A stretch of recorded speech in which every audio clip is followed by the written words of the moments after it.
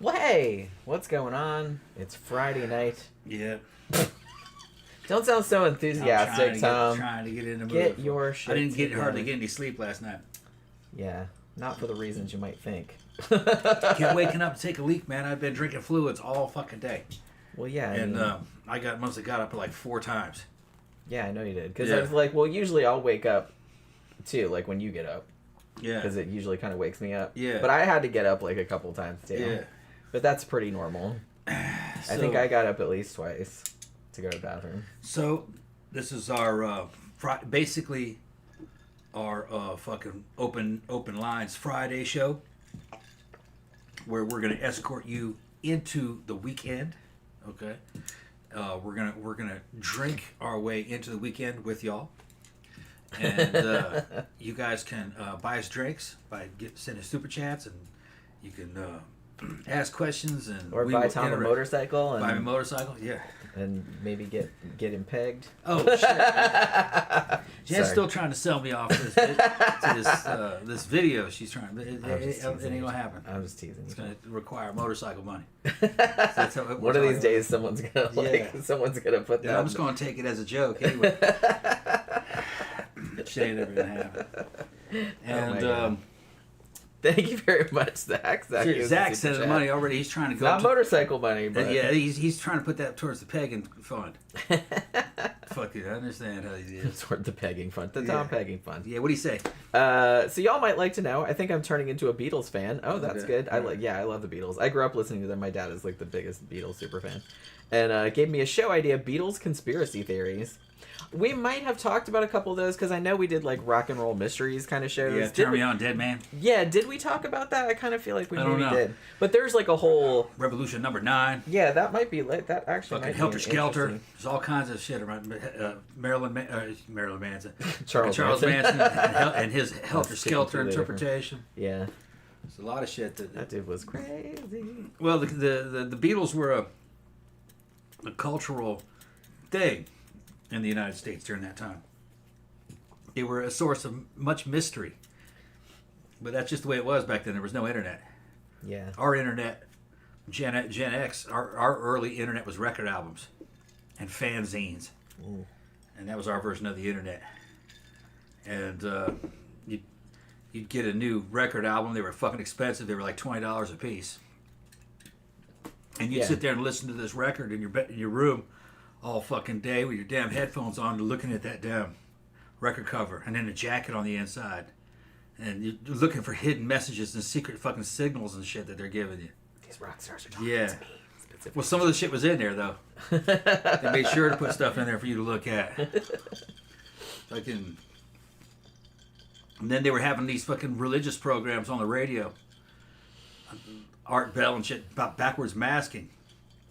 During the Satanic Panic. Yeah, that was a big thing. They would play records backwards, and you could hear fucking Led Zeppelin fucking... People had entirely too much time on their hands. Yeah, that shit was creepy, though, man. It would make your hair stand up. It is creepy sounding, but it's like... It sound, wow. I remember we were kids, we'd like turn it backwards on the photograph record, and you're like, wow, your hair would stand up. We shouldn't do this. This will fucking call the devil, just ghosts will show up, Fucking that would trip us out. Spoiler alert, they won't. Yeah.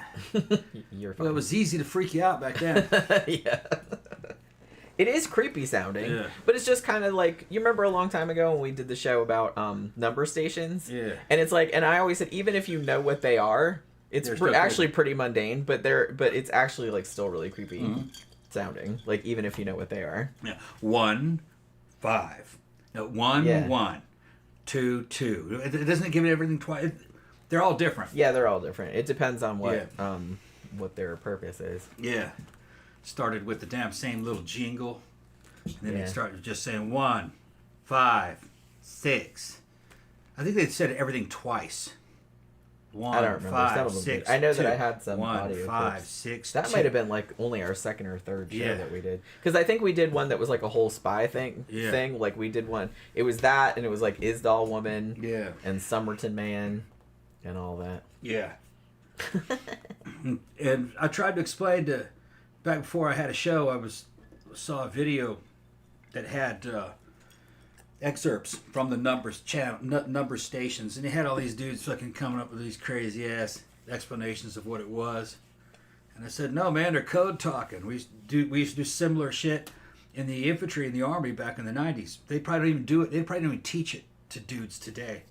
But it was called, how to get a, I think it was called the SOI. And it was a damn book that they gave you for any mission. All your RTOs had it, radio operators. And the pages were like 1, 2, 3, 4, to go to 30, maybe 50, could go to 100. And then page numbers were day of the mission, not the date. So you had, okay, we're on the third day of the mission, so we're on page 3. And then they would have, it was like a algorithm that if you wrote down the letters, it's just, we used letters, I think. If I remember correctly, it was letters. If you use the letters, you could, I forgot exactly how we used to do it. Those letters would translate. It was like a bar graph. Like you say, on the third mission day, the letter Y is actually the letter A. You know what I mean? And fucking the letter, I is actually the letter G. So you're just spelling out a fucking message. And there's no pauses or breaks in between anything. It's just a constant block of text. And some of it you put in there just gobbledygook. So it's always so the message is always the same size. That way they can't tell if it's a long message or a short message. They're all the same size. And then that's what a number station is doing. It's doing stuff like that. But I don't think they use the SOI. I think they tell the agent when he goes to the country, they say, okay, the code for the key to the code we're giving you is page 30 on this book that we're going to give you right here about bird watching.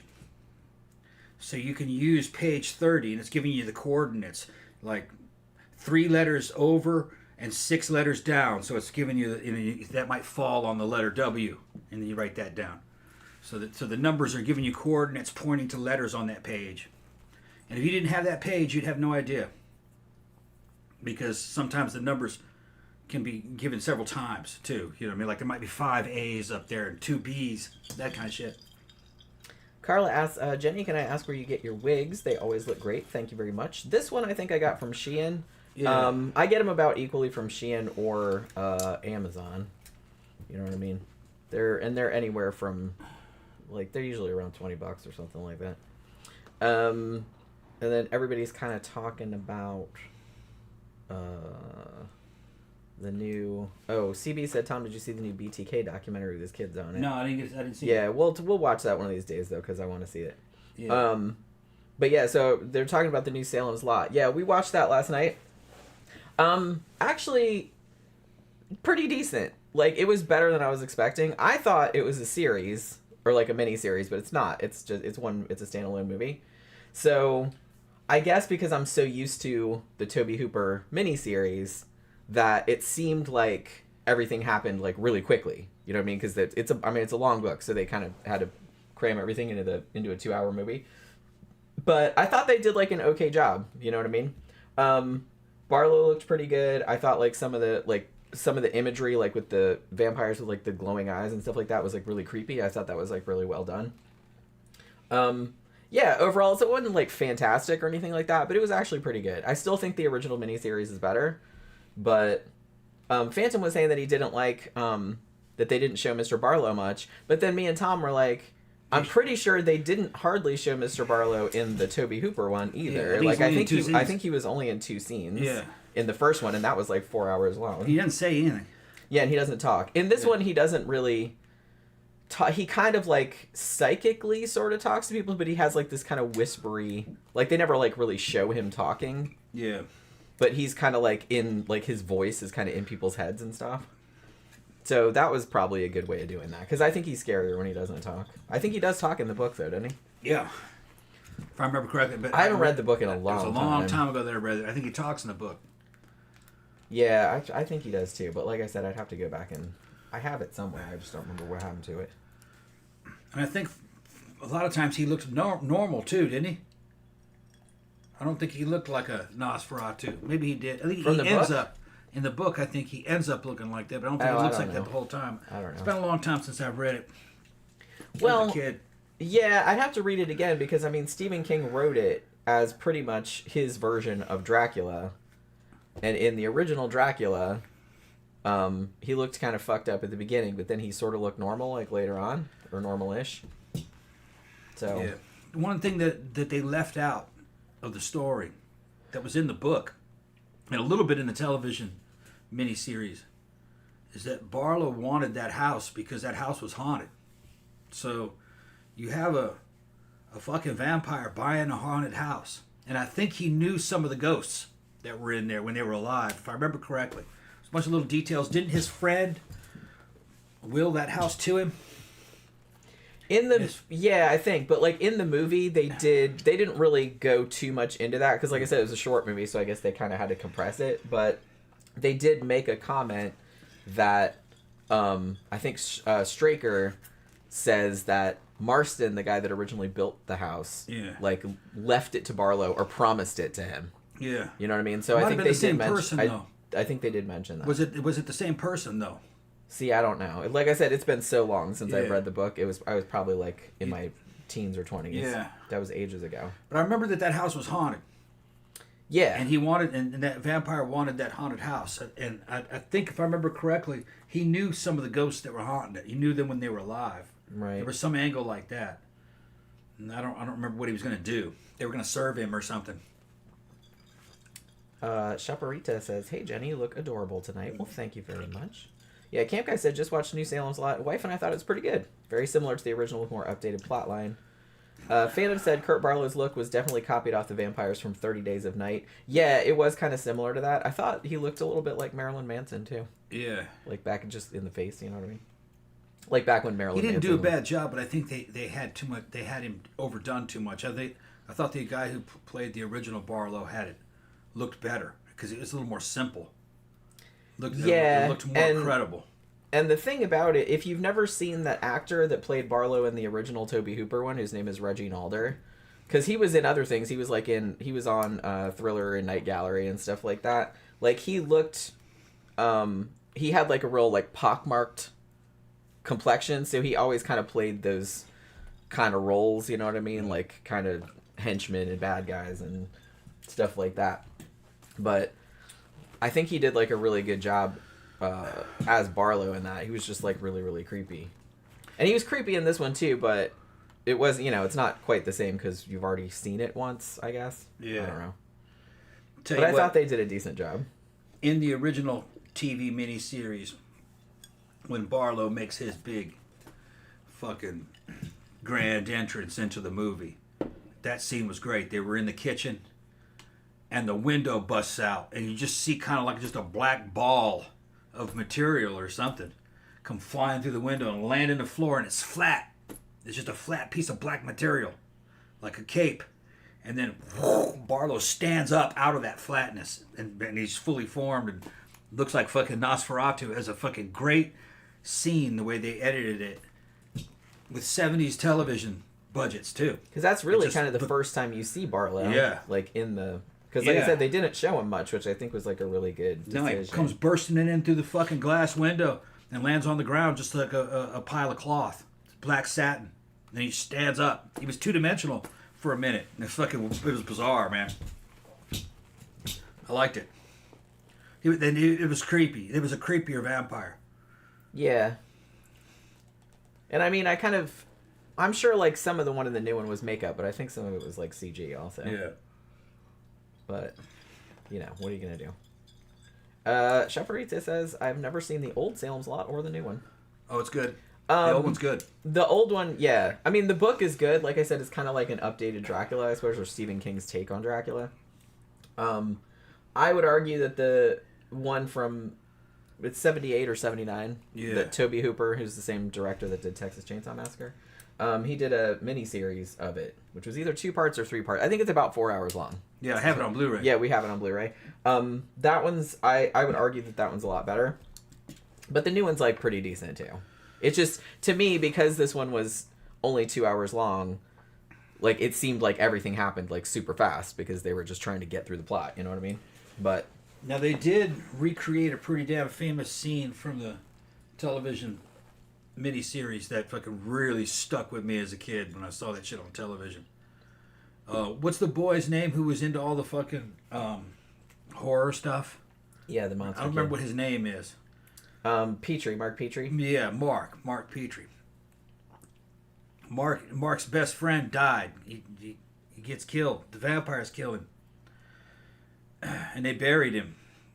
But he became a vampire. He didn't know. Mark didn't know vampires were real at this point. He wakes up in the middle of the night and his buddy's fucking floating outside the fucking window and he's on the second floor and he's fucking going, let me in. And his eyes are fucking glowing white. And he did let him in.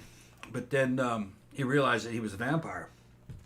Came floating in, and in both versions he comes floating in through the window, through the open window, and lands on the ground. Does all kinds of cool shit. Tries to kill him, and Mark grabs a little plastic cross out of a model cemetery he was building. He defends himself with that. It starts glowing.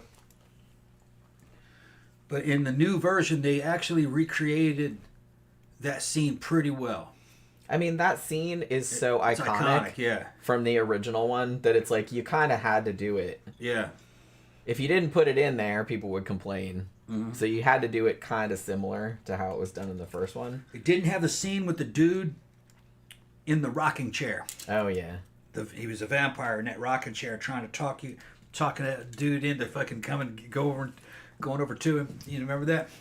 Yeah, but they had the same. It was the same character because that was the Gravedigger character, yeah, right? the Gravedigger. Yeah, they didn't do it the so same they way. they didn't. They had the Gravedigger whose name was Mike. Yeah. They had him in this one, but it wasn't quite the Yeah. same. Like he goes over to the teacher's house and the teacher doesn't know he's a vampire, and then he sees him and his eyes are all freaky and shit like that. But they did the glowing eye thing good. I thought that was really creepy. Like that was really well done.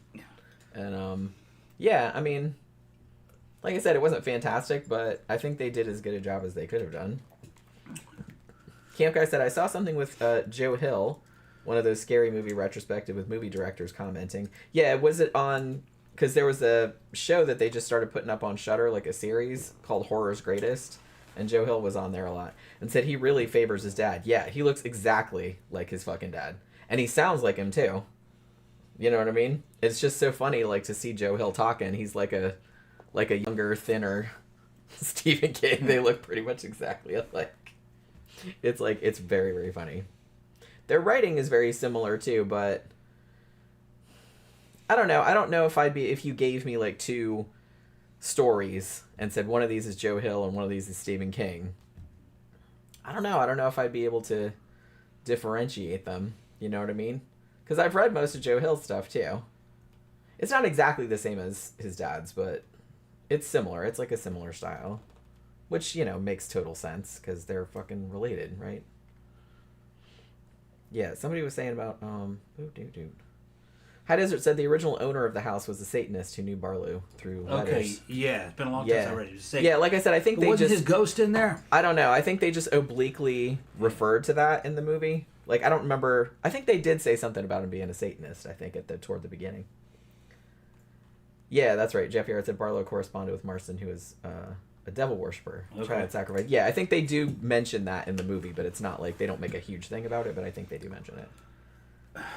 Chaparita said, I liked 30 Days of Night. Yeah, that was a good one. I think Fright Night is my favorite vampire movie. Yeah, I mean, the original Fright Night from 85 is easily one of my favorite vampire movies. I've seen it a million zillion times. I don't know. I'm going to say Interview with the Vampire was my favorite vampire movie, I think. Well, I don't know. Like, if I had to say what my favorite of all time vampire movie would be, probably The Hunger. But I don't know, man. Fright Night is so fucking good, though. And like I said, and I've seen it so many times. And it's honestly, it's one of my favorite horror comedies of the 80s, too, because I think it does a really good job. Because I'm not a huge fan of horror comedies. I like a lot of them, like, don't get me wrong. But horror comedies, when they go wrong, they often go way more wrong than just a bad horror movie would. Like, it just becomes, like, cringeworthy. So when you do a good one, like fucking Fright Night or Reanimator or, I don't know, Tucker and Dale versus Evil or Shaun of the Dead or something like that, like, it stands out, like, that much more. Evil Dead 2. Just because it was successful in both things. Because it's hard to be, like, funny and scary at the same time, at least in my opinion. I don't know. That original Salem's Lot, the old one, that stuck with me, too. That might be my favorite one that has, like a vampire with a cape, like a Dracula style vampire. But yeah. I think that first Salem's Lot, because man, I saw that as a kid, saw it several times because they replayed it a couple times over the years, and every time I saw it, it just fucking creeped me out. Yeah, it has a vibe. Yeah, the way they handled the whole idea of a vampire, it was kind of like, you know, when you saw the vampires, they were just kind of slow. They would talk slow and they would kind of move a little bit slow, and then when they wanted you, they just grab you. You know what I mean? It was just they were using like psychic powers. And I like too that it didn't shy away from killing kids. Yeah, little kids turned into vampires. Like little kids turned into vampires left and right, and they did that when they remade it, like in the new one too. Like they pretty much all the kids in town got turned into vampires. And I actually remembered liking the end of the old Salem's Lot a little bit better than this version of Salem's Lot. In the old version of Salem's Lot, you really did get the feeling that the entire town was being taken over by vampires. Yeah. Well, they did that in this one too. But I don't think they showed it in the first one. There's something about the atmosphere. Yeah. It was kind of like as spooky as like Night of the Living Dead. You know, when you saw Night, like, man, the whole place is fucking filled with zombies. It was like that. It wasn't dangerous. It was dangerous to go anywhere. And then they had a big instead of the final showdown at the drive-in, they had it in that house, in the Marston house. Yeah. I think most of it took place in the basement. It did, yeah. Remember all the damn slave vampires crawling across the dirt floor, and they had to lock them in. And they were, I just thought that was a little bit more creepier. It is, like, I can see why in the modern version, like, maybe they wanted to change it up a little bit. Too much action, like an action movie, the end. Yeah. And the original wasn't an action movie. It was a suspense horror type movie. Right. And there was a lot of like feelings of dread in it. Like, oh man, don't touch that door. You don't know what's behind that door. You know, that kind of stuff. That Barlow's in there. Yeah, which is always good. It's like I always like that creepy. Yeah, and you didn't see the master vampire that much. So which kind of added to his credibility, his street cred. Because they would just talk about him a lot. Yeah, but you never saw him. Like you just saw like kind of hints, or you saw like the outcome of what he did. You know, what I mean? His slave vampires would talk about him with like reverence. Right. You know, which is good. That's a good way of like building suspense up because you're building up this monster, like making it seem like this big fucking deal. Yeah. Which they kind of did in this one too. They did that in this one as well. They just didn't have as much time to do it because it was shorter. Yeah. But I think they still kind of did that. And like I said, they went all in on pretty much the whole town turning into vampires. Like, they did show that. Like, you went out of the church, and there's people, like, standing up on the roofs and, like, leaping down at you and shit like that. Yeah.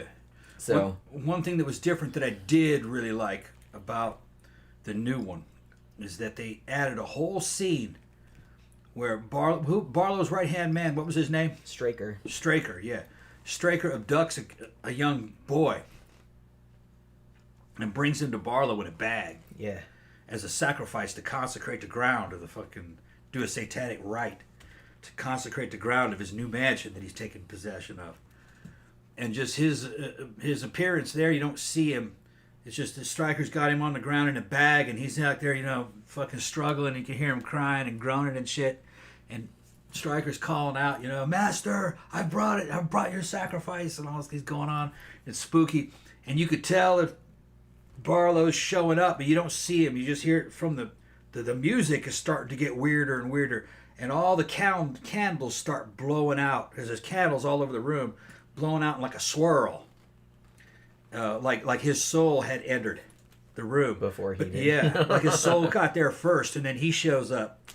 And the little boy can't see him. They don't show. He sees through the little bag, a little hole in the bag. Yeah, there's like you can kind of see. When he sees Barlow's face, you get a slight glimpse of it. He starts screaming, And then he's carrying these candles down the stairs, but you just get these like blurry. Yeah. Because you're seeing it from the kid's point of view, and there's like a little worn place in the bag, so he can't quite see through it. But and then they zoom in on Stryker, while he's watching fucking Barlow munch on that kid. He's got him down on the ground. You can't see it, but you see him looking at it, and you hear the kid screaming and all this damn teeth fucking breaking bones and shit, you know, and like bones crunching and stuff, eating him up. And I was like, damn, all right. Yeah. It wasn't any blood sucking. It was like he was taking whole bites out of him. Yeah, he ate that kid. Yeah, and that was an awesome scene. And that wasn't in the original made-for-TV movie. I don't even think that's in the book.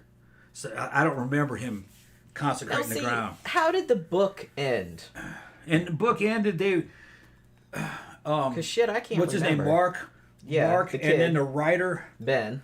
Yeah, they leave together because they both don't have any family members left. Yeah. And they become vampire hunters, from what I remember. And in the TV series, they show them down in Mexico fucking tracking a vampire. Yeah. Remember? Well, didn't they track Susan down? She got turned into a vampire? Yeah. That doesn't happen in the... Well, yeah. The same thing doesn't happen in the new Yeah, version. they were tracking her down because she was spreading it. Yeah, that's right. I don't remember if the book ended that way, though. But that's what I'm saying. It's like, I guess I could just go on fucking Wikipedia and read a plot Yeah. synopsis and it would tell me, but because it's been such a long time since I read Yeah, it. the original made-for-TV movie had a good ending because it was a weird ending. Like, it was fucking kind of... It didn't go the way you thought it was going to. Like, you think, well, it's all over for them. They made it. That's usually what you got out of a horror movie. Oh, they survived. They made it. They lived happily ever after. No, it's just the beginning for these guys. They're now... Because they're like, this is a plague. We have to stop it. Yeah, they're now dedicated to hunting down fucking vampires for the rest of their lives. Because they know they're real and nobody else knows they're real. Yeah. And that's the thing. They kind of go into that a little bit in this one where they're like, we can't let Barlow leave because once he eats everybody in this town, he's just going to move on to the next one and it's... You know, he's going to take over the world, essentially. So it's like they had to stop him. So now they're talking about their favorite vampire movies. Oracle says, favorite vampire movie? Near Dark, maybe? Ooh, that's a good one, too. I have to think about this. Old Wrestle says The Lost Boys, no contest. Also a great one. I love The Lost Boys, honestly. Yeah, that's a good one, too. Yeah, Lost Boys is fun. Yeah, that's a super fun movie. I saw that in the theater when it first came out. And I've seen it a million zillion times since then. Yeah, Oracle says King's novels are better suited to miniseries, in my opinion. Yeah, they generally are. Just because there's so much detail, and there's so much characterization, and they're usually so vast in scope, you know what I mean? That it's like it really needs like room to breathe. Hugo said, I always liked Nosferatu's look better than Lugosi's Dracula. Yeah, I mean, generally they're two different kinds of vampires, and even the thing about it is that Nosferatu, the original movie version from the 20s, was closer to what the vampire looked like in the book Dracula than actually Bela Lugosi's one was. Lugosi that's the look he adopted. That was his interpretation. Play. Yeah, he like he started the stage play, and then they got him for the movie. Yeah, he did have that fucking role down. I mean, he owned that role. Oh, yeah. He redefined what a vampire is supposed to be. Yeah, I said that in my history of horror movies thing. I said people, when you think about Dracula nowadays, people think about Bela Lugosi, even though that's not really what Dracula was like in the book. He was kind of looked like a rat. Right. More like Nosferatu. Well, it was more like a Stragoi. Yeah, like more like a monster. Yeah. And that's another good one. That I guess I can call it a vampire movie. It's a Stragoi movie. It's called Blood Vessel. That was like surprisingly good. Pretty good. And it's about some guys, allied naval guys and some soldiers that ended up on a damn derelict ship going through the ocean. It's a Nazi ship that had a bunch of stolen loot on it. And one of the things that's on there is this big coffin, two of them, sarcophagi, and they're just highly ornate, decorated. And all the crew's gone. They don't know what happened. But there's a little girl on there who survives somehow. And she's saying, in I guess it's Romanian, you know. It's funny because if you speak Portuguese, you can understand Romanian. But they say they're not related. But I don't think they are. I think they are. I think they're both something that came from Latin. But I can understand the girl was talking about her family. She's saying familia, or familia, family. turns out she's a Strigoi. And her parents are the two other Strigoi. The Strigoi is it's a vampire, but better. It looks like a damn rat or a bat, and it's bipedal. It's big. They can kind of shapeshift a little bit. They can also do magic and sorcery, mind reading. They can. So they're like the worst of both worlds. They are immortal. They drink blood, but they can have sex with and have children with living human beings, other Strigoi, and dead bodies. And a union with each one of those things creates a different creature or a different version. Like, two Strigoi just create a Strigoi. A Strigoi and a human creates a human-looking thing that is like a Strigoi. So in other words, kind of like a Dracula, where he looked like a human, but he had Strigoi powers, and he was a vampire. But they could also have sex with a dead body, and like a dead female, and the dead body would get pregnant, and a creature would come out of there. It was kind of like it was another version of a Strigoi. It was kind of like a zombie, but an intelligent zombie that could do magic, like a lich. I guess you could say like a lich if you know about D&D. Gives birth to the living dead. Weird. So we got another super chat. Thank you very much, Jeffy Art. Spoilers: Susan dies earlier in the book, Salem's Lot we're talking about now, which ends with Ben and Mark burning down the lot after a year. Really cool chapter of newspaper clippings and the epilogue of deaths, etc. in the area. See, I'm going to have to reread the book because it's been fucking ages. I remember liking it, but I don't remember it being, like, among my favorites. Probably my favorite Stephen King book that I read back in the day was probably Pet Sematary, because how fucking grim it was. You know what I mean? Like, he fucking went for the throat with that one. Get you some more ice. Okay. I could probably use, like, a slight refill also. Let's see.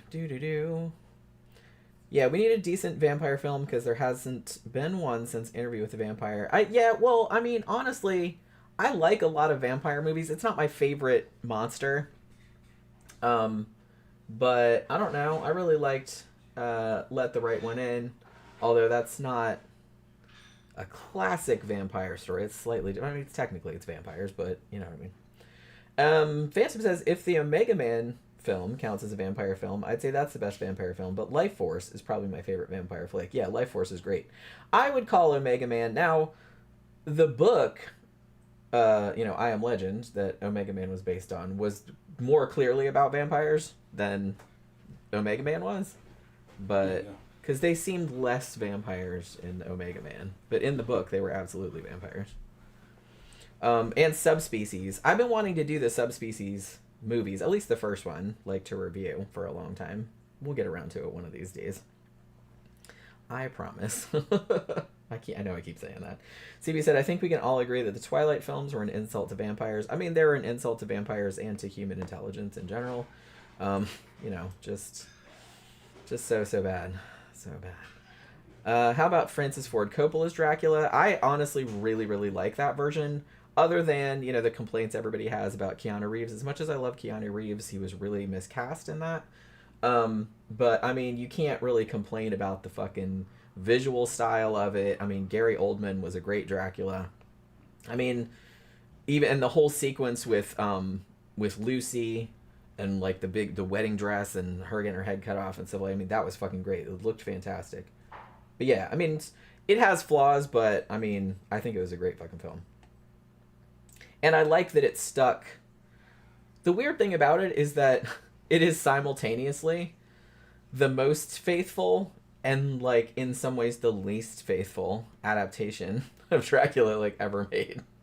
And I know it's, like, it goes off in its own, like, wild tangents and stuff like that, but then it's, like, really faithful to the book at the same time. It's, like, really hard to explain. Phantom says Dracula Untold needs a sequel. Yeah, I really like Dracula Untold, honestly. We just saw it not too long ago, probably a couple years back. I think we reviewed it. And, I thought it was... But I wasn't expecting much, but I thought it was pretty fucking good. Daybreakers is a pretty good modern vampire flick. I've been wanting to do that one, too, because that's one with Ethan Hawke, right? Yeah, I remember seeing that one, and I remember liking that one a lot. And I think I just saw it a couple weeks back on one of our streaming services, and I was like, oh, that's another one we should do, is Daybreakers, because that's also another good vampire movie. But let's see. Said I think they're working on a sequel to Dracula Untold. I said, yeah, we really liked that one. Joseph says, a few more vampire movies to consider. House of Dark Shadows. Yeah, that's a good one. Night Stalker. Yeah. And Martin. Oh, Martin is probably one of my favorite George Romero films. And it's one that, like, people don't... Because everybody's, you know, all excited about his zombie movies, which, you know, fair enough. But, I mean, for my money, Martin is so, so good. And it's not a classic vampire movie because is the kid really a vampire? They never really tell you. Like, he thinks he's a vampire, and his uncle thinks he's a vampire.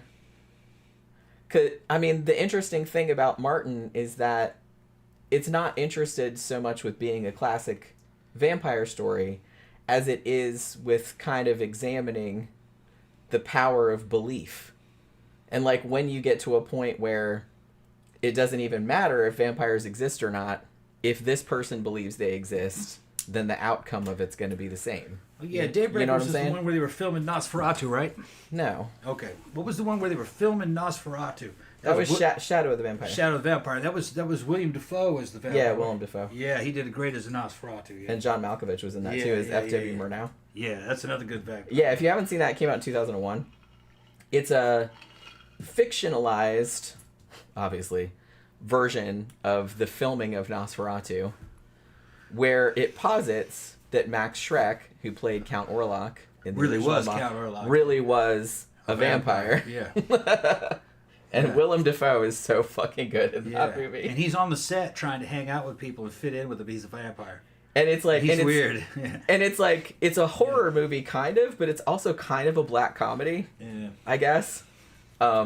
It's a weird film, but it's like, I'm really into it. I think I saw that one in the theater, too, now that I'm thinking about it.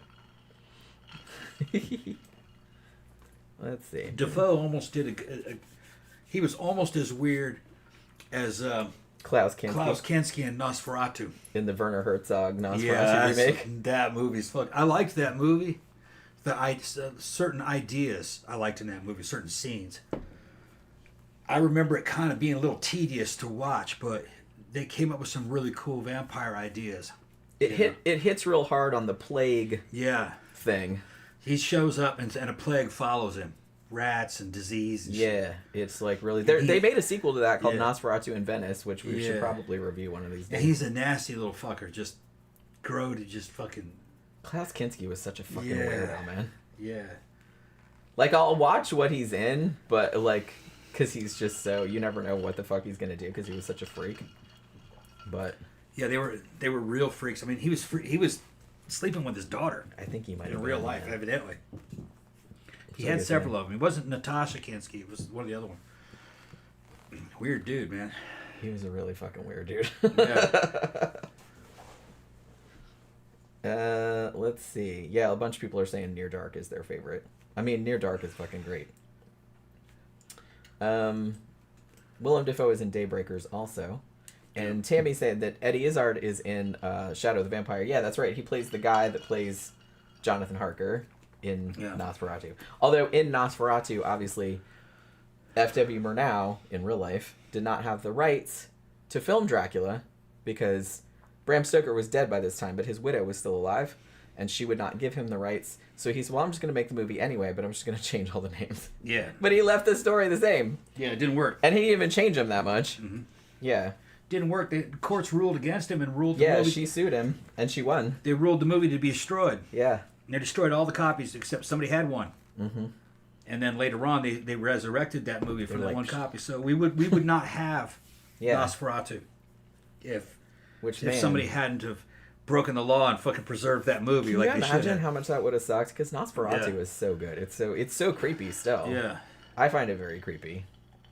But I like silent movies. There's just something... I don't know. There's just something about the vibe of all these old silent horror movies that like really appeals to me. The weird thing about this type of old fucking horror movie was the Phantom of the Opera. There is no original Phantom of the Opera movie. They don't know what it was actually because they shot that movie and it was started off as a silent movie, but then they made it a talkie. And I think it also had, at one time in its run, because it ran for a long time, and they were editing the movie as they were showing it. And evidently the original edits are long gone. And the oldest version you can get of Phantom of the Opera is like 3 or 4 things cobbled together over a period of like 4 or 5 years. And there's some scenes in there that don't make sense, like a guy who's in a cave, and he's obviously talking to you. You can see his mouth moving, but you don't hear any words. It's because there was like a monologue there at one point. And I think it had something to do with a live presentation, or it was because they did it on stage too, which it didn't make any sense. But you look at how, just go look up that the original fucking Phantom of the Opera, and what a fucking tortured mess that movie was. It's so sad how much of the stuff from back then has been lost. Yeah, it was all lost. They threw it away, but they didn't have any reverence for it. It was a new technology, filming things and showing them to a live audience, and it was happening at a time when they first started to make silent movies. They really didn't know what they were doing, so they would just shoot something and then they show it in front of an audience for a few weeks. They go, the audience didn't like it, let's change it. So they would just change a part of it and throw the old part away. And somebody else would take over the project later and go, no, well, let's get rid of this, and this. We'll put a musical number in here, you know.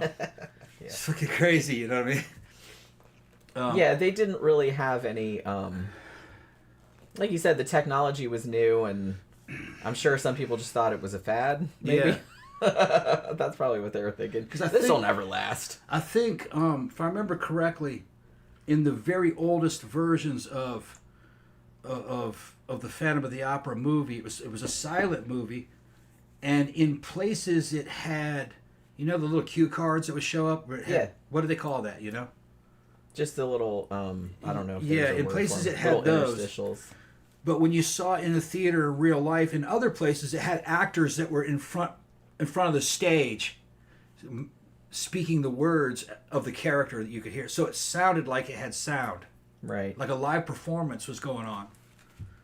Now, I don't know how long they ran that for. That probably didn't last long. Maybe only a few shows like that.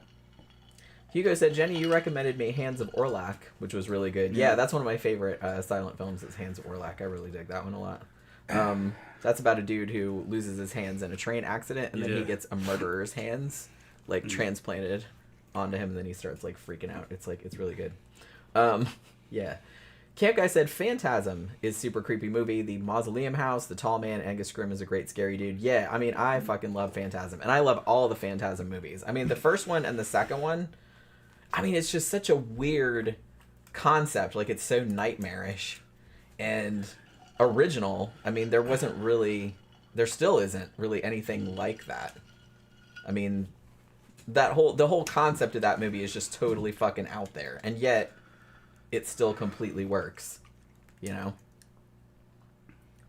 Let me see. Hold on. I saw something else. Yeah, Tammy said Willem Dafoe is in the newest Nosferatu movie. Also, yeah, that's right. Because I saw the previews. I'm jacked to see wonder if he's going to play Nosferatu. No, he's not playing Nosferatu. Okay. He's playing, like, the professor guy. Yeah. Yes, let me see.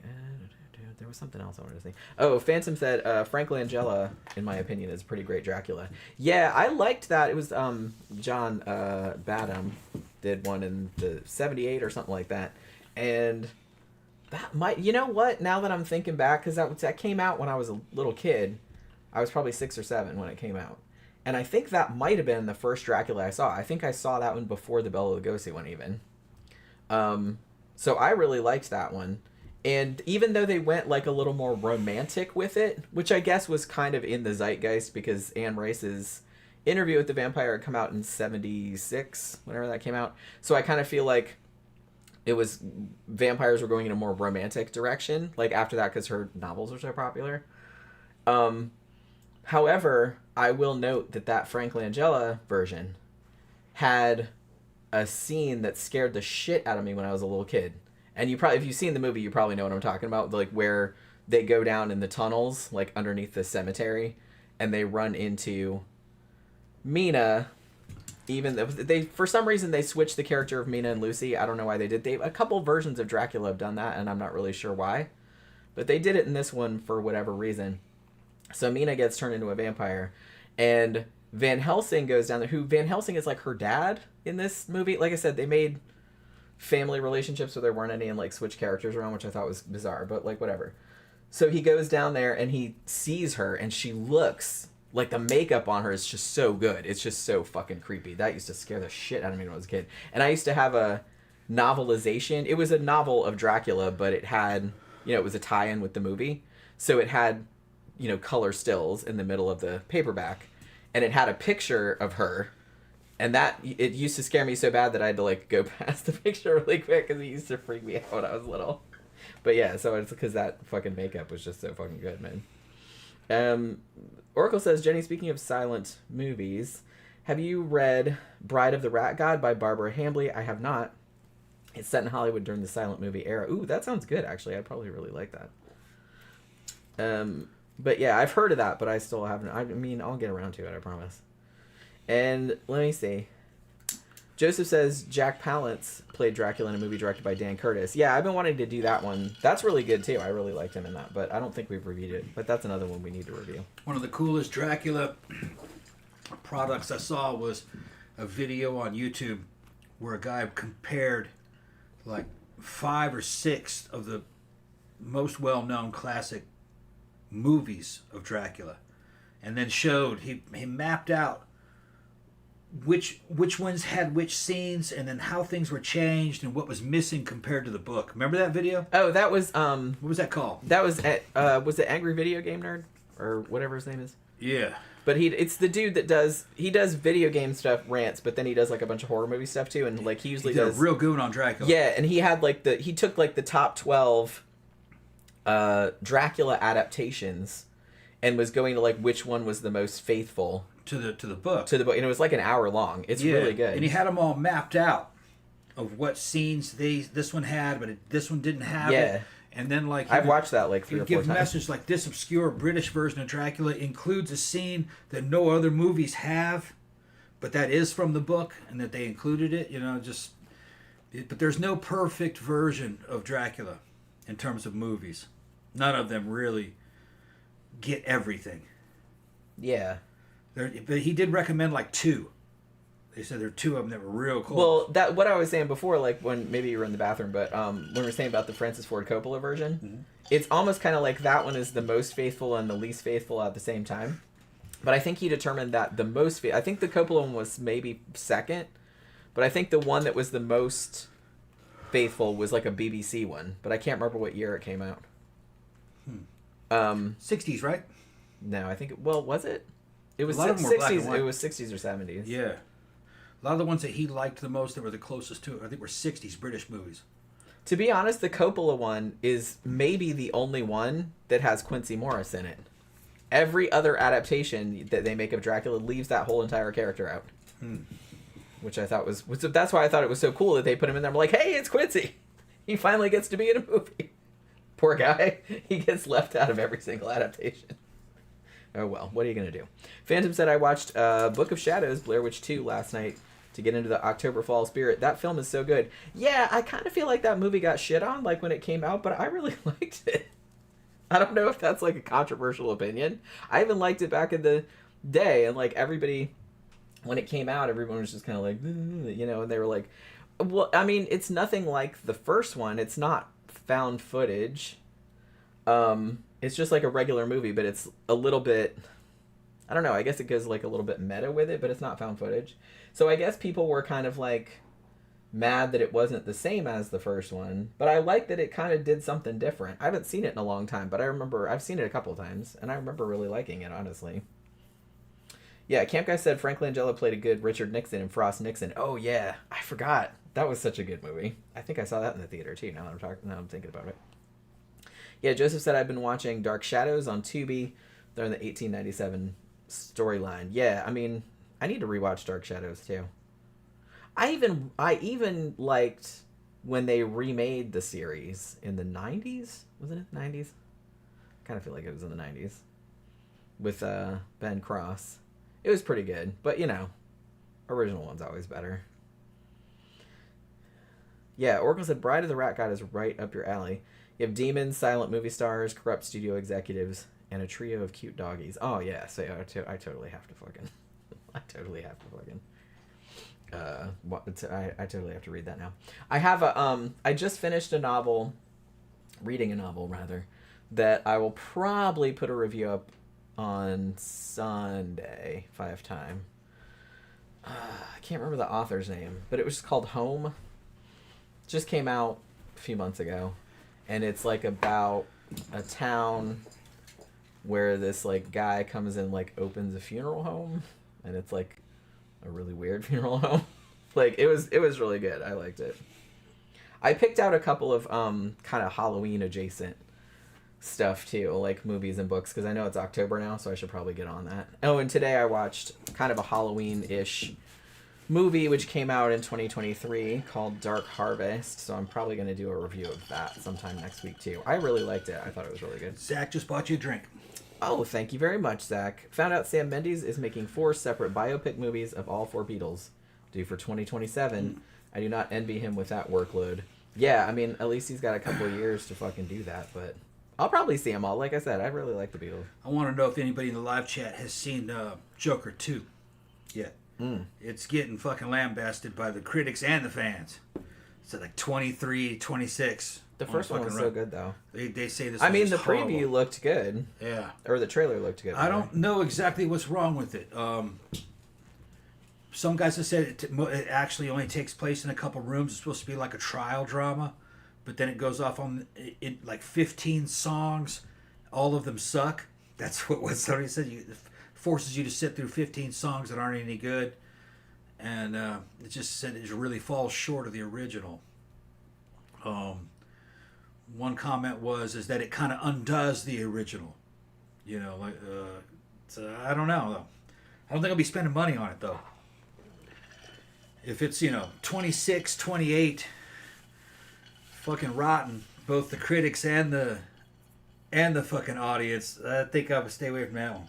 Yeah, I mean, I don't usually like to go too much into people's reaction to stuff because they're not me, you know what I mean? So it's like I might like something even if everybody else hates it, but I will give a caveat to that. If I'm going to spend money on something, if everybody is like, this is the worst fucking thing ever, then it's like I might still watch it, but I'll wait till it's free. Yeah. Which, fair enough, right? But I will probably still watch it. Here's the fucking funny thing, though. When Joker 1 first came out, man, fucking the Hollywood press was fucking threatening everybody. Don't go see that movie. That movie's fucking... Incel's gonna come shoot you up. There's weird shit. They hated that movie. And everybody went to saw it. It made $1 billion. This one, the Hollywood press is saying, come see the movie. You're gonna love it. You're gonna love it. And fucking nobody wants to go. And they're like, oh, you guys are suck because you're not coming to see the movie. But, it's the feedback. I mean, maybe they should take... they should have said, "Don't see the movie." That's what they should have said. Well, that's what I mean, because then all the immature people in the audience be, you can't tell me what to do. Because that's what they did. And then they'll go see it. So they should just start doing that on purpose. Yeah. Nobody should see this movie. You shouldn't see this movie. This is terrible. And then everybody will this go. is just... And then they'll be like, sucker. Yeah, this movie here is for bad people. Basically what they said for Joker was for. But fucking Joker was a solid fucking movie, man. It's a solid... Scorsese style fucking crime movie, kind of like fucking Taxi Driver, and the acting was great, the writing was great, and it delivered, and it was just very different. It wasn't like it was like an art flick. It wasn't an action movie. It didn't even feel like a superhero movie. It was just a weird movie, And had they stayed with that same theme, I think this one would have done real well. But I don't know who bought the project. Somebody must have bought this project. And I'm going to change it and do what we want. It's going to be a musical. Boy, that's a rough call, man. To get that done right. You can put songs in it. I mean, the way I'm imagining is that, Joker, he's out of his mind. So he's probably hallucinating that these songs are I can kind of see. That's not a crazy premise. I mean, I can see why they would go in that direction. Right. That's not like totally... But the thing is those songs are going to have to be on fucking point. And evidently the songs suck. I don't know. And I could see, Lady Gaga as Harley Quinn. I saw little clips of her in little Harley Quinn-like outfits and everything. she's visiting him during his trial. And it looks that visually it works. I says, yeah, that could be something, but they just say that it doesn't work. Well, like I said, we'll see it when it's... I'll see it when it's fucking... When it's free. When it's free. Yeah. Glamakan says, the Uzumaki anime adaptation was released last week, and it's really good. I just saw a trailer for that, like, today, and I was like, shit, I didn't even know they were making that, because I saw the movie that was made back in... When did that come out? 2000? Or something. And I think I reviewed it a while back too. The movie's good, but I haven't read the anime, but I've seen, pages of it and stuff like that. And I was like, that looks fucking crazy. And I think they need, because it's a long, complicated story. It's fucking weird too. But the movie was good. It was weird, but I think they could have done better with that premise. So I'll probably get around to watching that one of these days too, because I really liked the movie and I really liked the idea of it. Stardust says, I believe I read somewhere that in Coppola's version of Dracula, they played the scenes of the undead Lucy in reverse. It really made her movements look super creepy. Yeah, like when she's going back into the coffin and shit like that. Yeah, they played that backwards. Let's see.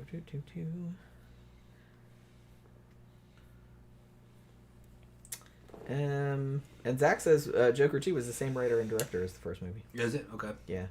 Well, can't win them all, can you? Yeah, bad call, evidently. Phantom says that new film, Heretic, that is coming out has an interesting movie poster with just a blueberry pie scented candle on the poster, which I kind of want to check that out now, just saying. We've seen a trailer for that, and that actually looks pretty good, not going to lie. Which one was that? That was the one with... what's his name? That was the British guy that's out. Hugh Grant. Okay, yeah. The one with Hugh Grant and the two like religious girls that come to his door. Yeah. And there's a reason why there's a blueberry pie scented candle on there. It's in the trailer, so you'll know what it means. But we saw that trailer a couple of times, and I was like, that looks pretty good. I don't know when it's coming out though. But I don't know. That werewolf movie looked pretty good. Wolfman. Just Wolfman? Yeah, that looks pretty good too. Oh, you know what's hilarious? This just reminded me because we were talking about movie trailers. So, remember when I said when we went to go see The Substance, like we went and saw it on, like, not last night, but the previous Thursday, and the power went out because the hurricane and blah, blah, blah. So we had to go back and see it again because we didn't see, like, the last 30 minutes of it. So we went back last Sunday to watch it, and we're sitting in the theater and just, eating M&Ms or whatever, or gummy bears, and all of the previews are like for animated movies, and I'm sitting there going, this is weird. Tom's like, this is weird. They're like, all the trailers, these aren't the same trailers that we saw last time we saw this. And then we see this woman come in with like a bunch of kids, and Tom's like, people are bringing kids to see this movie? What the fuck are you thinking? This is a fucked up movie. And I'm like, we're not in the right movie. And I'm like, I don't think we're in the right. Yeah. Like, I don't think this is the right theater, or I think they're playing the wrong movie, because I was like, all of the all the previews were for like Moana 2 and like it's just like animated movies, like kids movies, and I was like, this is not right. So it's like, then we went out and then we were supposed to go in theater 16 and we had gone into 15 for some reason. I don't know why. So I was like, oh well, that explains that. But I just thought that was really funny because we're just sitting there, I'm like, this can't be right. Why are we watching these? Joseph says, are they doing scratch and sniff posters now? I mean, they probably ought to. Yeah, Chris Christopherson died. That's right. Well, shit. He was what, 90? Yeah, how old was he? Phantom said, Tom, you should totally go as Green Goblin for Halloween. Yeah, but then that costume. I mean, that's a pretty complicated costume. Hard, yeah. Carla said, not sure what's up, but The Substance isn't playing anywhere near us. It's the strangest thing. It was only playing at 9 p.m. like one night last week. Yeah, weirdly, the theater that's the one that we go to that's kind of closer, Lake Square Mall, they only had it on one screen once a day, and it was like 3 in the afternoon. And so we had to drive to the bigger, like, Altamont Springs. And they had a bunch of showings, and most of them were at least half full. I don't know how well the movie's doing, but it seems like we went to see it 2 times, and the first time we went to see it, it was almost full, and that was like Thursday night. He was 88, Chris Christopherson. 88, yeah. That's what Tammy said. I thought he was about 90. He was old. He was old in fucking back when he was in Blade 2. You know. He's just one of those motherfuckers that like looked old when he was young and then just stayed looking like that. I think he was old though. He was old back then. Well, yeah, no, I'm not saying that. I'm just older than my dad. I'm just saying that. I guess it was all the hair, and like all the facial hair, which for a long time was gray. But like we said, there's kind of something to be said for looking real young or looking real old when you're young. Because then you like seem like you don't change for like a really long time. Like Ernest Borgnine. Yeah, it's like he looked like he was like 60 years old when he was like 25 probably. Yeah. But it's like then he just looked the same for like a really long time. Wilford Brimley. Isn't that name Brimley? Yeah. Diabetes. The diabetes. Diabetes man. He was young. He was old when he was. I think in Cocoon he was playing an old man. I think he was like 40 something. I know, I'd have to look that up because I remember he was a lot younger than you think he is in it. Yeah, because it was, you remember, like, because I think I was saying something about, like, Golden Girls, that TV series. And it's funny how, like, a lot of the women on that show, well, one thing, like, the mom of one of the characters was younger than, what's her fucking name? The one that played Maud? Yeah. You know what I'm talking about. Just Maud. Yeah. Maud. But yeah, I'll think of it in a second. But yeah, so the one playing her mom was actually younger than her. But I mean, they made her up to look older. But the thing about it was like, I think Rue McClanahan on that show was like only like my age. Yeah. Like 52. Yeah. And she was like an old woman. It was like she made her look like an old woman. Well, you got to look at it from their point of view. B. Arthur, thank you. B. Arthur, yeah. It was driving me crazy. I'm like, it's right on the tip of my tongue. You got to look at it from their point of view. They want to have a hit television show. Yeah. They can't put old people on there because they want that bitch to run as fucking long as they can. You know what I mean? Can't put some bitch with one foot in the grave. You can't put a bitch with one foot in the grave. So you got to get younger people to play older people. That way you can run that shit for 20 years if you have to. Yeah. It's just kind of hilarious though the way.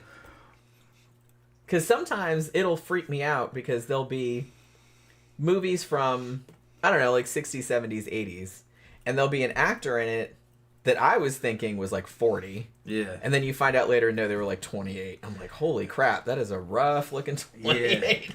Another chick that was looked old when she wasn't old was fucking Sandy Duncan. No, not Sandy Duncan. What am I thinking of? I don't know. I don't know who you're thinking of. No. She was a fucking... She had her own television show. Okay. She was a comedian. Okay. She was on there with fucking Ruth Buzzy a lot. What was the name of that show? Fucking wasn't Sandy. It wasn't Carol Burnett. Carol Burnett. Carol Burnett. Yeah. Carol wow, Burnett. I can't believe I figured that out. Yeah, Carol Burnett. Carol Burnett looked old when she was young. She would dress up as old lady too, and she looked more. Well, yeah. Wasn't that Mama's Family? Wasn't she? Yeah. She dressed up like an old lady in there. Yeah, Sandy Duncan. She was funny. What's her name again? Carol Burnett. Carol Burnett was funny. Sandy Duncan was another actress. She was the one that she was Peter Pan. Wasn't she? She was Peter Pan. Yeah, exactly. I think she was an ice skater or so too, wasn't she? Oh, I don't remember. Couldn't she ice skate? I don't know. Carol Burnett was funny as shit. Yeah, Carol Burnett's fucking hilarious. She could improv. Yeah, me and my grandma used to watch the Carol Burnett show. Carol Burnett show is fucking funny. It's hilarious. With Harvey Korman on it. Haven't seen it recently. I'm sure you can see it all on YouTube. I wonder if it's still funny. Man, it seemed funny back then. Seemed funny back then, didn't it? Yeah, that was with Vicki Lawrence. Oh yeah, that's right, with Mama's Family. And they had there was a lot. I remember sexual innuendo being in there. Mm. And then they had Harvey Korman on the Carol Burnett show. Yep. And then there was another guy that was on there who was also fucking hilarious. Yeah. Oh, I know who you're talking about. Harvey Korman was the guy from Blazing Saddles, right? Yeah. When he played the mayor or something. Not the mayor. Yeah. Played the guy who was trying to hire all the criminals. I think his name was Harvey Korman. Oh, they were re-showing Blazing Saddles on the big screen, by the way. I saw what do they call that? Fathom events? Yeah, that's awesome because that shit is fucking politically incorrect as fuck, man. Tim Conway, thank you. Tim Conway, yeah, Tim Conway. Yeah, that's right. That was again, like, I know their names and, like, I can see their faces and I'm just like, what's his name? What's his name? And it's like, I can't really think of it. That's what happens when you get old. Yeah, Blazing Saddles was fucking Mel Brooks at his most coked up finest. If Mel wasn't on fucking coke, he wasn't funny. He had to be fucking coked up. High Anxiety was good. Fucking Young Frankenstein. Young Frankenstein is one of the best movies ever. I love Young Frankenstein. we were gonna watch it again the other night. We were just like in the mood for it, and it's like I couldn't find it like on any streaming service. I wasn't a huge fan of Spaceballs, but a lot of people like Spaceballs. Oh, I like Spaceballs. I thought it was kind of lame. I like Spaceballs. I haven't seen it in a long time. There's a couple of other ones that he did that I thought were hilarious. Mel Brooks. Now, when I was a kid, History of the World Part 1 was funny, but I don't know if I'd still find it funny nowadays. No, I saw it recently, or saw it like it's not very funny. Young Frankenstein is still absolutely funny. Young Frankenstein is still funny. Because we reviewed that not too long ago. I mean, Madeline Kahn and that, Terry Garr. Yeah. Terry Garr. And I mean, Gene Wilder, he is fucking funny in everything. He's just like a naturally funny person. Terry Garr, because he seems kind of crazy too. Terry Garr was cute as shit in it. Fucking Madeline Kahn. It was fucking. I don't give a shit. Always thought Madeline Kahn was hot as fuck. She is hot as fuck. She's fucking extremely hot and fucking hilarious. I'm not disagreeing with you one bit. And then the woman that played Frau Becker. Frau Buchler. Yeah. I thought someone do a horse Winnie. I thought she was hot too. That's Cloris Leachman. Doris Leachman, yeah, because when I was a kid, she's kind of hot too. She's kind of hot, yeah. She's kind of hot. Yeah. Are we weird? I don't know. Well, I'm older now, so you see her. And you know, I could tell they got her fucking made up to be like somebody out of the Addams Family. You know what I mean? But I'm looking at her and go, she got good bone structure. Yeah. And fucking, I'm going, she's got a nice waist. I bet you she's funny as shit too. She's got a killer body on her. Yeah. I mean, man, now it's like seriously, like I think it was like a week ago. Yeah. We just randomly were like, let's watch Young Frankenstein again. It delivered. And I thought I had it. Yeah. I could have sworn I had that shit on Blu-ray, and I looked and I was like, shit, man. It's like I thought I had it. I guess I don't. And so I was like, well, maybe, but I couldn't find it on any streaming services. It was on Tubi. Yeah. Like a few months back, because I remember seeing it. But it's not there anymore, which is kind of a bummer because I was like really in the mood to watch it. I was like all fucking, I mean, I've seen it a million times. I probably have it fucking memorized, but you know, that's a great fucking movie. Everybody in that is just fucking perfect. Phantom says, Mama's Family and Three's Company I still find really funny, no matter how many times I've seen the episodes. I used to really like Three's Company, but I don't know how I'd feel about it nowadays because I kind of feel like pretty much 95% of the jokes were misunderstandings. Like Mr. Roper like overheard some shit and like completely took it off in a completely and then there's like a whole it's always misunderstandings of gay stuff.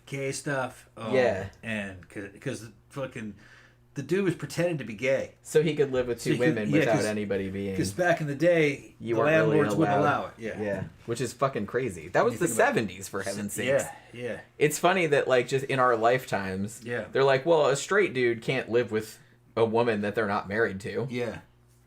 They wouldn't rent you. They wouldn't rent you. Yeah. It's just like, that's insane. So he had to pretend he was gay. Mm-hmm. Mr. Roper and shit was trying to be understanding.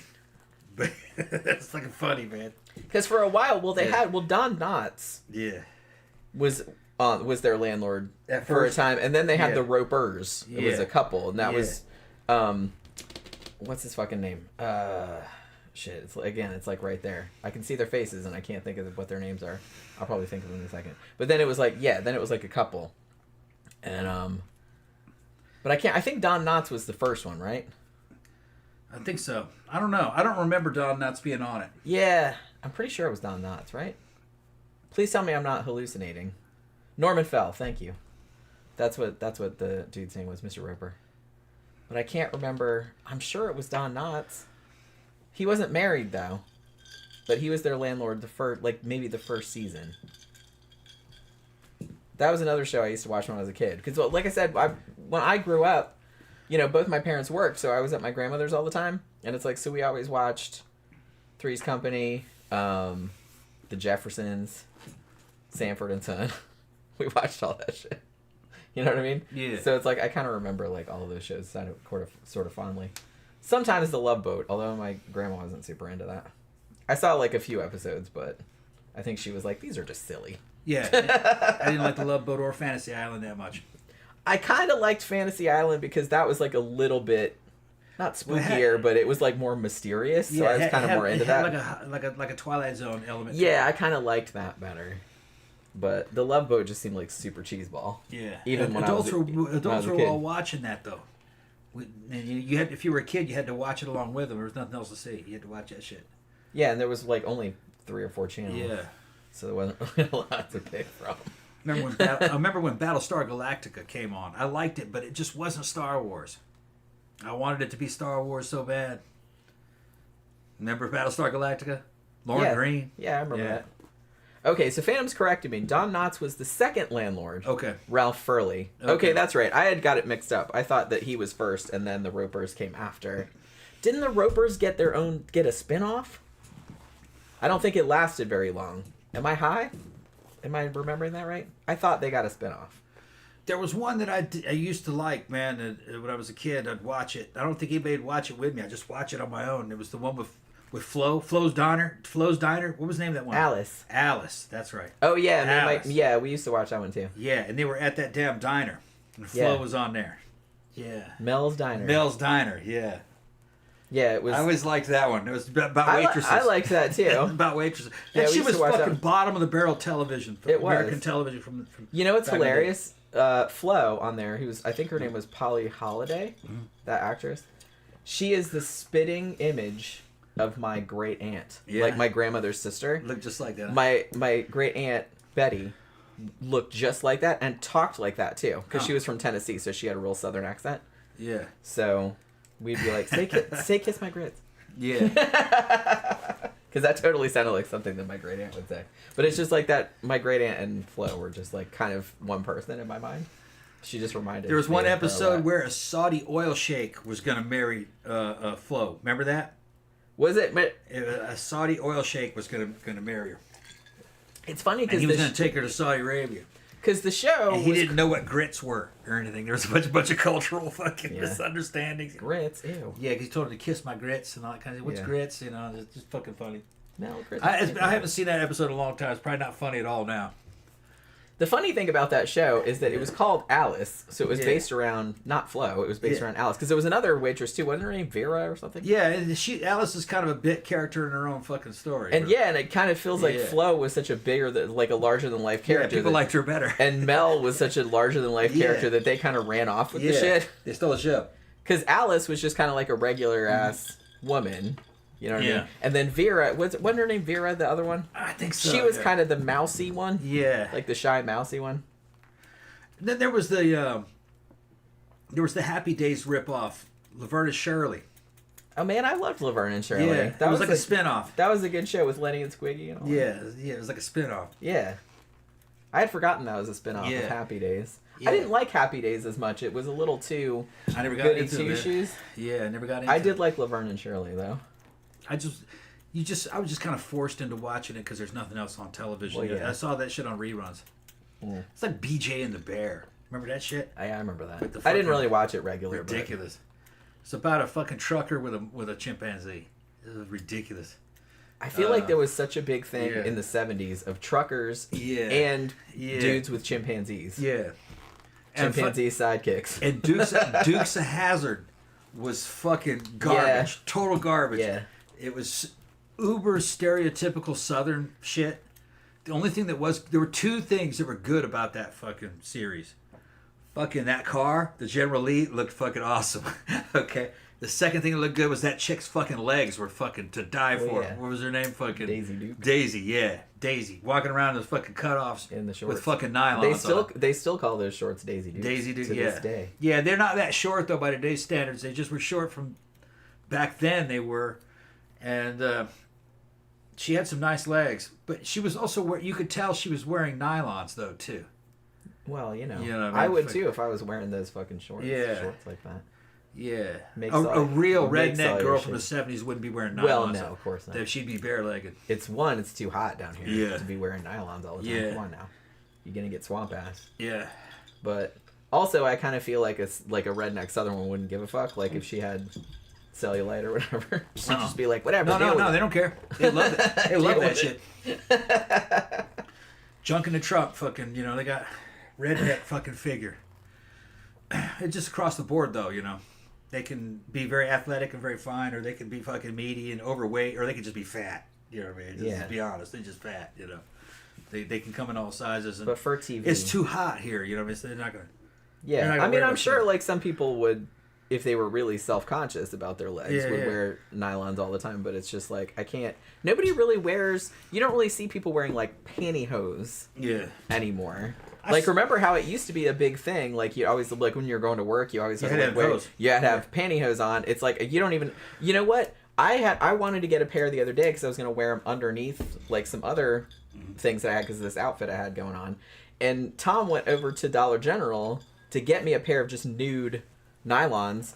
And he found a pair, but they were, like, in some end cap, and they're like, yeah, we're not going to sell those anymore. Like, nobody buys them. Yeah. And I was like, yeah, that tracks. Like, you don't really see anybody wearing them anymore. You know? Like, you see, like, I still wear tights, but they're usually, like, have patterns, like skulls or shit like that on them.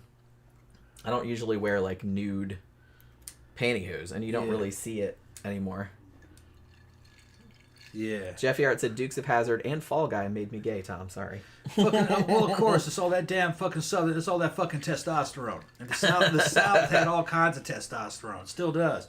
The thing is that fucking Dukes of Hazzard was California's concept of the South. It was real stereotypical. If you want to really know what the South was like in that era, back in the 70s. I know what you're going to say. There's 2 movies you need to see. Burt Reynolds movies. White Lightning and Gator. And Gator is the sequel to White Lightning.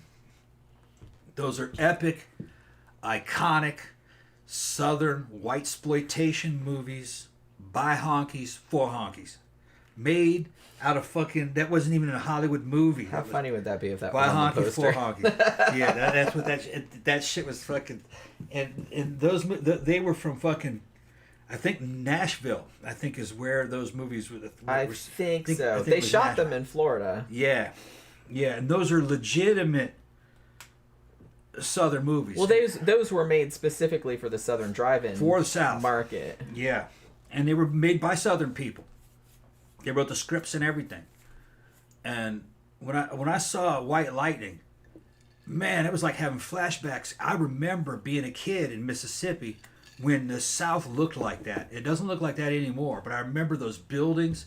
Yeah. Fucking people drenched in sweat. Just fucking... I remember that too. Rare to find air conditioners down here. And it was very kind of... Looking back on it, how third world it was. It felt very much like a third world country. Although it wasn't that far behind everybody else at that time. Everywhere was kind of like a third world country back in the 70s compared to now. But... yeah, you want to see White Lightning. And you talk about testosterone, man. Fucking Burt Reynolds was the shit.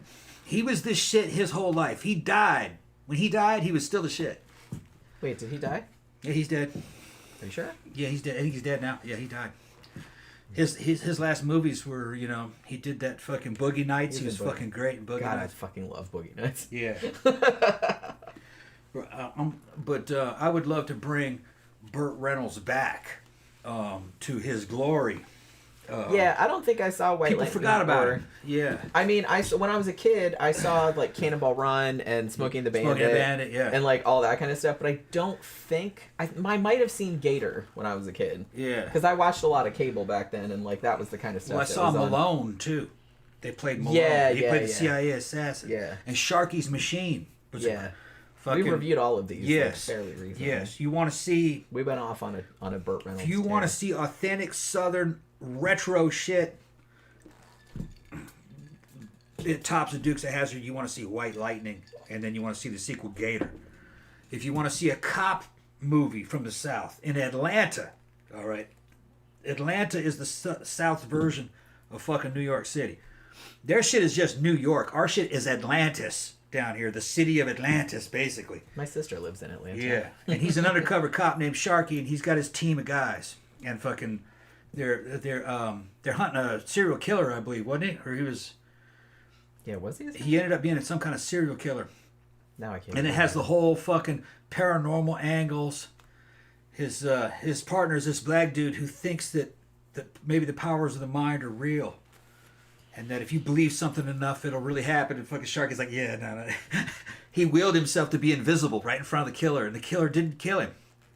Yeah, that's right. So you had plausible deniability that maybe he did. Manifest. Maybe Black Dude did use psychic abilities. As they would say nowadays. Because, see, part of the South, man, and this goes way back to fucking Mississippi, Delta blues and shit, the South has always been fucking kind of into the paranormal and, like, gothic stuff.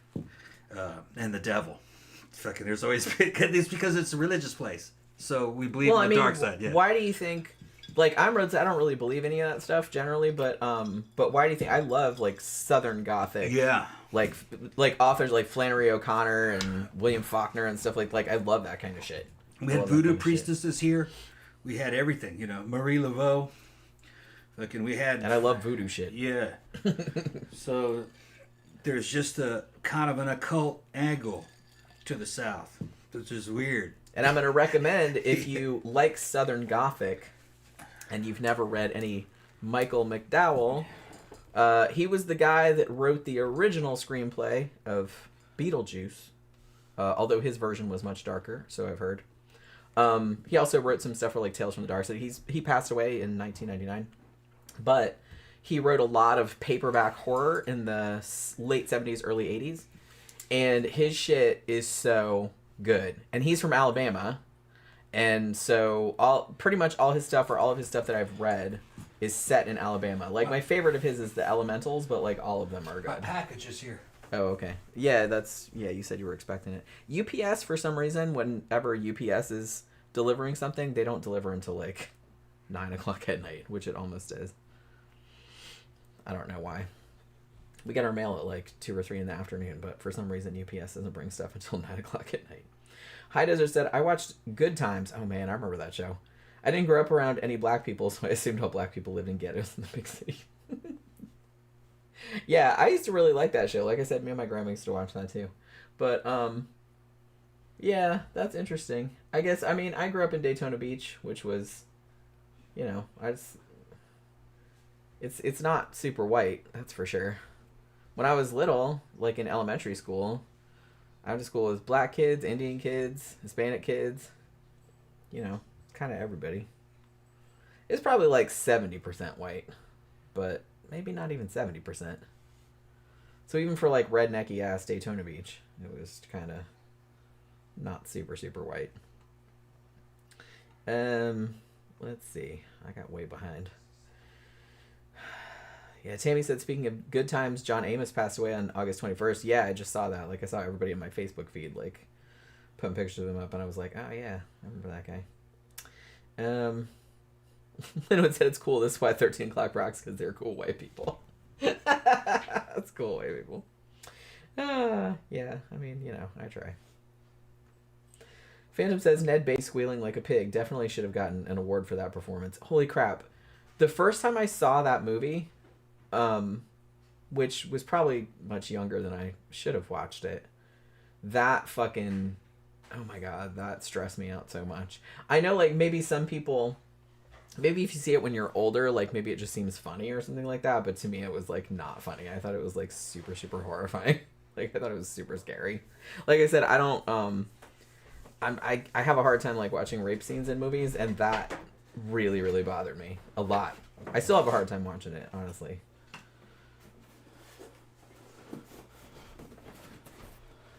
Oh, okay. Got packages. I want to see. Yeah. We got packages. I'll get a knife. Jeff here said, I read McDowell's The Blackwater Saga. I haven't read that yet, but I've heard it was really good. And it was awesome. Long-ass read, though. Yeah, that's definitely on my to-read list. I really liked... I mean, The Elementals is my favorite, but, like, Cold Moon Over Babylon is really good, too. And the... what was that one called? The Amulet? I think I reviewed that one, too. That one's really good.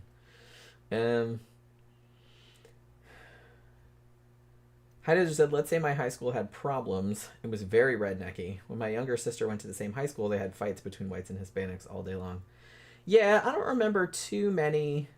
I mean, at least when I was in elementary school and junior high, I don't remember too many racially based kind of things. Most of the fights were like kind of the more yuppie upper middle class kids picking on the lower middle class kids. You know what I mean? Whatever race they were.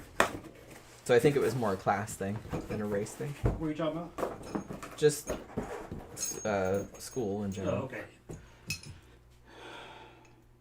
Linwood said Deliverance should have been rated XXX. I mean, Deliverance really bothers. It still bothers me. It's a very disturbing movie. I find it very disturbing.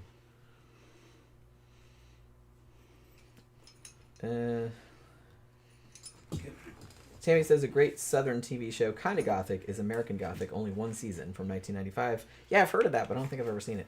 Starring Gary Cole. And then High Desert said, don't even get me started on the Satanic Panic era. Yeah, I mean, when I was in junior high, which would have been mid-80s. Actually, early to mid-80s. Because I graduated from high school in 1990. Nobody really knew anything about goth or about subcultures or anything like that. So, like, if you wore black and listened to music that they didn't know what it was or anything like that, then they automatically assumed you were a Satanist. And if you were into horror or anything like that. So they didn't really have any frame of reference for, like, other subcultures, so they just assumed you were a Satanist. So I got Satanist. Let's see if called a Satanist all the time. See if any of my boys can recognize that. Recognize that? Colt 723. Okay. There's a way. Phantom said, what's Monday's movie review going to be? We're probably not going to do Salem's Lot because we just talked about it here.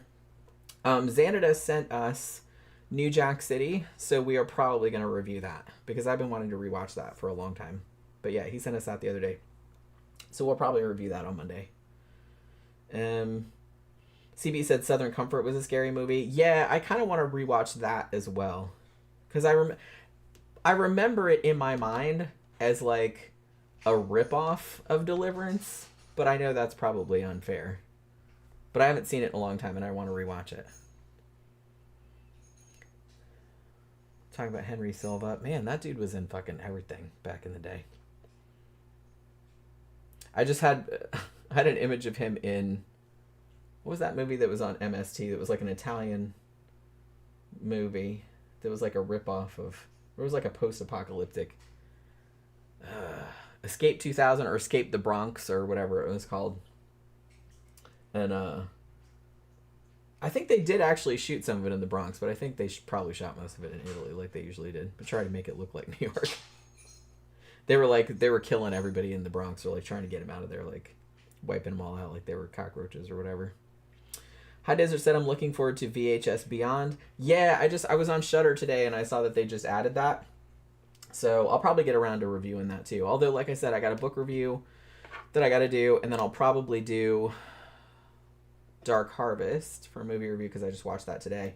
But I definitely do want to do VHS Beyond because I saw that they just dropped that like yesterday. Or maybe it was just today. I don't know. I was just on there today and I saw it. Because if you don't know, like over on Scare Salon, I did a breakdown of all the VHS movies. And that was before VHS. What was the latest one that came out? VHS 84, VHS 94, whatever it was. I think I did that one separate because it hadn't come out when I did that video. But so I'm kind of obligated now to do all the VHS movies, even though I'm not super into found footage. But I actually really like, other than VHS Viral, which was okay, but I didn't really have much patience for it. But the newest one, which I think was VHS 94, that one was great. I liked that. Yeah.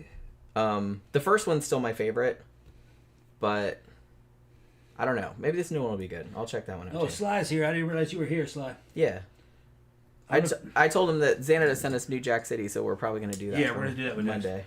Because I've been wanting to rewatch that. I haven't seen it in forever. I don't know if you saw Sly, but I got my Colt 723 barrel in, man. I'm going to make a Gothic Serpent, AR-15 Gothic, Operation Gothic Serpent fucking Might as well get another drink too while I'm up. I like 90s shit, bro. They're back when we were in. Let me see. Sly says he's never seen New Jack City. I've never seen it either. But Xanada sent me so many good movies over the years, man. He sent me a lot of good gangster movies. King of New York. That was I'd never seen that one. That was a badass flick. Fucking all-star cast in it. Fucking Wesley Snipes was in it too, if I remember correctly. I think Wesley Snipes was in it, and then was Lawrence Fishburne in that also? Wasn't that a young Lawrence Fishburne in that? And then it had Christopher Walken. For some reason I want to say Lawrence Fishburne was in that. I only seen it once. I should go back and watch it again. But I'm going to go ahead and reassert what I said before. You guys can watch White Lightning or Gator. Sly, I recommend those two movies. That's fucking hardcore white exploitation flicks, man. For honky by honkies, man. Fucking, that was a badass flick. It's got black people in it too. Southern black people. And it's all taking place in Alabama, Mississippi, fucking Florida Panhandle.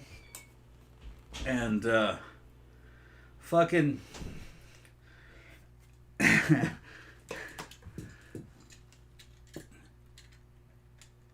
Those movies were fucking good, man. They were low budget, and they were doing stunts, man. Yeah. Fucking Burt Reynolds would be hanging on the outside of a car as it's catching air and doing a ramp, and he'd hit the fucking sand, he'd go flying off of it, and that was really him. He'd get up and look into the camera. Burt was fucking... he was a fucking great Southerner of his fucking time, man. Fucking maybe of all times. He was kind of like he was an action. He was a fucking. He could play romance. He could do musicals, like Best Little Whorehouse in Texas. He could do action movies. He could play a bad guy, play an assassin. He could play good guys. But my favorite role is him in White Lightning and Gator. He plays McCluskey. Gator McCluskey is what they call him. He's a Irish American redneck out of prison, fresh out of prison. He's helping out some fucking FBI, helping the FBI uncover some bad cops that murdered his brother when he was locked up. And he does that. He tries to bring the cops to justice.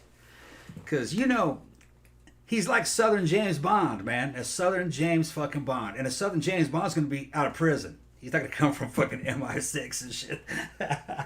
He's going to be an ex-con. But he's a good dude. He's a good dude. Did you see like High Deserts of the Warriors freaked me out as a kid? I assumed New York City had roving mobs of killer mimes. Yeah, and those dudes were... That's the thing. Like, I remember... It's hard to be fucking rock those outfits and try to act tough, man. Those dudes look so gay and that shit, like, man. Look, the only gang that had matching outfits that were actually scary were the Droogs from A Clockwork Orange. Yeah. And, you know, Yeah. I would actually be scared of them, particularly Malcolm McDowell. The other ones were not as scary, but he was like a fucking psychopath in that movie. Yeah. But yeah, so they could get away with it. In the Yeah. Warriors, not so much. I'm not really Yeah. going to be scared of a gang that comes at me like in Fame outfits on roller skates. I'm just going to be too busy laughing at you. Well, maybe that's their strategy. Yeah. They're like, they consider people are going to be so busy laughing at them that they'll just like fucking knock out your kneecaps while you're too busy And pointing. they fist fought and used chains and shit. Nobody had any guns. Yeah. Nowadays, it's fucking... The United States is wilder than the Wild West ever was, statistically. All right, fucking... the Wild West is... The biggest gunfight of the Wild West, or one of the biggest ones, the shootout at OK Corral. And the shootout at OK Corral, man, fucking we meet or exceed that shit fucking many times a month on a national level. Okay? Getting 4 or 5 guys shot in a shootout, that's nothing. That happens all the time. But it doesn't touch normal people, though, usually. It's guys in the drug trade. I mean, I saw some British people commenting, you know, the British person moving to the Florida. And all the comments are, why would you go there? It's a gun culture, all the crime. You never really see that shit unless you're fucking looking for it. You gotta have enemies in general. Yeah, you do have random people killed, but you got random people killed in all different kinds of ways. Lightning strikes, fucking getting hit by cars, drunk drivers coming into the oncoming lane. That got Jen's mom. She survived it though. There's so many ways. It's a very free and fun place, and freedom is kind of dangerous. There's risks involved with it. But there's greater rewards involved in it. I wouldn't want to be in a totalitarian society where everything was safe and child-proof, but you don't live a life. You're gonna live your life, but so is everybody else. Now Sly said he loved Burt Reynolds. He's seen all the movies. Yeah, that's good. That's what I want to hear. Fucking Burt was the shit, bro. He even did Playgirl. Unironically. Yeah. I mean, they had to know even back then that everybody buying that was a gay dude, right? Did they know that? My mom bought that issue. Did she really? Yes. The only time I ever bought that was as a gag gift for a friend of mine.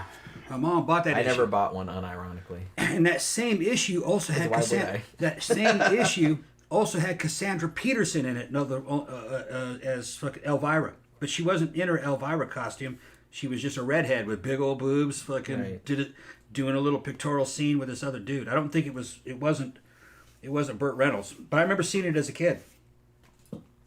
Yeah, my mom had that issue. Interesting. And I'm sure some. Yeah, I'm not saying a lot of women bought that Burt Reynolds issue. They probably did. Yeah. Well, like I said, I guess I'm just because that was like a new thing to see a dude that was a naked dude who was a celebrity. So they went out and got that one. Yeah, so I guess like people were curious because he was famous. He was famous, and women thought he was hot. So which for his time, in the 70s, he was meeting and exceeding the standards of the time. High Desert said Burt Reynolds was too hairy for me. Hairy motherfucker. He is very hairy. Hairy, but that was kind of the thing then. Yeah. In the 70s. Yeah. They didn't take clippers to themselves, I mean, they not only had hairs like just fucking bath mats like all over their fucking chests and whatnot. They also had like copious facial hair. Yeah. They had like lots of head hair. It was like they'd blow comb and it was big and everything like that. Which I don't, if people can rock that look, I'm not one way or the other about it. I prefer not hairy. But if I liked the person, it wouldn't bother me. Okay? That's probably like the most charitable way I can put it. But if I'm just thinking of a hypothetical person, I'm not into the super hairy thing. I'm going to give my advice to y'all men out there. I bumped testosterone and all kinds of anabolics and fucking... I got hair growing out of my fucking ears, on my back. I never noticed hair growing out of your ears. Yeah, well, I fucking got cut them. Okay. All right. No, I fucking clip everything. I don't shave everything. I shave some things, but I clip everything. Like I shave under my arms. Yeah. Because I cannot stand having hair underneath there. And then the fucking underarm deodorant is white balls and shit. You know what I mean? Fucking I'll wear a sneaker shirt. Yeah. So just fucking shave the shit. But here's the thing. This is my advice. If you shave in your underarms and you're a man, you can't use men deodorant after you do that. Because men's deodorant is real thin. It's meant to have hairy underarms, and it just fucking, your sweat just washes it away. You want to use a neutral female scent, you want to use Secret. That's what I use. Because Secret is meant to stick to a body that doesn't have any hair on it. Yeah. Because it's for women, but it doesn't have I either have unscented or just like baby powder. Yeah, you baby powder or unscented. It doesn't have a female scent. It doesn't have a scent. Yeah, not really. But it sticks to skin that doesn't have any hair. Because I just kind of buy it in bulk, like from Amazon. Yeah. So I always have it. But a couple times a month I'll hand Jen the clippers and she'll clip my back and fucking. Yeah, I have to clip his back. Yeah, and I'll stand in the bathtub. She's clipping my back, and there'll be a lot of hair down there, and you can't see it if I'm walking or it's just standing because it's spread out. Yeah, because I don't really notice it, and and I touch your back all the time too, and it's like it doesn't bother or it doesn't register. But after a while, Tom's like, holy crap, I look like a fucking werewolf or something. Like, he'll notice it. Yeah. And he'll be like, you have to cut it. But it's like, it doesn't bother me. I'm not bothered. And I didn't have that until I started bumping test. You start elevating your test levels, you're going to get all that. And it's fucking ridiculous. My fucking body hair is all black. All right. But all the hair on my head is fucking white, though. My beard is actually white. My hair is all white. Although your natural hair color was very, very dark. It wasn't black, but it was very, very, very dark brown. From far away, it looked black. And it had red highlights in it. My dad was a ginger. Yeah. Which is kind of funny. Because I only saw your dad when he had gray hair, so I don't know what color his hair was. But, yeah, I'm not... Generally, like I said, I wasn't a big fan of, like, the super hairy 70s. But as with most things, if I knew that person and I liked that person, it wouldn't bother me. Like, it doesn't gross me out or anything like that. But a hypothetical person, I'm usually not real big on a lot of body hair. Yeah. But it doesn't gross me out or anything. Like I said, I guess that's the way I can put it. Because honestly, like, I kind of feel like even shit that when you thought about it on a hypothetical person, that you think it's like, oh, maybe it would bother you. But then, like, if you met a person that had that and you really liked them, then it wouldn't bother you, you know? Mm-hmm. I kind of feel like that's the case with most people, isn't it? I don't know. Like I said, it's like, yeah, you do, like, when I go and clip your back hair, I'm just kind of like, wow, there's a lot of hair back here, but I didn't really notice it. Like, I wasn't like, ooh, look at that shit. Like, it just didn't register, you know, because I like you, you know what I mean? So it's just like, so shit doesn't bother me. Phantom says guys are supposed to be hairy. Yeah. Well, I don't know about that. We're supposed to be a lot of things, but we're not. I mean, you don't have no good dude could be anything you want. You know, are we? Yeah. I don't think we're supposed to be anything. I don't think there's any such thing. It's like if you want to say, oh, we have to be natural. Oh, so we should just live in caves and not have deodorant or not wipe your toilet ass. paper. Yeah. No thanks. No. No thanks. No. Like, and just die from really preventable diseases because of all the fucking germs. Yeah. Yeah, Phantom said I find when I lift weights a lot, my back hair starts growing at a fast pace. It's because you're producing more test. That's probably what it is. Yeah. Man. I don't know how old you are. It depends on, you know, if you're young, then you work out, you're going to start producing more testosterone, which is an addictive drug. Fucking, that shit's awesome. Great. Yeah, Tom is a big advocate. I love testosterone, yeah. And I've done all the drugs. And I put... You have. Yeah, I've done them all.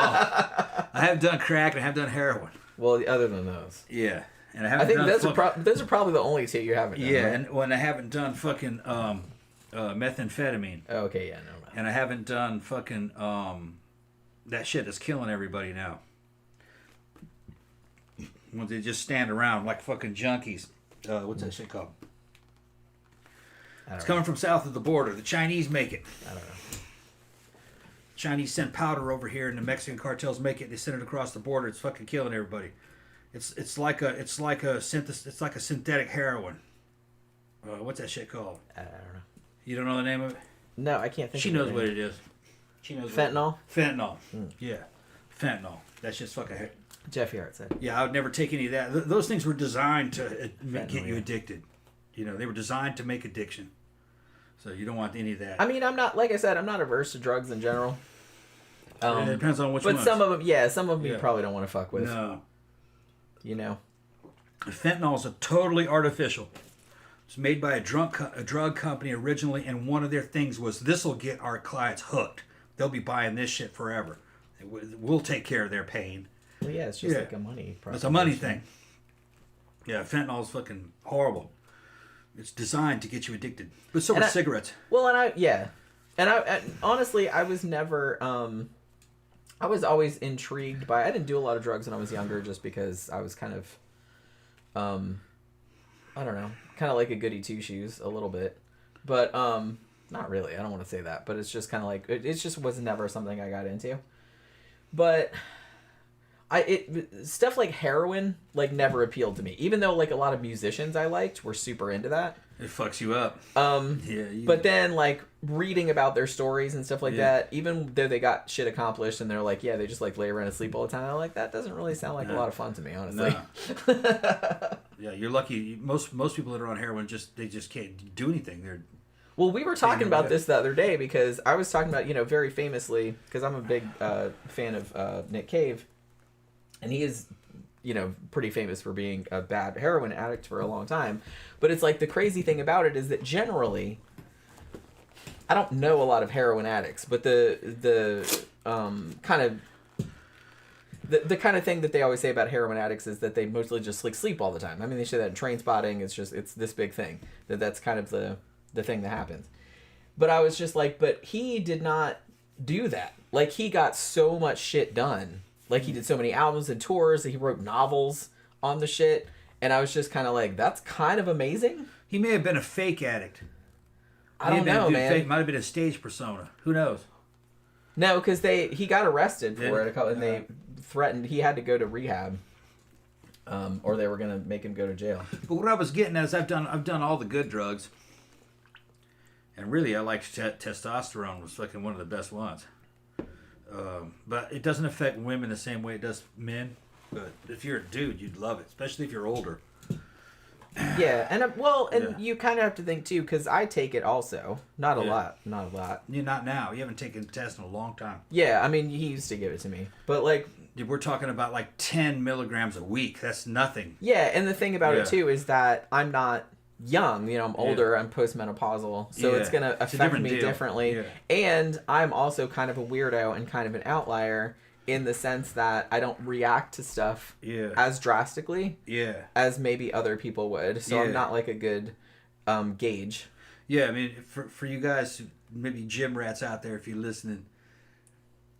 You don't know about Geare. Fucking, I tried everything on her, man. There was no reaction. I had to go to the big guns, man. She only reacted to Nandrolone. Yeah, he gave me like all the lady stuff, and it didn't do jack shit. It did nothing. It didn't do anything. Anavar did nothing. Fucking. Because he kept asking me, "Well, do you feel any different?" I'm like, "Nah."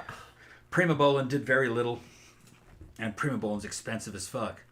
If it was cheap, I would just give her big doses of Primobolan, but no. Just what's better is like a smaller dose of fucking Deca Durabolin. Durabolin's fucking great.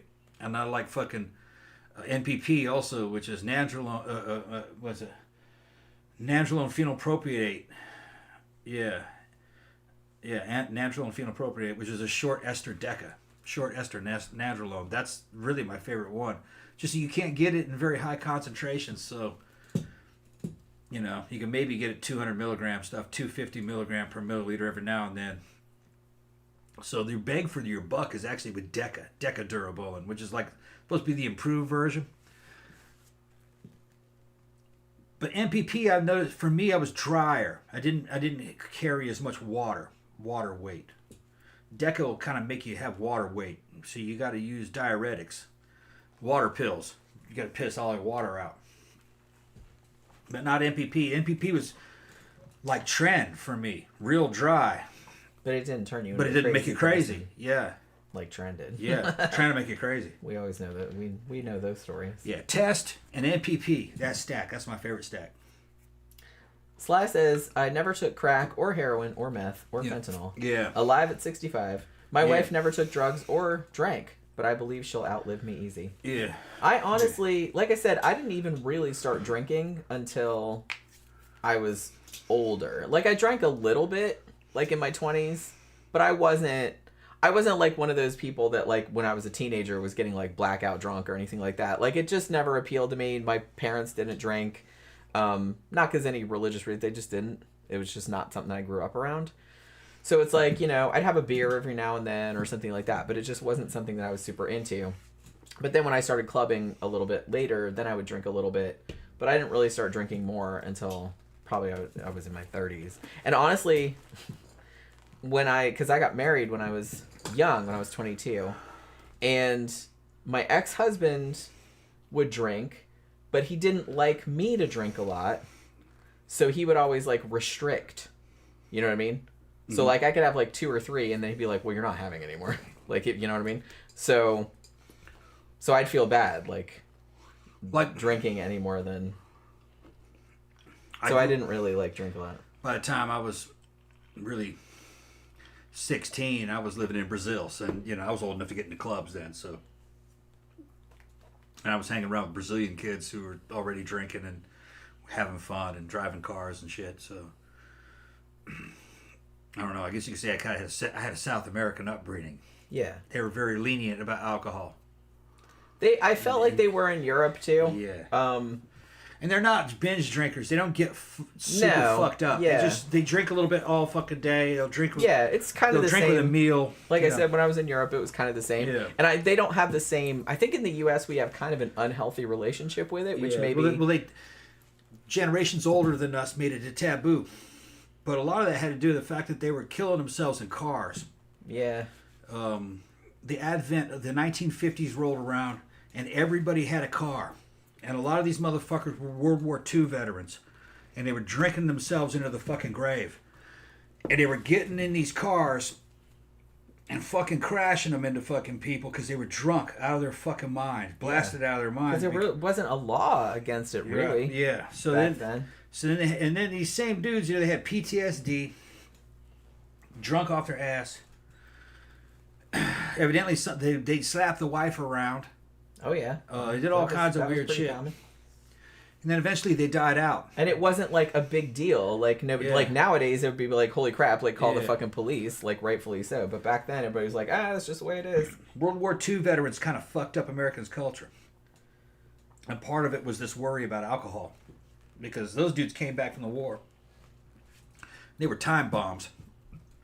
Well, I mean, they saw some shit, obviously. And they didn't really... Here's the thing. I kind of feel like this is why I think it's kind of important for dudes to learn how to process their emotions. Yeah. Because if you spend your entire life, like your entire childhood, and you are socialized to tamp down your emotions, like always, and not express anything, then that's going to blow up in your face or someone else's face later on. You need to learn how to process your emotions because if you can't deal with shit, then you're going to have a bad time, like later on. I think I mentioned him before on the show.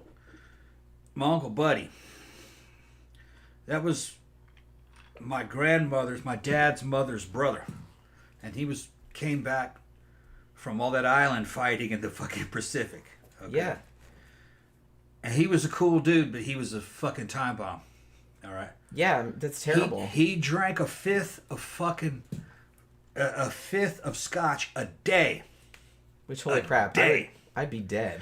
He'd fucking and call I drink me a lot, but I would be dead. I was a little kid, like 5 or 6. He'd call me over. Come here, Tommy. Look, come here, little Tommy. Watch this. And he'd take those old fucking tin cans before they had aluminum cans. Remember they had the tin cans? Yeah. For the beer? And he'd fucking karate chop that shit. Bap! And make it flat. And he'd try to impress me and everything.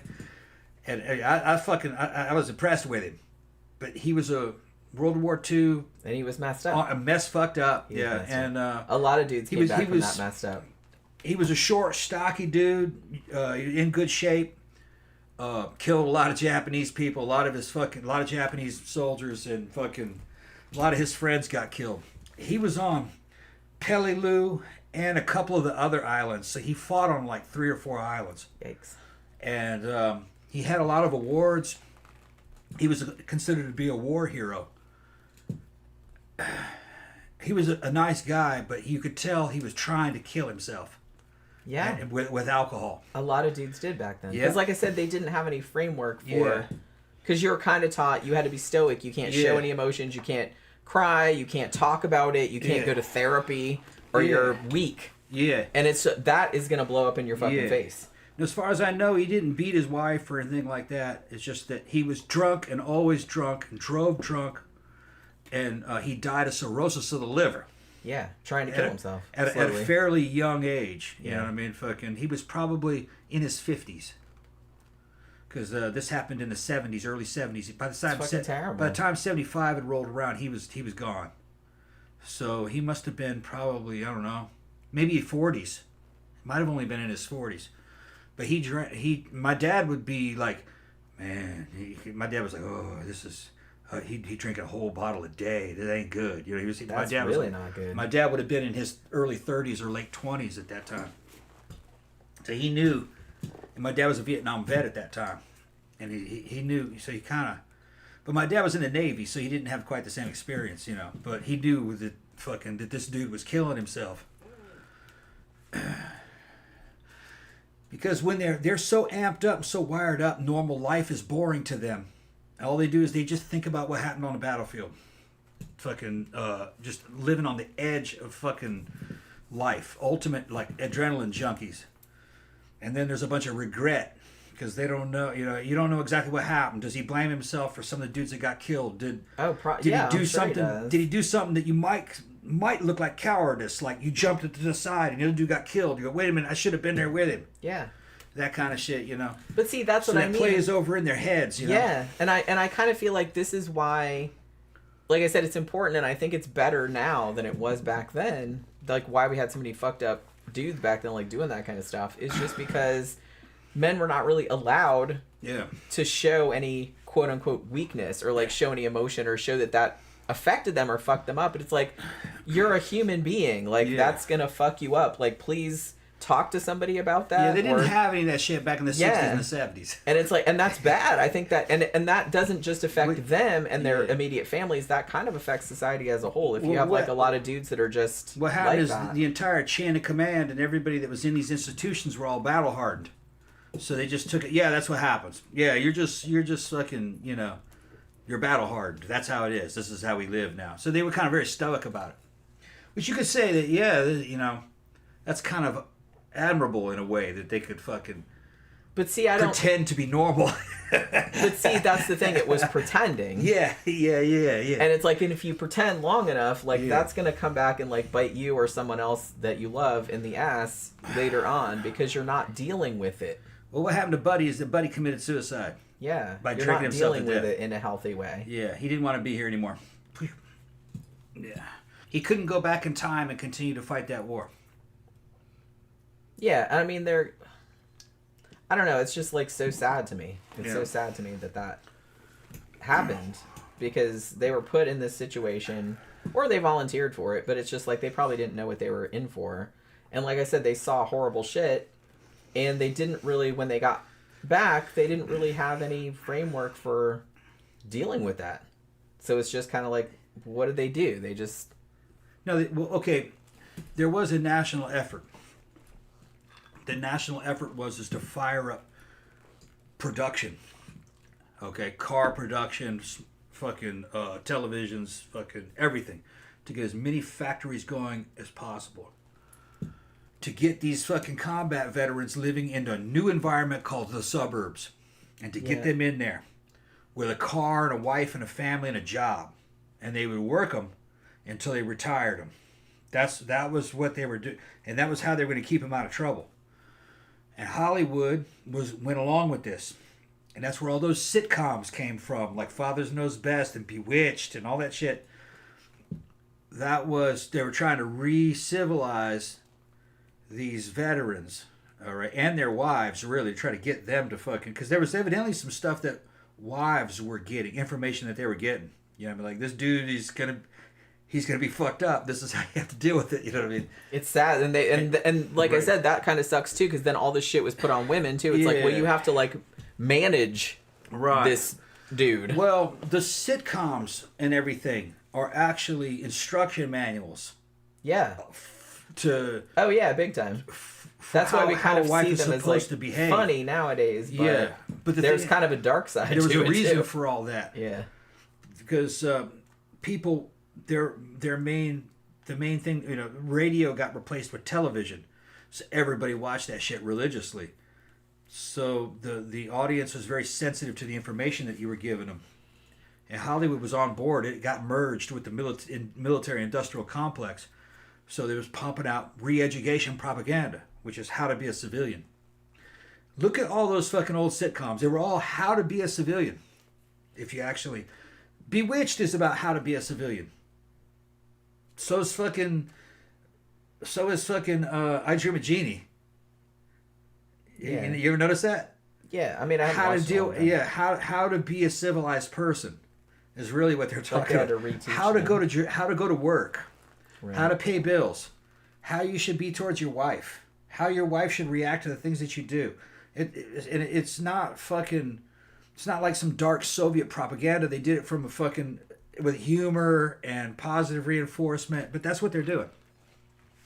But I think the first one, if I remember correctly, was Father Knows Best.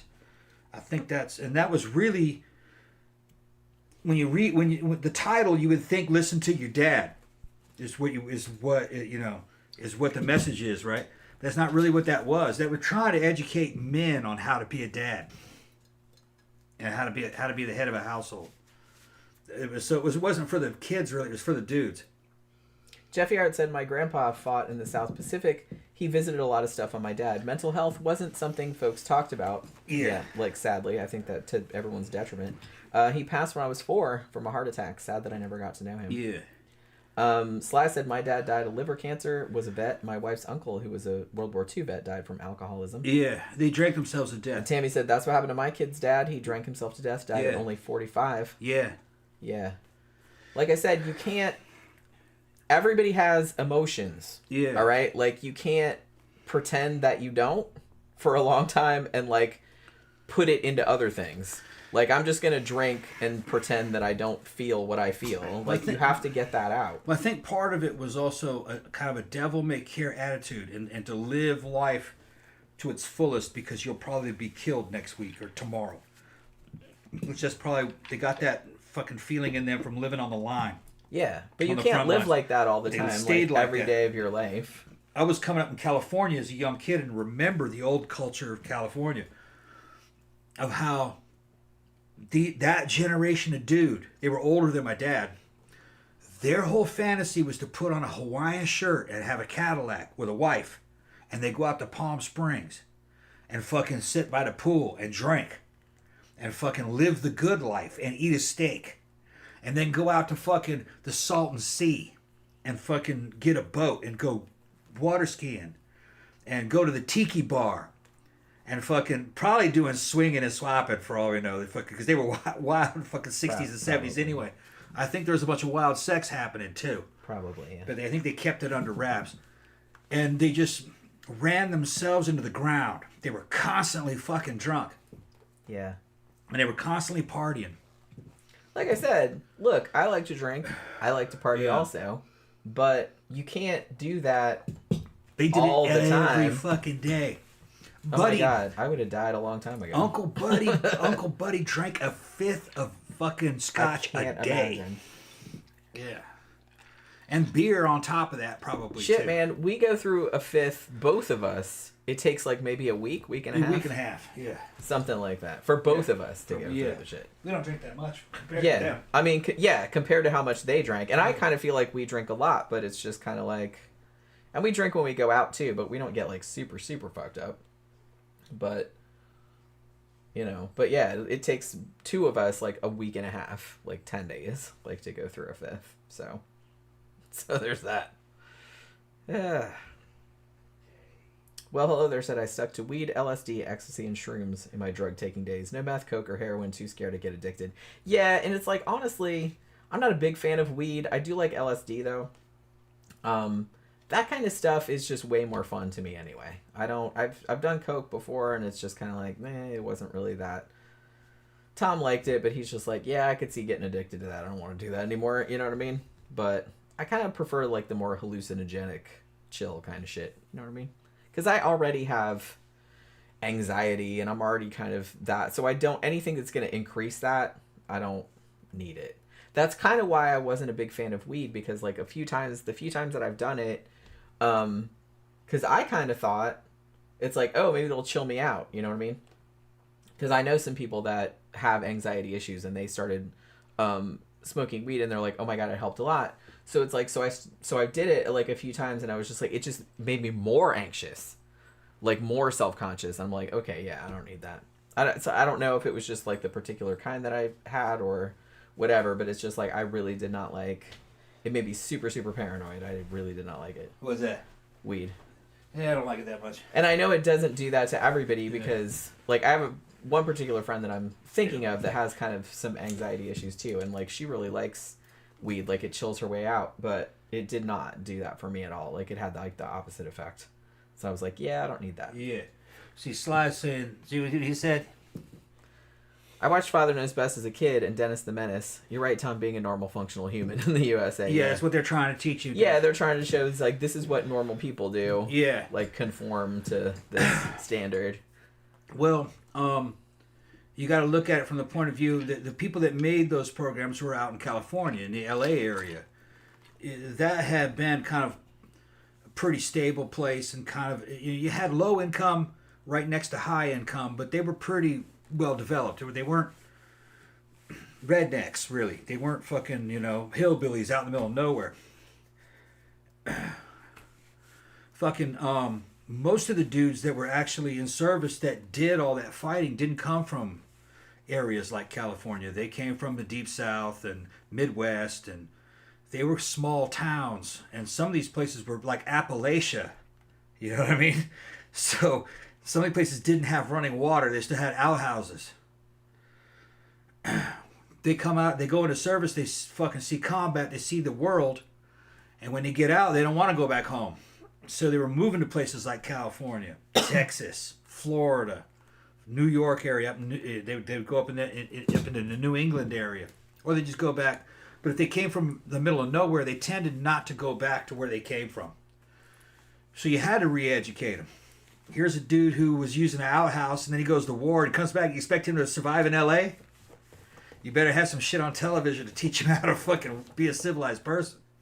You know, those dudes weren't civilized, really. I mean, they were killing people. Think about it. They were machine gunning people and fucking cutting heads off. If they were in Peleliu, decapitations were going on, head hunting. Sly was also saying to Jeffy Art, it's like I knew my grandparents well into my 30s. Yeah, my last surviving grandparent was my maternal grandmother. She just died this year, like she was in her 90s, and I'm 52. So, my paternal grandfather died in the early 90s. He was kind of the first one to go. And then my maternal grandfather died. I don't remember what year it was, but it was only like a few years after that. So my grandmother's lived longer than my grandfather's did. But then my paternal grandmother, who I was really close to, I was like really fucking... I'm still kind of fucked up about her dying, but she died in 2008, I think it was 2007 or 2008. It was only a year or two before I got divorced, so it was sometime around then. I think it was 2008 or something. When the fuck did I get divorced? 2009, 2010? Around then. Because when did I meet you? 210. You probably maybe around 29. I think it was 2009 or 2010. Yeah. Because I was still married when I met you. Yeah. But we were still kind of... We kind of separated, but it, like, before we got divorced, you know what I mean? My first husband, I mean.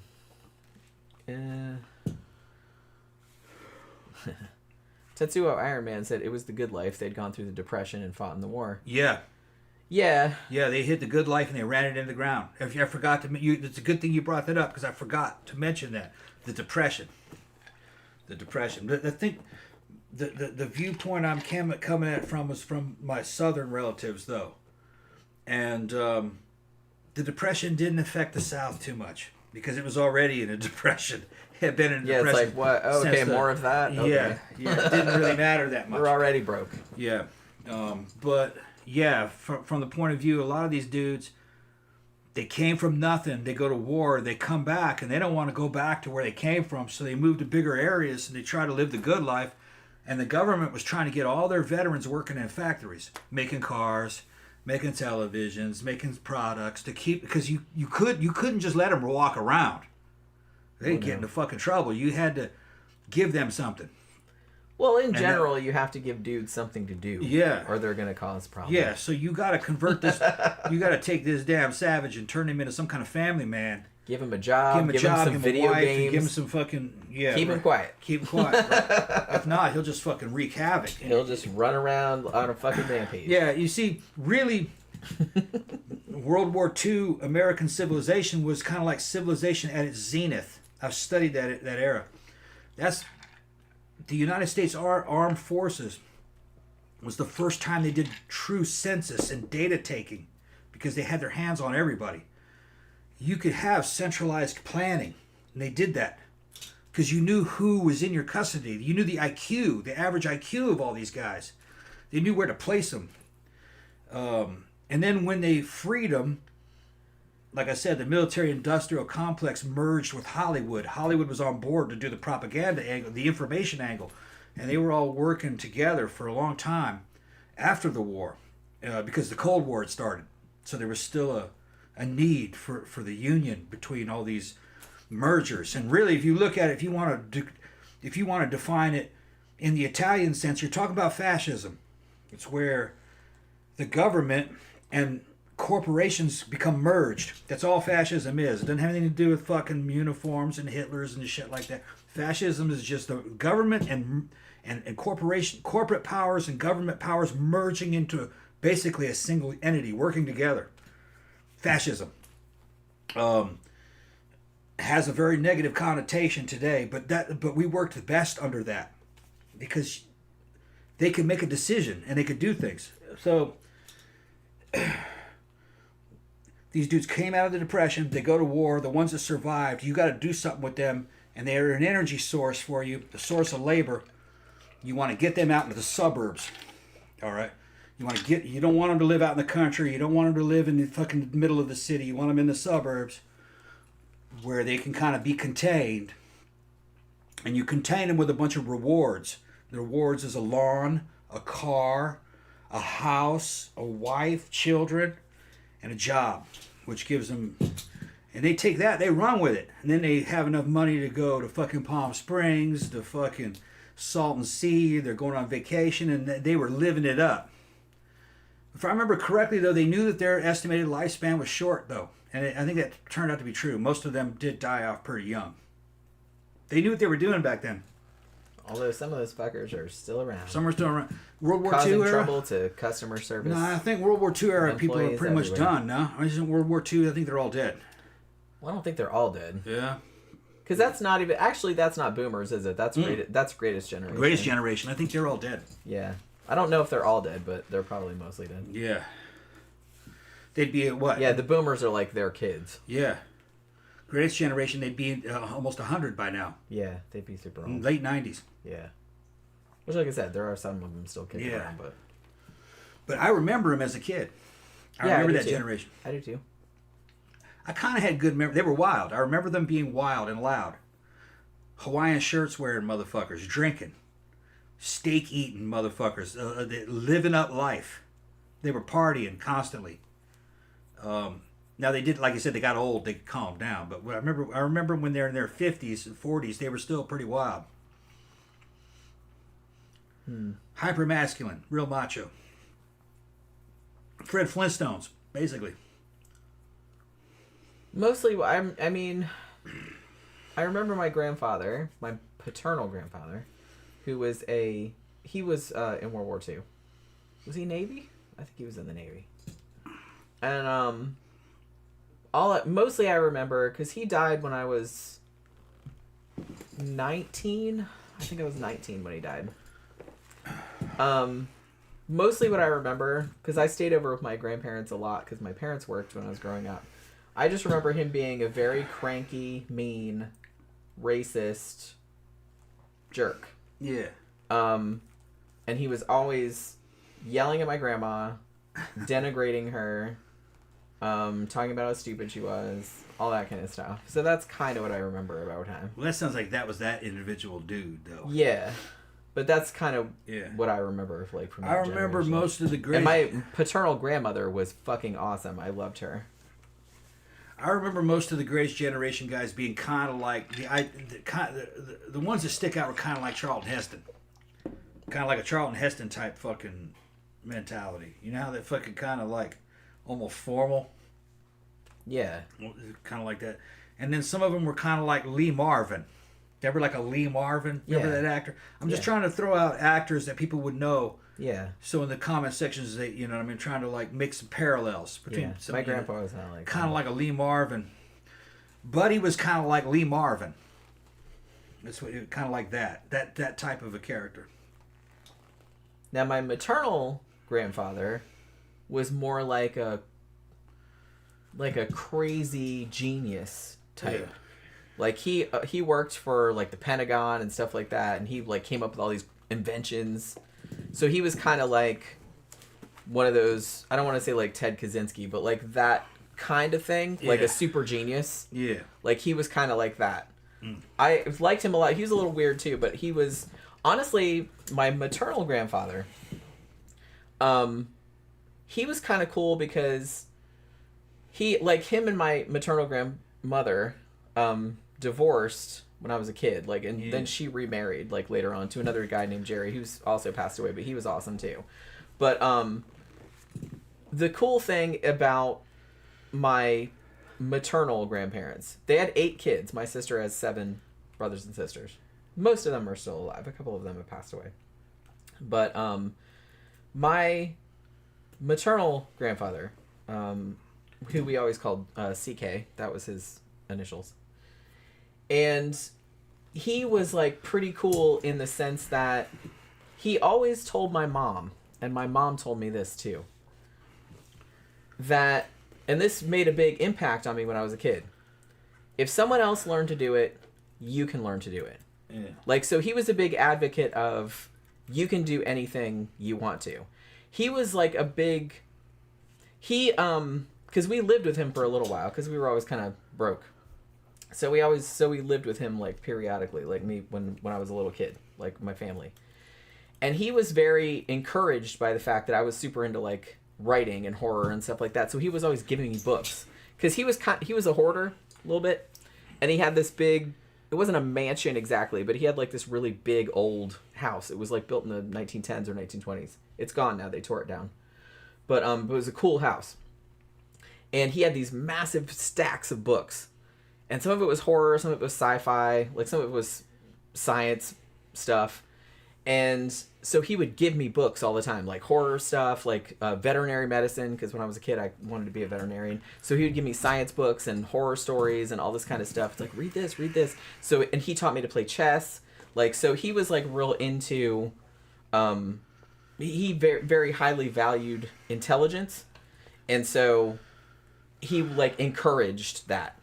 Like, and he encouraged that a lot in me as a kid, and I always, like, appreciate that. He also paid for my first 2 semesters at college. So I will always appreciate that also. My paternal grandfather was not so much like that. Like, he had his moments, but I remember him just being really mean to my grandma. Like, is mostly what I remember. He didn't smack her around that I know of. I never saw that. But he was always, like, really... mean to her. Like, he was always like the way he talked to her. But I mean, she was so sick of it at that point, she's just like, man, shut the fuck up. She used to call him satchel ass, I remember. Satchel ass. His ass would hang down like a satchel. Huh? Yeah, because he always wore like baggy ass pants because he had like a skinny butt. So I was saying I was right about something, but I got it late, and then he's answering. What was that was like a long time ago. I don't remember what it was either. Yeah, I didn't know what he was talking about, but he answered right there. It says, what was I talking about? About how World War II vets had to adjust to society. Yeah. And where they were rewarded to relocate to California. Yeah, that's a thing that I've learned by watching some of these badass history fucking programs. That suburbia was invented, and it was an invention of fucking post-World War II. The corporations and the governments all got... The government and the corporations got together. What do we do with all these dudes? Yeah, it's like I said, these dudes are fucking dangerous. We got to put them...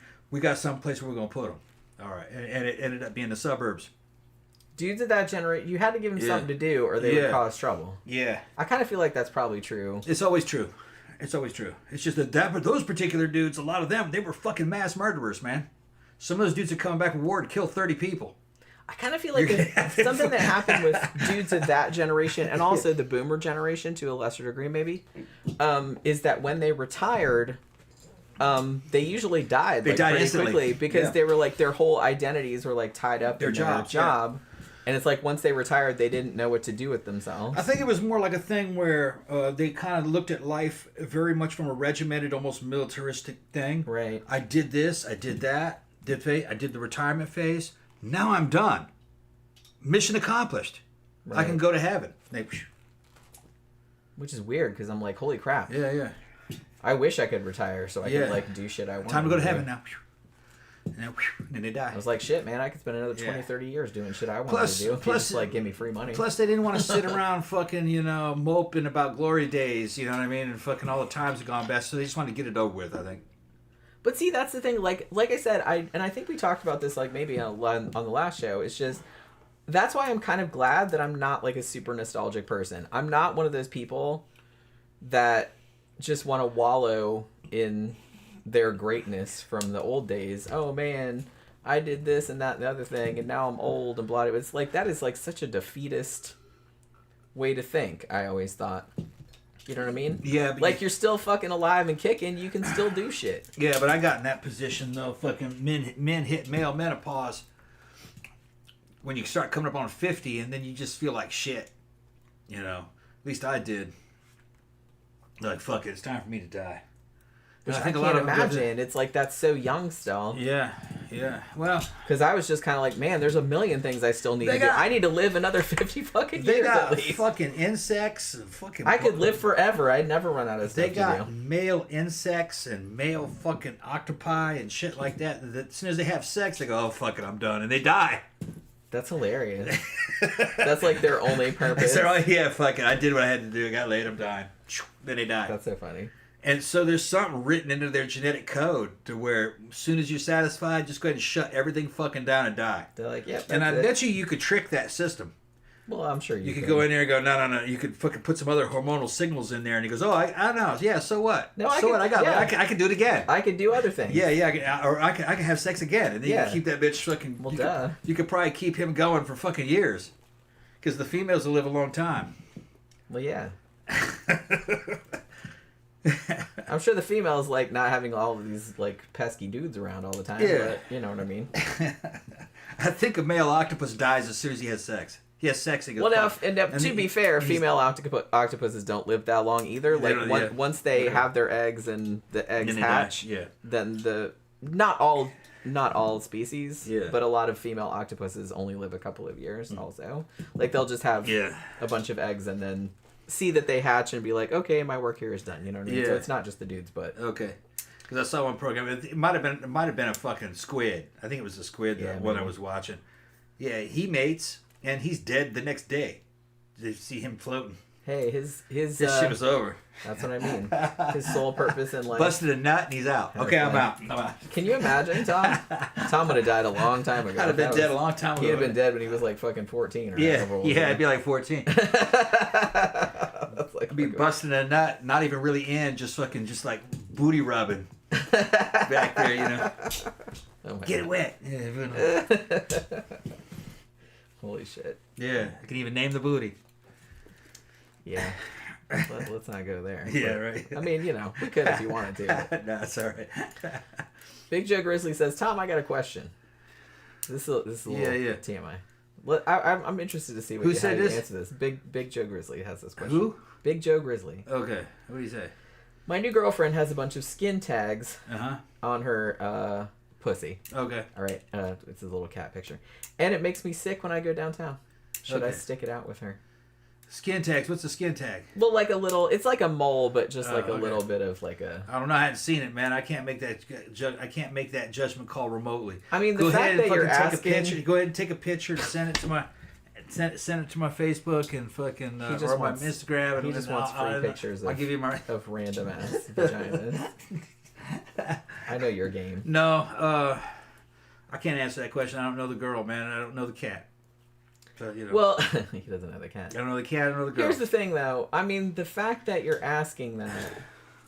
Holy crap. Like, if I found out that you asked some random people some shit like that about me, I would be really upset. He's probably making that up. I would hope so. He's probably making that up. Because I would hope that you were just making that up. Maybe he just wanted us to say pussy out loud. Sly says my wife says she can get them removed. I mean, the thing about it, though, is that if you're grossed out by it, then why waste her time? Yeah. Like, pretending to like her. Here, you want another drink? Yeah. All right. Is what I'm saying. You know what I mean? Like, if you're not into the person or if something about them grosses you out, then let them go find somebody who does like them. You're wasting their time. That's kind of how I feel about it. You know? I don't know. That's all I'm saying. That's all I'm saying. Looks like an Entenmann's Crumb Donuts down there. Now I could just kind of think you're fucking... I will say, man, those Entenmann's Crumb Donuts are good, though. I like those. But like I said, I kind of feel like there's... I mean, assuming that you're being serious, which I feel like you're probably not being. But as I mentioned before about the hair issue, if I met a person, like, you know, just hypothetically if I was single, which I'm not, but if I met somebody and I really liked them, and then, like, later on, one thing led to another, we're getting naked or whatever, And then it's like, then they have some kind of weird bodily anomaly of some kind. Like, if I already liked that person, it would not bother me. You know what I mean? If it did bother me, then to a point where I was just kind of like, no, I was completely turned off, then I would tell that person, hey, you know, I wouldn't tell them, hey, that grosses me out, because that's mean. But I would just say, it's like, hey, I don't think this is going to work out, or whatever. You know what I mean? Because like I said, you're wasting their time. They're going to find somebody that is not bothered by that. And I kind of feel like that's probably what should happen. But like I said, I feel like you're probably just saying that just to fuck around, so.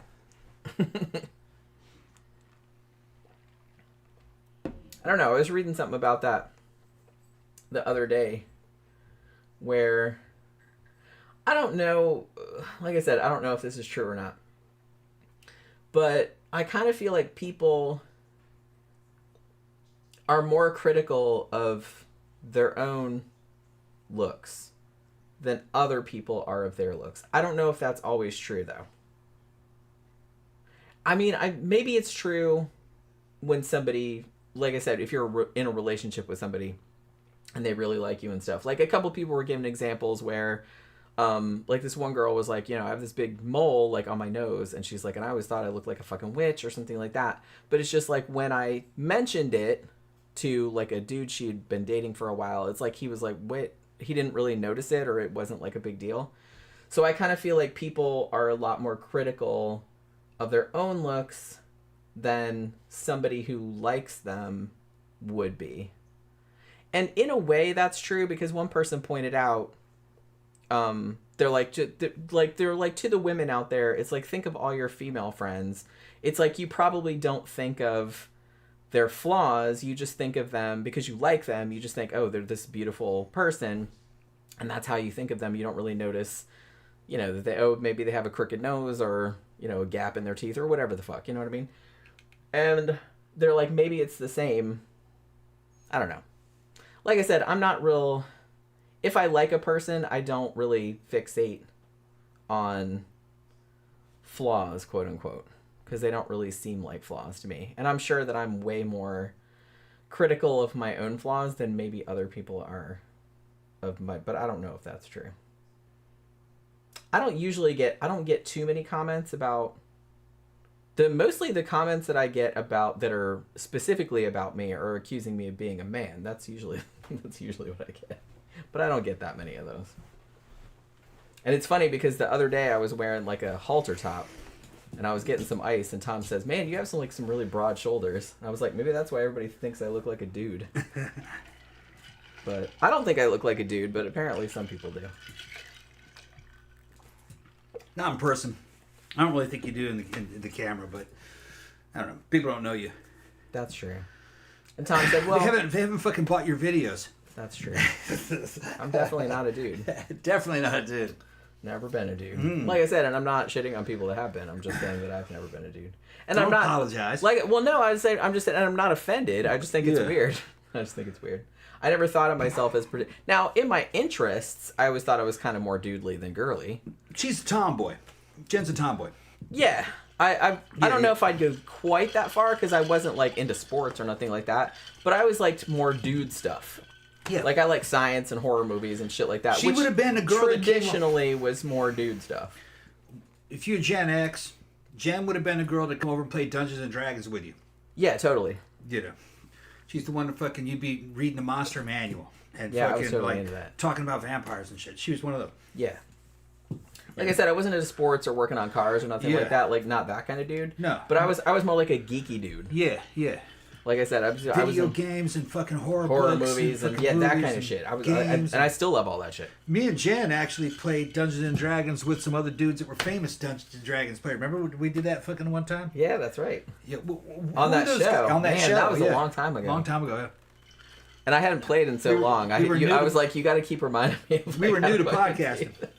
Yeah, that was a lot. I can't even remember what the name of that It was fun to play. Those dudes are really good at it. It was fun. Yeah, they're really good at it. I mean, I was like really. The problem was that we were in an industrial office that they were renting in an industrial park, and there was no AC in there. It was fucking hot. Remember how hot it was in there? It was very hot in there. Yeah. They had fans and stuff. They had but fans, but this is fucking Florida. fucking Florida, bro. Fan ain't gonna cut it. You need AC and fans. Yeah. And more fans. Yeah. And ice cold drinks. And drinks with ice in them. Yeah. Because otherwise, you're gonna have a bad time. We live in Satan's ass crack. Pretty much. Yeah. Fucking, it's hot and humid. And like I said, and you don't get used to it. I was born here. Yeah, you don't really get used to it. And I've never gotten used to it. I've always hated it. You do. You do get used to it because... Well, you have to. I've heard Europeans comment that come here to Florida or Mississippi. British people, you can find them on YouTube. They'll comment and they're astounded that anyone could live here or even go outside or even function. I am also astounded because they're not used to it. We're more used to it than they are. It's just that we all suffer. We all suffer. Yeah, we don't like it any more than you guys do. No. We try to minimize. And I've been like this my entire life. Like, just, you live in Florida, unless you're some weirdo that, like, super likes hot weather, because some people do. But most people, in the summertime, they will try to minimize outside time. Like, you just kind of mostly stay in your air-conditioned house, run to your air-conditioned car, go to your air-conditioned office. Don't spend too much time outside. I'm originally from Mississippi. Mississippi is the blackest state. It's over 30, I think it's 40-something% black people. Most of them living up in the Delta region. They suffer too, and black people have been fucking kind of like evolved to exist in fucking hot weather. It's hot as balls. They're better than a white person in hot weather. Fucking Sly, he'll tell you, he was in the army. Fucking a brother can deal with hot weather and humidity. They can deal with it better than a white person. But they suffer too. They're like, fuck, it's hot. It's still like, yeah, man, I'm making well, like I said, it's not so much, and I know this is a cliche, it's not so much the heat, it's the humidity. Yeah. It's not so much that it's 100 degrees outside, it's that it's 98% it's the humidity. You can't cool yourself. Hangs. You can't sweat. You can't sweat. Well, you're sweating, but it's not cooling you. It just stays there. It just stays. It's not cool. There's no evaporation. So it feels like you walk outside and it feels like there's a wet blanket on you at all times. Like you're walking through a wet blanket. Or like you're in a sauna, but you can't leave it. Imagine you took yourself and wrapped yourself in plastic and then rolled around in some fucking towels that had been fucking doused in hot water. Yeah. And then you're going to try to fucking run. It kind of feels like That's what it feels like. You can't sweat. Like sometimes we've just opened the door and be like, pah! Like it's a wall. Yeah. There was a guy named Carl, a British guy named Carl Benjamin. He was known as Sargon of Akkad, and he put out a video from his hotel room overlooking Disney World here in Florida, in Orlando. That's not even 30 miles from here. And he goes out on the fucking balcony. He goes, I cannot express to you how fucking hot and miserable it is out here. Until you experience it, you can't explain it. I'm going to Disney World. Look over my shoulder, and you look over his shoulder, and there's a swamp. Because Disney World's in the middle of a swamp. People. It was a swamp. It was a swamp, and he goes, "Look at." He they goes, "This filled looks in like the swamp to build Disney." Yeah, he goes, "This looks like something out of the Amazon." Yeah, it is hotter than the Amazon, though. It's exactly like that. Yeah, and he goes, "I cannot fucking believe it," and that's where I got Satan's ass crack. He goes, "I feel like I'm in Satan's ass crack. It's fucking wet and hot." And yeah. So I saw that. I was like, yeah. I've seen other British people, fucking fresh from the honky motherland, going like, "How can you live here?" Actually, I've seen California people go, "How can you live here?" Yeah, I mean it's hot there too, but it's California's dry. It's dry. It's a desert. Yeah. Like I said, I've been out. I haven't been to California, but I've been to New Mexico. I've been to Colorado, stuff like that. So it's like it gets hot out there, but it's not the same. Yeah. It doesn't cling. Here the heat clings. Yeah. Like I said, it feels like you're like in a plastic bag all the time. Sly's saying we suffer too. Is that what he said? Yeah. That's why he hated Portland, Maine. Dude, you must have been the only black dude in Maine. You must have been the only black dude. Maine has like less than 1% black people, doesn't it? You just show up like you just show up there, fucking take me to your leader. You'd have been like from another planet, man. That's the honky motherland of America, right there. I don't know. I've never been. Maine. No, there are no black people in Maine.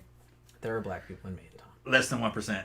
I bet you or it was. It used to be. I don't know what it is now, but it used to be less than 1%. That was like a long time ago. 15, 20 years? Yeah, it was a long time ago. Yeah. But yeah, and like I said, it's just something you never get used to. And He says, that's right. yeah. Told you, I know Jenny. I mean, Jenny doesn't know that I know these regions, man. I was in New England, and there weren't any white people. There weren't any black people in Maine. You know, weren't very many black people even in Massachusetts. Just in Jamaica Plain, you know, they had some. But fucking, you know, just New England is. Most of those states are pretty fucking white. He said, but people Whites were cool. Italian. People were cool to me in 1984. He said. Yeah, man, they probably were because fucking, you know what I mean? What prejudices could they have? They'd never seen a black person. You'd be like Dr. Livingston, I presume. How funny would that be if you'd be the opposite of Dr. Livingston. You'd be like the only black person in a world of white. Yeah. But yeah, I don't know. I had one friend in the UK, and he came to Florida. He'd been saving up for years and years, and he went all around Florida. He fucking loved it. It couldn't get hot enough for him. He just thought it was fantastic. And I was like, okay, well, but that dude's like a fucking outlier. Most of the people that I've known from the UK, they came here and it's like, holy crap, like, what the fuck? How do you people even live here? I was like, I was born here, and I don't even know. We had this British Muslim girl come visit us one time. We hide in the house in the air conditioning. That's how we survive. We had this British Muslim girl come fucking visit us. She was an online friend of mine, and she wanted to know if fucking she could come visit because she'd never been to Florida. Says, yeah, come on. Fucking, she was Pakistani, but British as shit. She ended up marrying a white British guy. She was very British. Yeah, she's super British. She was into all that fucking Lolita cosplay and stuff. She's quite cool. She was naughty as fuck, though, man. Fucking, we took her to the club. We couldn't take her anywhere. Couldn't take her anywhere, man. She's trying to get laid everywhere she went.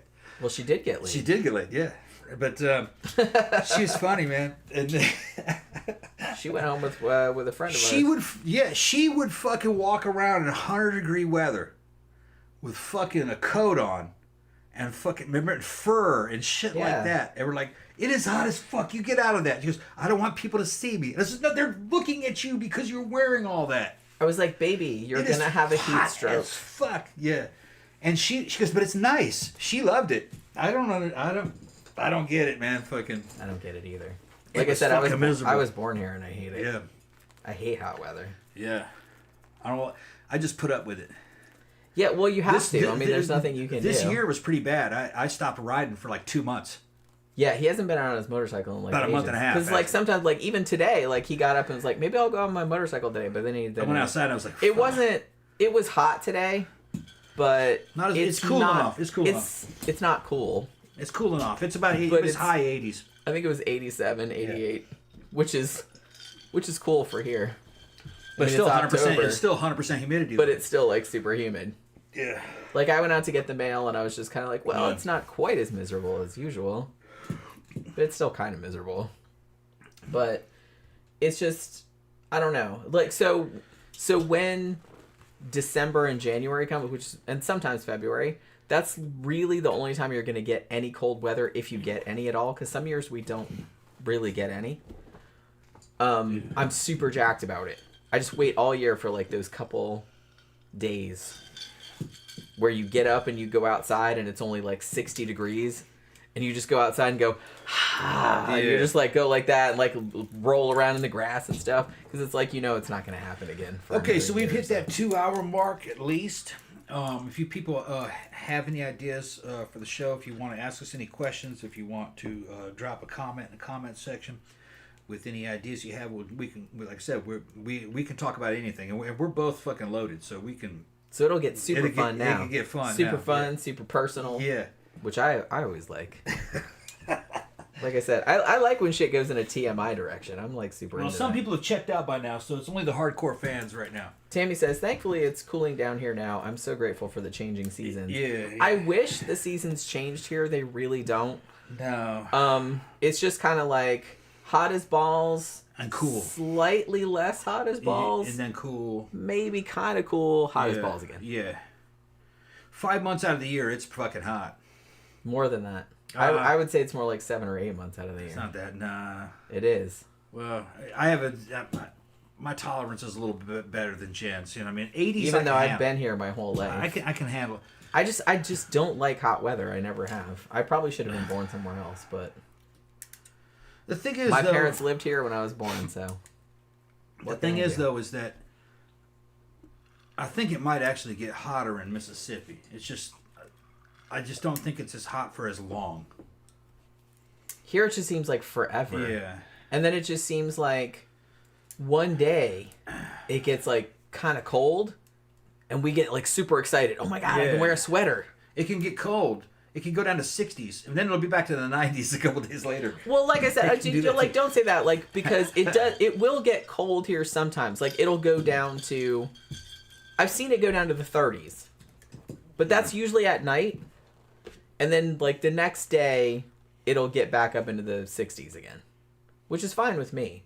But, I mean, you could live your entire life here and never need a coat. Well, Zach brings up a good point. Read what he said. I mean, he's talking about the winters up north. I always kind of liked the winters in Boston, though. It's like, trust me, I'll be singing a different tune when all the plants die in winter, but then it doesn't snow, but still nothing but gray skies for months. Okay, it's depressing as fuck. But you know what? I've been to the UK in the wintertime. I've been up north in the wintertime, stuff like that. I like that weather. What he's saying is that it gets cold and the shit dies, but it doesn't actually snow. Right. It's better when it actually snows. That's true. Because I liked Boston when it snowed. I liked Michigan when it snowed. I couldn't really imagine it being all gloomy like that and it never really snowed. There's something about having all that white everywhere. You know what I mean? It gets all bright. It almost looks kind of cheerful. I liked it. I like gloomy weather though, but that's what you don't understand. Like, see, to me, and I've always been like this, sunny, beachy kind of weather, that is depressing to me. I like when it's cloudy, rainy, cold. Goth. She doesn't like that shit. I don't like... Sunny weather bums me out. Like, whenever it's... Even all the shit around, hey, spring is coming, hey, summer... Oh, fuck that. That just bums me out, like, a lot. I'm a fall and winter person. Yeah. All of the shit that people think it's like, oh, it's so cloudy and rainy. No, I love that shit. That shit makes me happy. Sunny does not make me happy. I like all of it, I guess. I just don't like it when it gets too hot. I don't really like sunny weather. Okay. I don't like beachy kind of shit. All right, we're doing a show about the weather. Well, what? We're talking about whatever. Yeah. What do you want to talk about now? There was something else. Okay, wait. I talked about fucking Joker. Yeah. What else was I fucking... Can I go pee or are you going to go ahead. All right. Go ahead. You going to be able to fill some time? I can fill it in. Okay. Got drinks poured and everything. Trying to remember what it was I was going to bring up. I knew I was going to talk about Joker, and I already did. I think they fucked that one up. They should have just continued. What I would have done with the Joker is I would say, well, Joker has believers and followers, because remember they were rioting, and they bust him out of Arkham Asylum. That's how I would go with that. And then now that he's out of Arkham Asylum, you're introduced to another fucking supervillain. All right? And then you kind of have that villain in the movie. You could probably put Harley Quinn in it too, but I'd make her kind of like a side character. I would have the Joker fucking finding out about the existence of maybe like Penguin or something like that. Unless you guys can come up with a better idea of a thing like Penguin.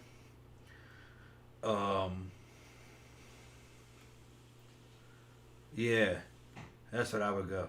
And then make Joker 2 kind of like a rivalry between Joker and Penguin. That'd be another good Batman villain beside Penguin. Should we watch that Penguin show? I've seen. The trailer looks. Trailers look pretty good, but it's a series or it's a movie. It's a series. Okay. It's on one of our streaming. It's either on. Yeah. I can't remember if it's on Max or Amazon Prime or something. I think it's funny that most of the main American fucking entertainment products are fucking going around these fucking superheroes of all fucking things. Ridiculous. But some of the fucking things were good, man. I just wish they had done The Punisher right and kept that correct. they water it down. They try to put out fucking messages in it that weren't originally in the fucking material, which fuck it up for some people. Like, you're not going to be able to civilize the Punisher. The Punisher, Frank Castle, was fucking a nut. You know, you can make him kind of, you know, goal oriented, which he was. But let's be honest. If you really had a dude like Frank Castle running around wiping out the mob, the media would say he was a serial killer. That's what they would say. Well, I mean, technically. And that's what he is. Technically, that's what he is. So you have to fucking... When you're dealing with a character like that, you got to keep it straight. You know what I mean? The Punisher really was never a hero. He was he's an anti-hero. An anti-hero. Sure. And that's how you... But when I watched some of the Punisher fucking season 1, they were trying to make him a hero. Nah. Well, I guess because that had worked in the other properties, Yeah. but he's not really the same kind of character as they are. No. And I thought he was portrayed very well in Daredevil season 2, where he's an anti-hero. He's a fucking nut. He's got a fucking serious head injury, man. Fucking a bullet went through his fucking brain. The skull on his fucking body armor is his fucking head x-ray from fucking... His special power is his head injury, which I've had a head injury. I'm like, yeah, okay, I understand exactly what you're talking about. It makes you very fierce for a certain amount of time. But, you know, his shit was a lot worse than mine, though. Somebody blew a tunnel through his head, and he survived. And that was his secret fucking power. That was his super special power. But they nailed it in They nailed the Punisher in fucking Daredevil season 2. I mean, Daredevil was just a good series. Yeah, and that actor, I like him, Burnham. I fucking like that actor. Bernthal. John Bernthal. I like him. And fucking every interview I've seen with him, I like him as a dude from what I'm seeing, but I like his work. But man, when it's like they really hobbled that character in his own series, and I'm like, yeah, this series is actually targeted to guys like me, and I'm just not really feeling this, you know. And it wasn't his fault; it was the writing, you know. Sly asked if we would ever relocate overseas. There's a possibility. We have thought about it. We talked about it a little bit. Because Jen works remotely. Yeah. She doesn't have to live where she works. She's not living where she works. She works in California. We live. I mean, the company I work for is in California. Yeah. She has meetings with them online all the time. Me, I'm gonna get paid no matter what I'm doing. You know, fucking, I got my VA money. I got my fucking Jack Reacher money. And I'm retired, so I could just live on this. And if I moved to a place like the Philippines, I'd be a wealthy man in the Philippines. We talked about moving somewhere where like your dollar would go a lot farther. Yeah. And that you could still... And we did talk about like the Philippines because that's still kind of an American protectorate type of situation. Yeah. You could still get your VA money there. You could still fucking shoot guns. Work from there. They got gun ranges. You can have AR-15s. Because look, like another designer that works for the company that I work for, which is based in California, she also lives in the Philippines. Yeah. So it's like... the Philippines has a decent nightlife. That's kind of important because I need shit to do. Yeah. You know what I mean? We need like clubs we can go to. Yeah. Because I can't just like sit at home all the time. Together, me and Jen would make enough money where we could have our own club night. We could fund our own club probably through there, which would be awesome. I would because we know how to promote that shit. We'd have a fucking goth industrial club down there, or a fetish club, which they do have a fetish scene. They have all that shit there. They have that pretty much everywhere nowadays. I kind of feel nowadays they have it everywhere, which is nice. And the world's a lot smaller. The food's supposed to be really good, and there's a whole industry in the Philippines of expats coming from and American veterans that are coming back with VA money. They will fucking extend you a huge line of credit to build a house there. All right, and $100,000 there builds a house that would here be more than $500,000. So, I mean, we've talked about it before. On par with this house, maybe. Shit, man, like maybe we can get to like retirement age. That's something we should maybe look into. Yeah, and there's very low crime, and the internet speeds are very high, and internet is cheap. some people will have more than one house there. They'll have a house that they live in, and then they'll have a house near beaches, the beach. Yeah. And it's a little bitty, mostly it looks like a little hotel room kind of, with a little fucking dinette in it, you know what I mean? And a little bitty kitchen. And, you know, you're talking like $200 a month for it to rent one, you know? And they go down there a lot, maybe $100 a month, depends on what it is. Yeah, so I said I have relatives who relocated to the Philippines. Yeah, we were talking. I mean, we'll see what it's like in several years. Like, there might be another place that's better in that time, but that's kind of what we were talking about. All the Eastern European countries look good. All of them.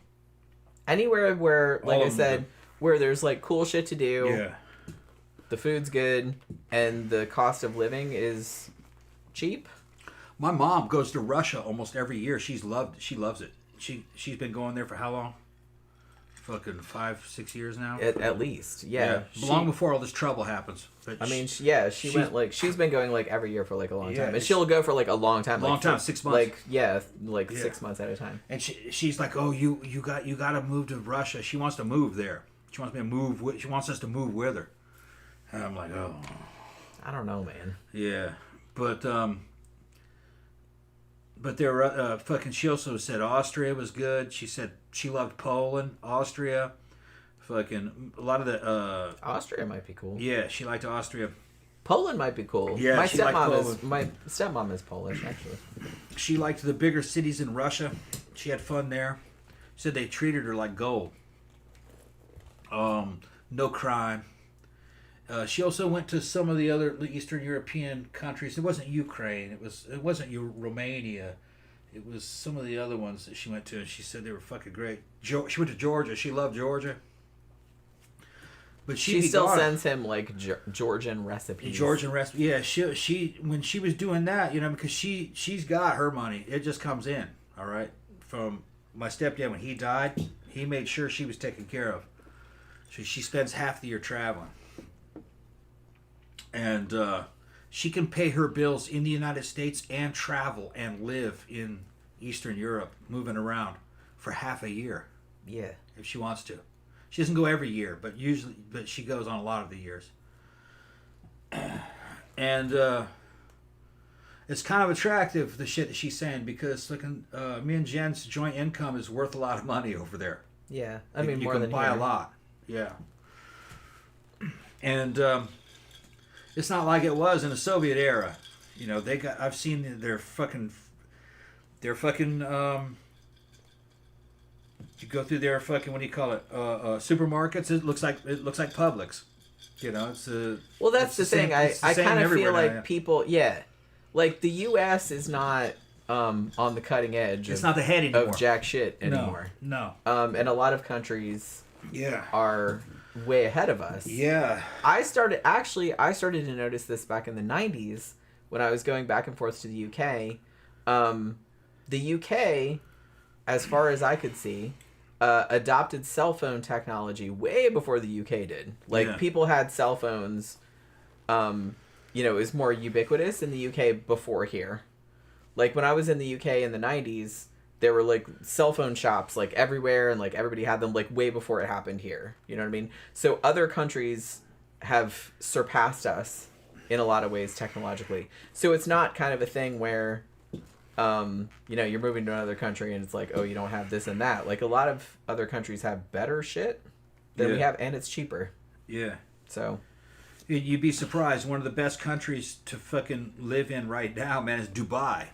Dubai is supposed to... There's no crime. It's extremely honest. I saw a video where a guy took his cell phone and his wallet and his keys and put it on the hood of his fucking car and went shopping. And he goes, watch.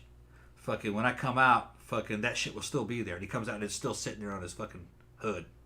These people don't steal here. They got money. And they're just... they don't need to. And they're just... They're very wealthy, and there's a lot of law and order there. And you look at it, it's very advanced. Somebody like me and Jen could go there. We could make a shit ton of money. You know. Yeah, we've just selling services, putting on shows, doing kind of what we do here. You know what I mean? Fucking, there's a lot of different ways. I could go there probably as a personal trainer. Well, plus we make money, but I could go there as a personal trainer, fucking getting dudes jacked and make money that way. There's so many different ways you can make money in Dubai if you're Western. Well, and the thing about it nowadays is that, like I said, I mean, how it is now, like, I don't, I still just barely make enough to get by, but it's just kind of like I work remotely. Like, I work for a company in California.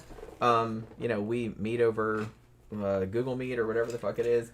And, I don't need to go into an office every day. So it's just kind of like, and we do this. You can live stream from anywhere. I can do Google Meet or Microsoft Teams or whatever. I could do that from anywhere.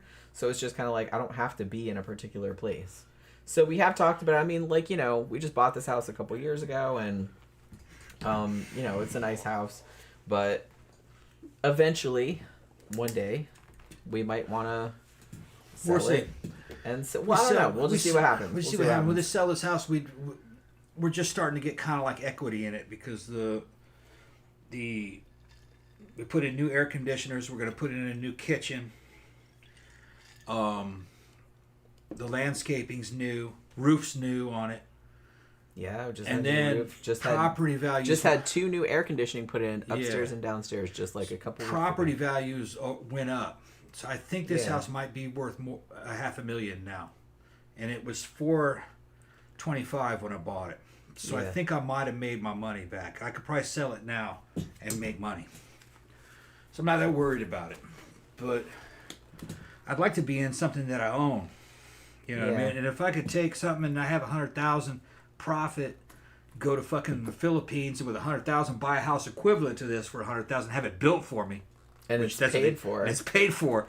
Then that would be awesome. Yeah, and we'd still be doing the show. We'd just be doing it from another country. Yeah, it would just be different time zone probably. Yeah. Because I still want to do the show and stuff like that. But like I said, we could do this from anywhere. Mm-hmm. That's what's cool about it. See, that's why it's better. Like nowadays, is better than back in the old days. Yeah. Because you can do this shit from fucking anywhere. Sly's asking me something. He goes, you, Tom, you, another sounds. I don't know what he says. Your mother sounds great, I think. Oh, yeah, my mom's a trip. My mom's a fucking trip. Yeah. Yeah, she was. I don't think she didn't go this year, did she? But no. I don't think she went this year. But yeah, she used to go. Last time, I think, was it last year? I can't remember now. But yeah, she was over there for, I think it was 5 or 6 months. And she just, like, took the train everywhere, and she would, like, every now and then she would, like, message us or send us videos or whatever. All the shit she was doing. And like I said, she still sends us, like, recipes for, like, here's, like, a Georgian stew. We've made a couple of them. They're actually really good. But you know what I mean? But yeah, she sends us. She loves it over there. Like, Eastern Europe and all that. She goes all over the place over there. I mean, like I said, she's, her husband died a couple years ago. She got his pension. He actually died of ALS. So she got, like, some extra money for that. Because he was a veteran also. And that was kind of fucked up. Because, he went to hospice at the end. And, we saw that whole thing happen. So Tom wasn't a big fan. I wasn't either, to be honest, but you know what I mean. Nobody really deserves to die like that, though. It was a shitty way to go. But that's how we went. But she, she got a lot of money from that. So, and she traveled a lot. That's what she always wanted to do, Well, she was in the Foreign Service. My mother was State Department. That's right. So she moved around a lot. That's how I ended up in Brazil as a kid. So we were all government people. Yeah. Mackie Mac said I look like a member of the X-Men with that hair. Lady Goth. That's what okay, I'll take it. Yeah, I actually didn't think when I first got this wig, I wasn't sure how I was going to feel about it. But I kind of like it. And it's weird, though, because I wore it out last Saturday. And in the dark, like in club lighting, a lot of people either think it's blonde or gray. Like, they don't see that it's blue. Yeah. But it's blue. I mean, clearly. Phantom's asking, what's the next patron selections for the Wednesday show? I don't remember offhand. I think I tried to put more true crime shit. I'm trying to steer people more toward true crime because the crime shows get more hits. I mean, well, no, and it's not only that. It's like I like the shit we've been doing. Like the Underwater Cities one was fun. Like the Mother Teresa one was fun. Like all that is fun. But it's like I like doing true crime shit. So I'm kind of trying to steer it more in that direction. But we'll see. I always like to give people like options because I want to know what you guys want us to talk about. I like doing true crime, but if you guys want to see something else, then I'm perfectly willing because I'm interested in a lot of stuff. But it's kind of funny because I was just thinking about this. Like, I love watching true crime shit. I will watch true crime shit and horror like all day long, and it doesn't bother me. But it's like, so last night we're like, good. Like we were like, I remembered, oh, Salem's Lot just came up, so we should probably watch that. But then after that, I was just like, well, what do you want to watch now? And Tom's like, well, you could put some true crime on. But if you want to get laid, you should probably not put true crime.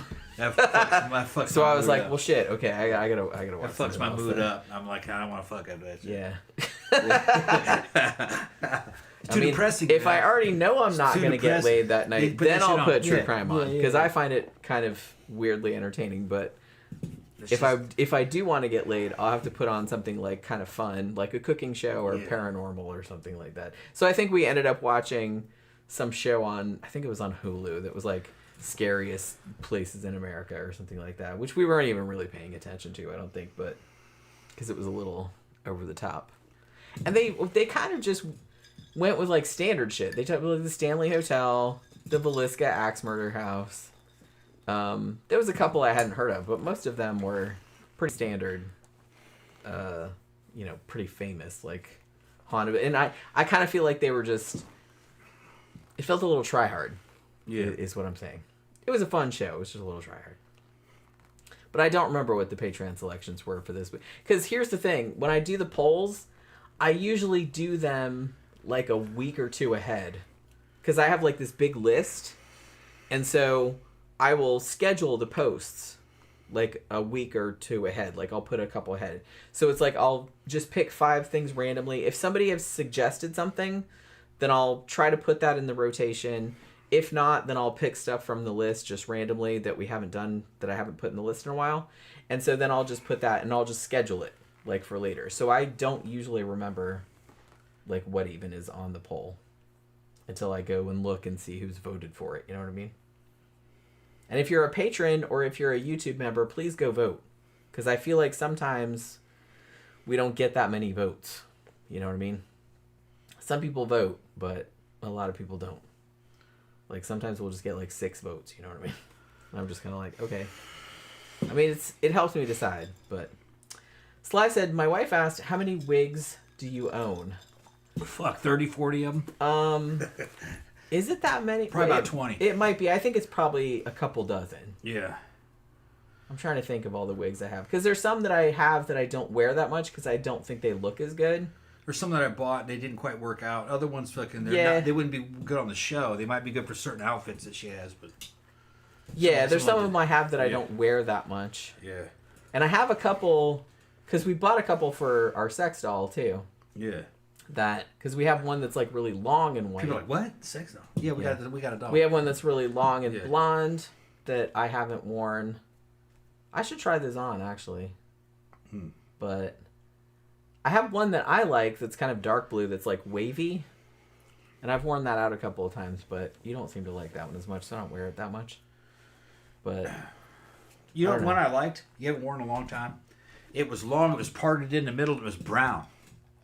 It looked like a normal hair. You didn't like it.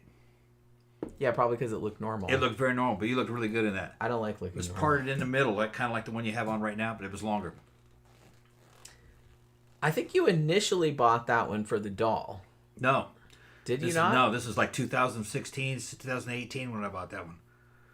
You bought it like you bought a brown? Yeah, we were there at Old Ibar, the Old Ibar down in fucking Orange Ave, and you wore that shit there. You only wore it like once. You looked great. I don't remember. It was long. That. It was down to your waist. I remember you buying me one that was black that had like a swooshed Maybe it was black. Maybe it was black. Yeah, I don't It was remember black. you buying like a brown one. Yeah, okay, it was black. But Now, it had the swish bangs that went down like that. Yeah. I like that one. I don't even remember what happened to that one. Yeah, I don't know what happened to that one. Where is that? It looked good. I liked that too. It looked very natural. It was kind of a pain in the ass because you had to keep doing that like all night because it was just in my face. Had a swoop side. It went down like yeah, that. it was, but it was long. It was like it was down my butt. Kind She looked really cute in it. Yeah, I liked it too, but I can't even think what happened to it now. That was like so many years. It was like I was wearing that like when we were used to be going like to that place in fucking Winter Park or whatever. Yeah. Because I think I have some pictures. I guess it was black. Yeah, it was black. Yeah. It was definitely black. Thought it might have been dark brown. No.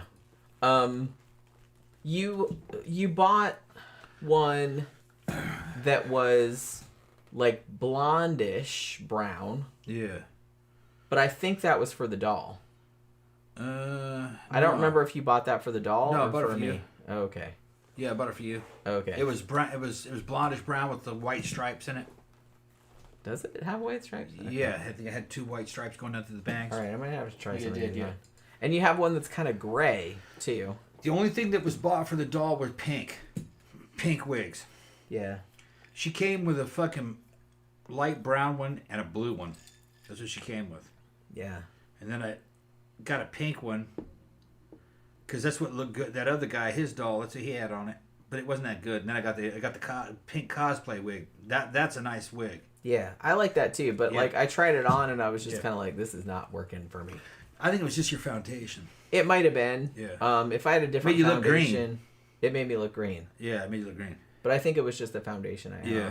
If I had different foundation, it might work. Yeah. But I think the problem too was that the cut of it, because it was pink, and the cut of it, I think it looked too young. You know what I mean? I think it works on a younger person. I don't think it works on somebody my age. Well, because you looked older in it because you were green. Maybe that's what it was. Yeah, that's what I was thinking it was. You just had to you got to get like a light mint foundation or a light shamrock greenish foundation or something to counteract the fucking brown hues. When you have that fucking pick, you could do it. You just have to find the right foundation for that. Yeah. You got to make sure your face is pale when that goes on there. Yeah, because I think the foundation I had on that day was more like a natural color. Yeah, no, you got to and pale. the pink like reflected. Yeah. Because generally, like, what I have found of all the different colored wigs that I have worn out, I generally get the most positive response from blue ones. Yeah. Whether it's this one, which is light blue, or one that's Dark like blue. bright blue, dark Bright blue. That generally gets the most favorable response. Everybody's like, "Oh, that's your color." Yeah, it is. Because it makes you look nice and pale. Yeah. Yeah, but pink doesn't. Pink makes you look green. Yeah. Which Brownish it green. doesn't really work with my coloring, I guess. No. I'm a blue hair motherfucker. But you could change. Although I had bright red hair for a while, and that looked good too. Yeah, bright red looks great on her. But the thing is that bright red is not pink. There's a big difference. But I'm saying is you could wear that pink, but you're going to have to change your foundation. Yeah. You got to I do have a paler foundation. Yeah. I have a couple different colors. I think you need to go for like a very light green or a very light blue foundation. I mean, because the foundation I have on now is like slightly darker in the sense that it's more close to my natural skin color. But when I go out, I usually wear one that's like a shade or two lighter. We're getting all kinds of comments. We're ignoring them. I'm not ignoring them. Okay. Yeah, Tammy is just saying what the topics were. Yeah, killer couple, Michael Bear Carson and Suzanne Carson. Yeah, that's right. Faith healers, railway murders, John Duffy and David Mulcahy, the Final Fantasy house, and the murder of Junko Furuta. So yeah, I was trying to go more in a true crime direction. You see what I was doing? Full Metal. Okay, what? yeah. Full Metal. saying, What? Zach. Zach is saying, where is it? I still like my Beatles conspiracy show idea. Yeah, I mean, I will write that down. Hold on a second. Yeah. Let me write that down because... Zach is saying, you guys, Cole, I don't know what Cole, could also, probably could. AI fuck shit up. You guys could also do a show about BTS disasters on movies. That show was super fun. What's Yeah, BTS remember, like, disasters? we did a, behind the scenes. Behind the scenes, okay. Yeah, I think we did a show a long time ago about, like, fucked up shit that happened like, Yeah. behind this. That was a while People's back. heads getting cut off. Well, yeah. Twilight Zone, the movie. That's calling out there. But yeah, so I'm gonna write down Beatles conspiracies because I can put that in the next thing. But yeah, I was trying to do more. Okay, and then Fullmetal Nosferatu said I sent a link a while back about a true crime incident that affected a company I worked at. It was wicked bizarre. Remind me what that was, because I probably saw it, but I probably do not remember. Yeah. Zach says, Jen, I still think you might look cool if you went with a pixie cut hairdo or something. Well, here's the thing. I always think that periodically, every few years, I get the idea, because my natural hair is not long, but it's, past my shoulders. And for a long time, I usually had, long hair. So every now and then, it's like, I just get sick of having long hair. It's like a pain in the ass to wash, because my hair is, super fine, like baby hair. So it's just kind of every time I wash it, you try to comb it, it's just knots. And it's a pain in the ass. So I'm like, I'm going to cut it fucking short. It's a lot easier. Then I cut it short, and then I'm like, oh, it looks good for a day or two. And then the next 3 days later, I'm always like, oh my God, my head looks like a giant fucking bowling ball. And I hate it. And then I'm like, please grow out.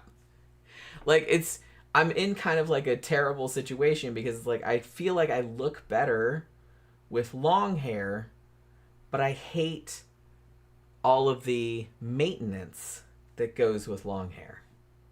You know what I mean? I wish I looked, honestly, I wish I looked good bald, because it's if I could just shave my head and I looked awesome, then I would do that, because I hate it. I hate the fucking all of the maintenance. But I don't look good bald. And I don't think I look good with short hair either. This wig I think looks good, but it's not super, super short. I've cut my hair to my jawline before. And I liked it when I first did it, but then a day or two later I was like, oh my God, why the fuck did I do that? You know what I mean? And then I started putting wigs back on. Because I thought it just made my face look super round and super fat. And I didn't like it.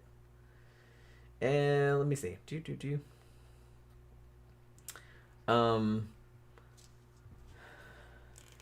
Let's see. Oh, it's people are giving me all kind of good recommendations. Phantom says, guy on TikTok says his grandfather Richard Hoffman is the Zodiac killer. Oh my God.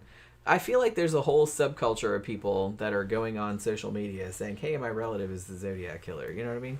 I mean, some of them might be right. I mean, he's got to be somebody's... Well, some of them. I mean, some Yeah. He's got to be somebody's relative, right? Yeah. But yeah, follow-up to the Zodiac would make a good show about his claims. Yeah, that's probably true. So I'm going to write that down. 2. Actually, whenever we start talking about the main iconic fucking serial killers, we get a lot of hits on that. Well, yeah. Fucking man, one of the biggest one we had was the original Night Stalker. Fucking, and then that bitch, and I made all kinds of calls. Remember that? It says he's going to be this and this and this. And a few months later, they caught the motherfucker, and I was right. I was right about who he was. What was that dude's name again? Fucking D'Angelo. Yeah, Joseph D'Angelo, yeah. I told you, I said he's military, and he's a cop. And fucking, yeah, hell yeah, he was.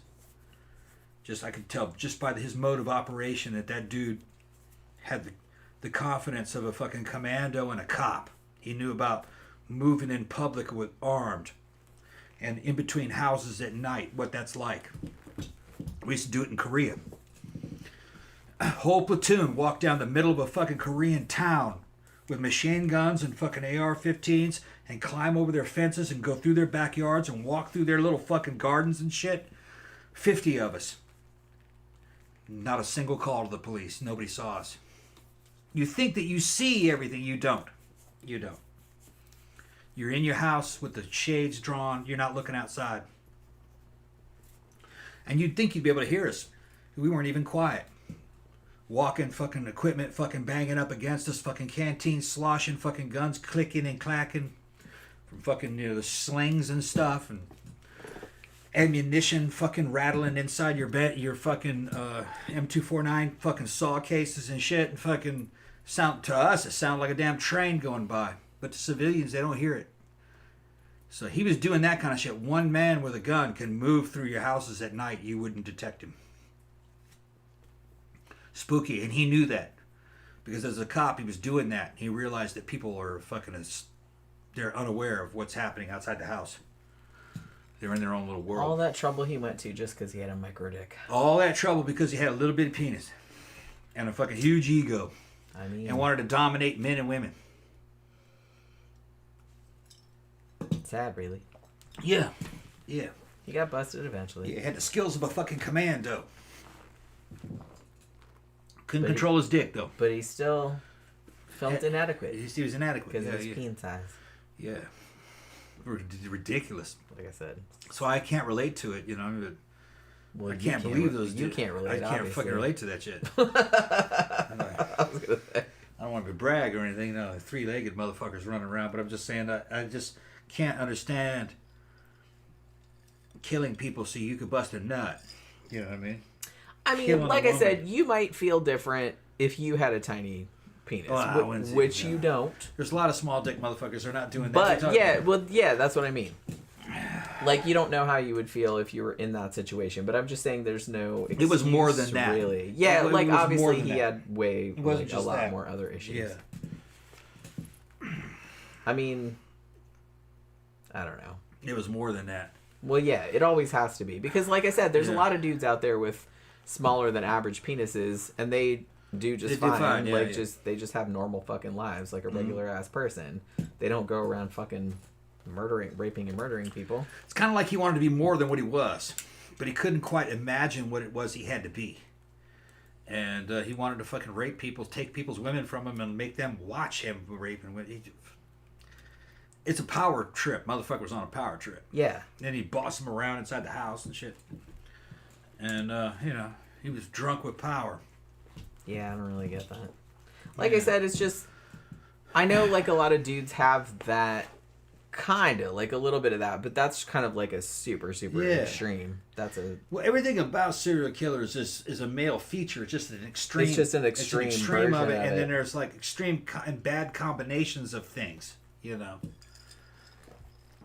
Some of them dudes, I can kind of put myself in their shoes and try to imagine what it was that they're thinking.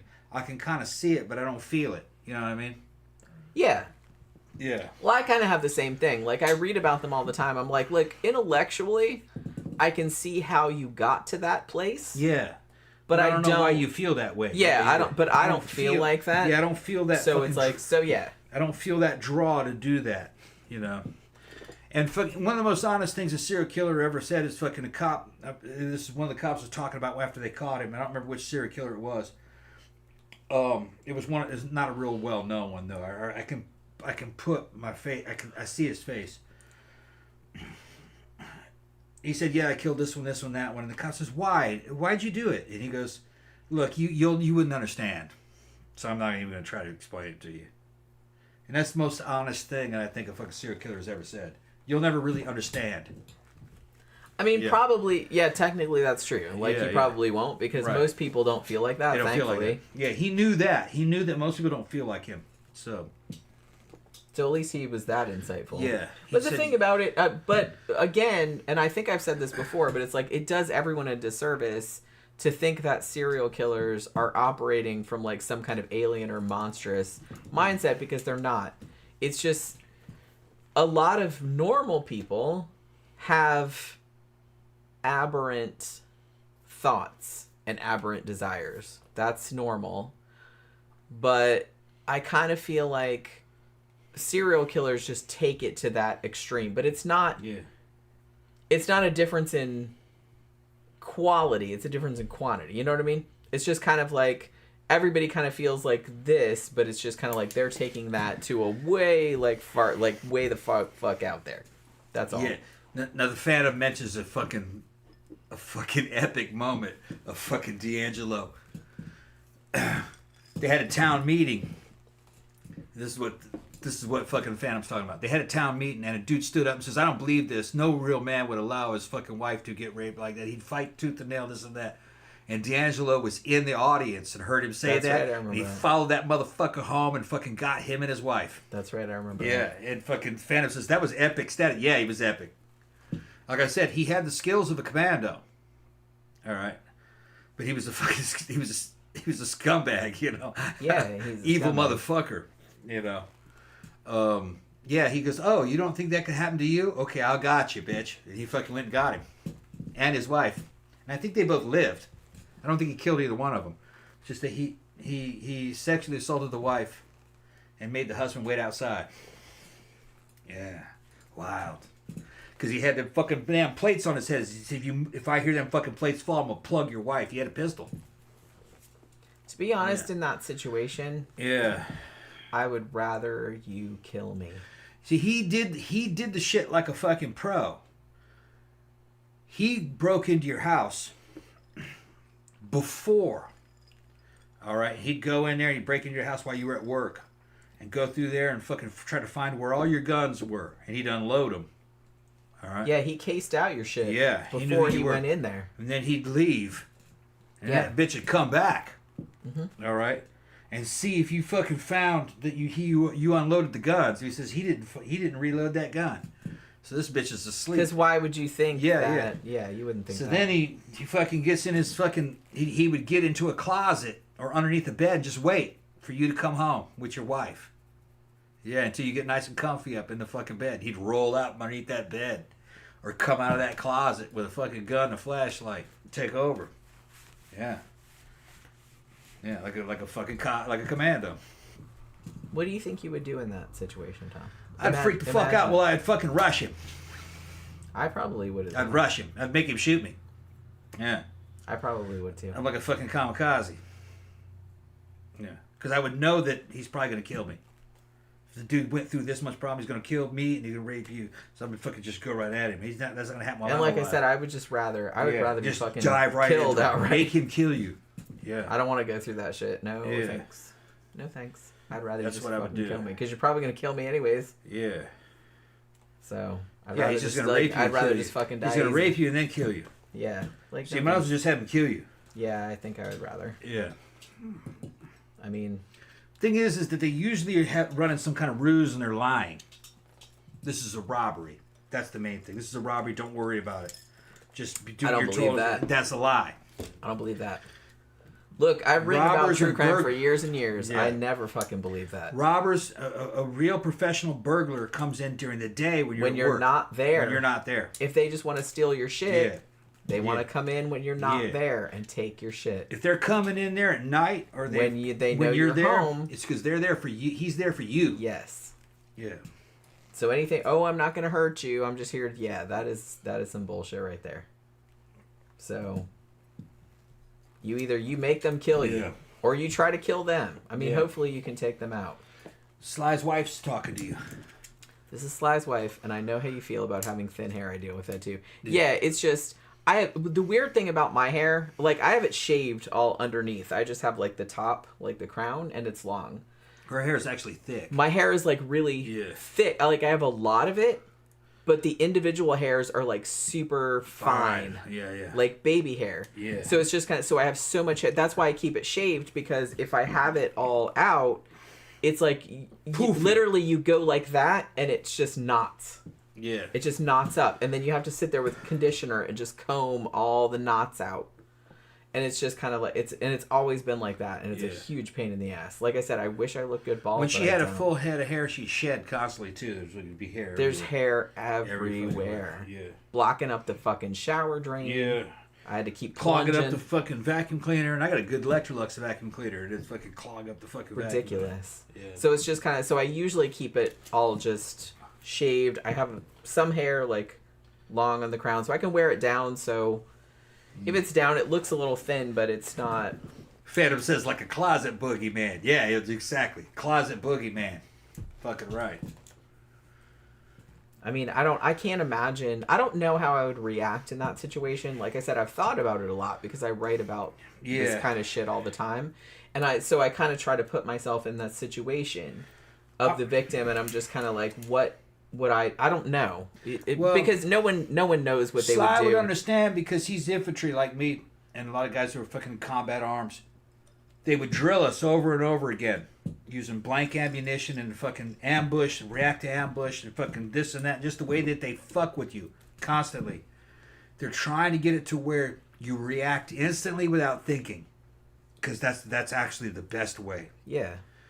Problem is that with civilians is that they think. Soldiers don't think; they just react, and that's why you live, or you die with honor at least. So I would just attack openly, fucking instantly, because I wouldn't be thinking about it. It's just a pre-programmed reaction.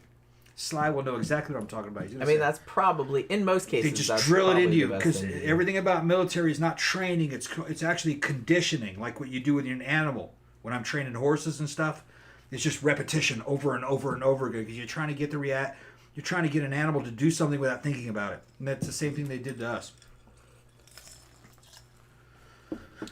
I just always wonder, because I'm kind of one of those people that the second that somebody tries to make me do something, to resist, I instantly am resistant to that. Yeah. And I'm just like naturally, like, even if you tell me, hey, do this, no, I'm not doing that. Yeah. Like, you know what I mean? It's even if you're not threatening me or anything like that. Part of that is that our genes. The Southerners are genetically very defiant, white or black. They're very defiant. Yeah, the second you get like real kind of like, hey, Yeah. you need to. No, I don't need to do anything. I don't you need want to me do to go? anything. Then I ain't going. Nope. Yeah. Nope. I'm not doing it. Got to be something wrong. Yeah.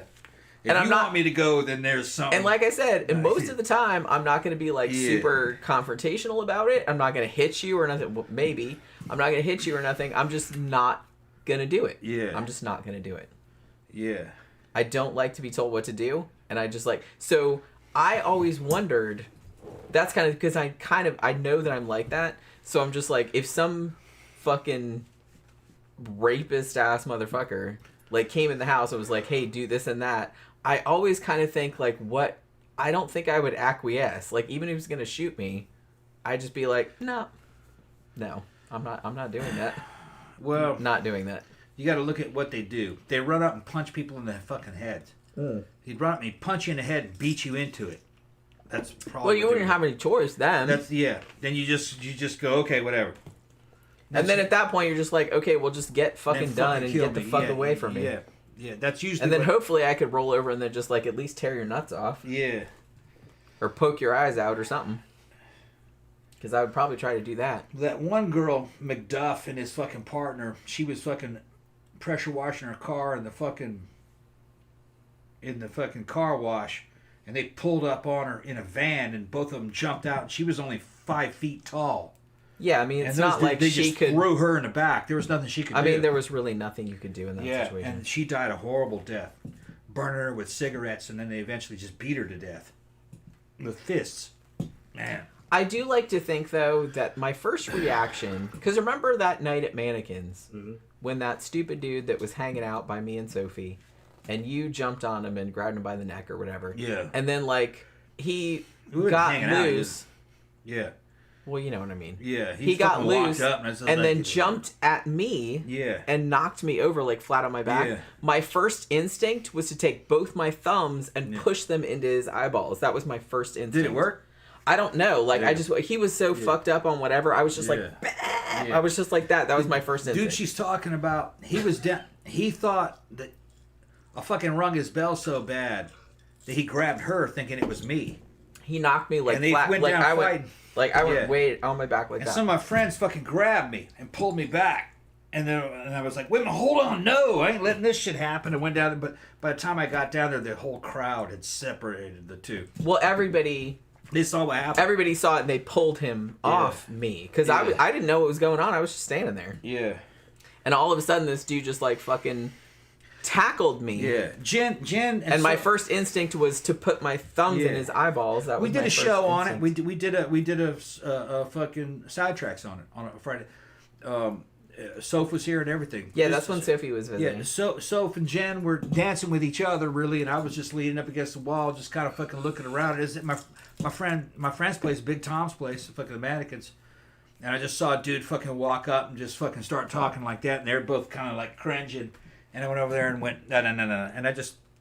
I mean, we were just pulled kind of him- like, yeah, man, yeah, whatever. Yeah. So I just kind of pushed the dude away and turned. And we gave him several chances. Yeah, he yeah. just kept Yeah, and I turned coming around. back, and he kept coming Yeah, back. and I turned around and walked back to the little wall where I was, only like 3 or 4 feet away, and I felt him fucking touch me. And I reached out and pow, fucking popped him. You don't touch me when my back's turned to you. And then I got him in a headlock. I'm sitting there fucking beating him. And he's trying to fucking throw something in my face. He had his drink. Knocked that out of the way. And then fucking... A friend of mine, this girl, says, Tom, let him go. And I let him go for some reason. I shouldn't have.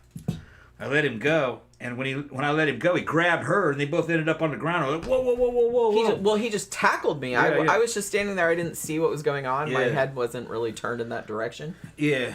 I didn't have him real well. I had him around the fucking... And he just like put me, and I was just like on the floor suddenly, and he's just on me like fucking doing this, and I was just like, what the fuck? And I was just like, pap, and I was like, blind. Yeah. I had him in a headlock, and was punching him in the side of the head, and I didn't have a time. I was getting ready to fucking put him in a sleeper hold and knock him out, but I didn't have time.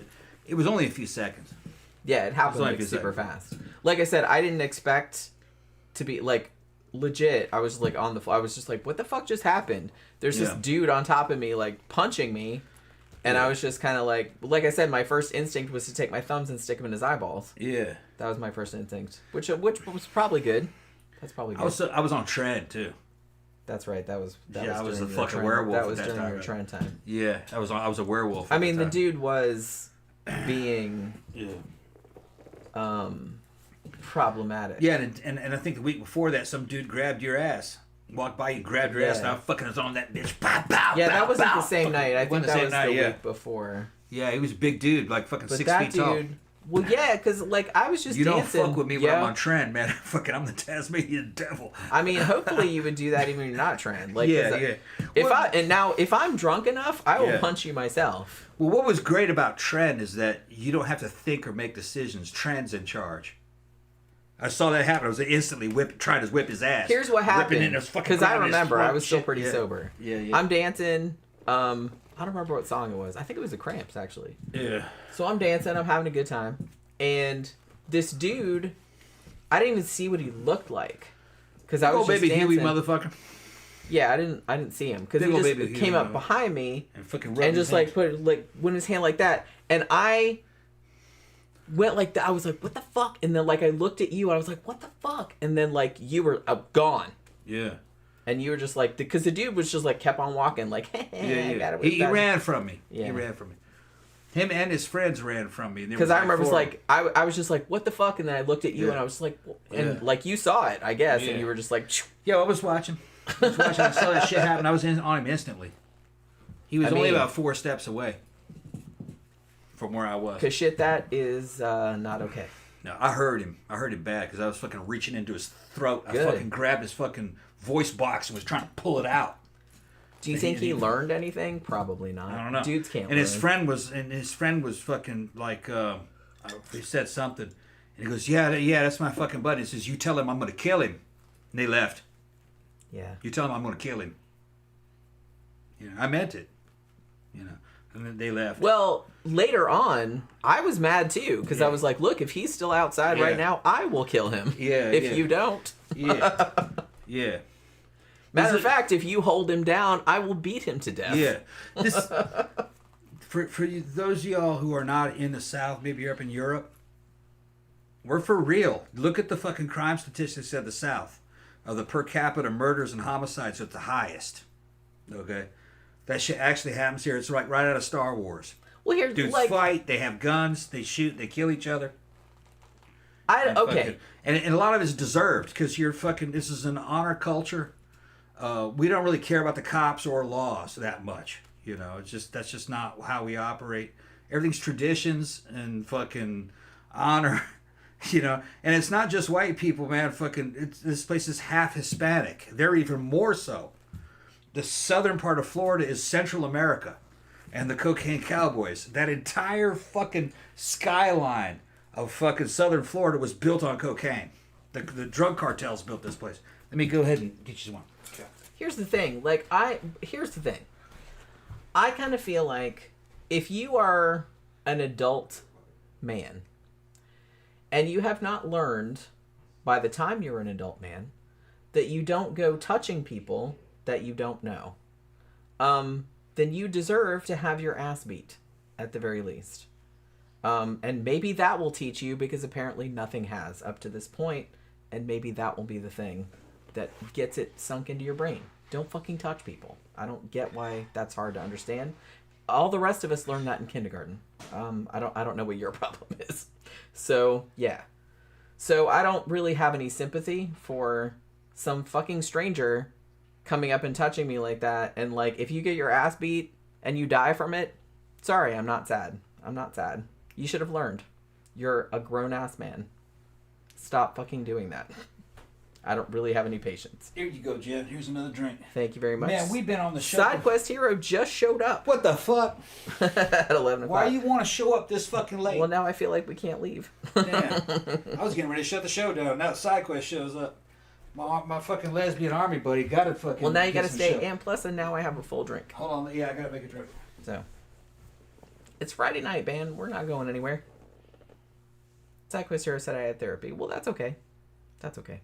Like I said, I wasn't really... I know it's late, but I'm not really planning on going anyplace. Like I said, we're not going anywhere. We're not going anywhere. We're just going to bed after this, probably. Then I watched Changeling with Angelina Jolie. That was actually, like, a good movie, I thought. Did you like it? I liked it. I haven't seen it in a while. That was the one that was... It was kind of based on a true story, I think. Right? That was when, like, her son got switched. I think we did a show about the true story that was based on. But I can't remember what... It was a long time ago, though. Long time ago. Phantom says, Tom's trend story of almost picking a fight with the Indian neighbor who was in his car in your development was a good story. Yeah, I mean, like I said, it had some plus sides, but it was mostly kind of negative. Because... We literally just pulled out of the driveway, and I think, like, our neighbor, I don't know, it was a couple years ago, but, like, our neighbor was having a party or something, and, like, somebody was temporarily, like, blocking the street or blocking the driveway or something, like, for a second, and Tom, like, flipped the fuck out, and he was just like, I'm gonna tear your head out, and I'm just like, can we, just all calm down for a second? This is really not a situation that warrants this kind of violence, so can we just please calm down? You know what I mean? It was just that kind of thing. So, you know, it was that. But like I said, I was happy that he did almost tear the head off that dude that grabbed my ass that night, because, like I said, if I'd been bigger, I'd have done it. What's up,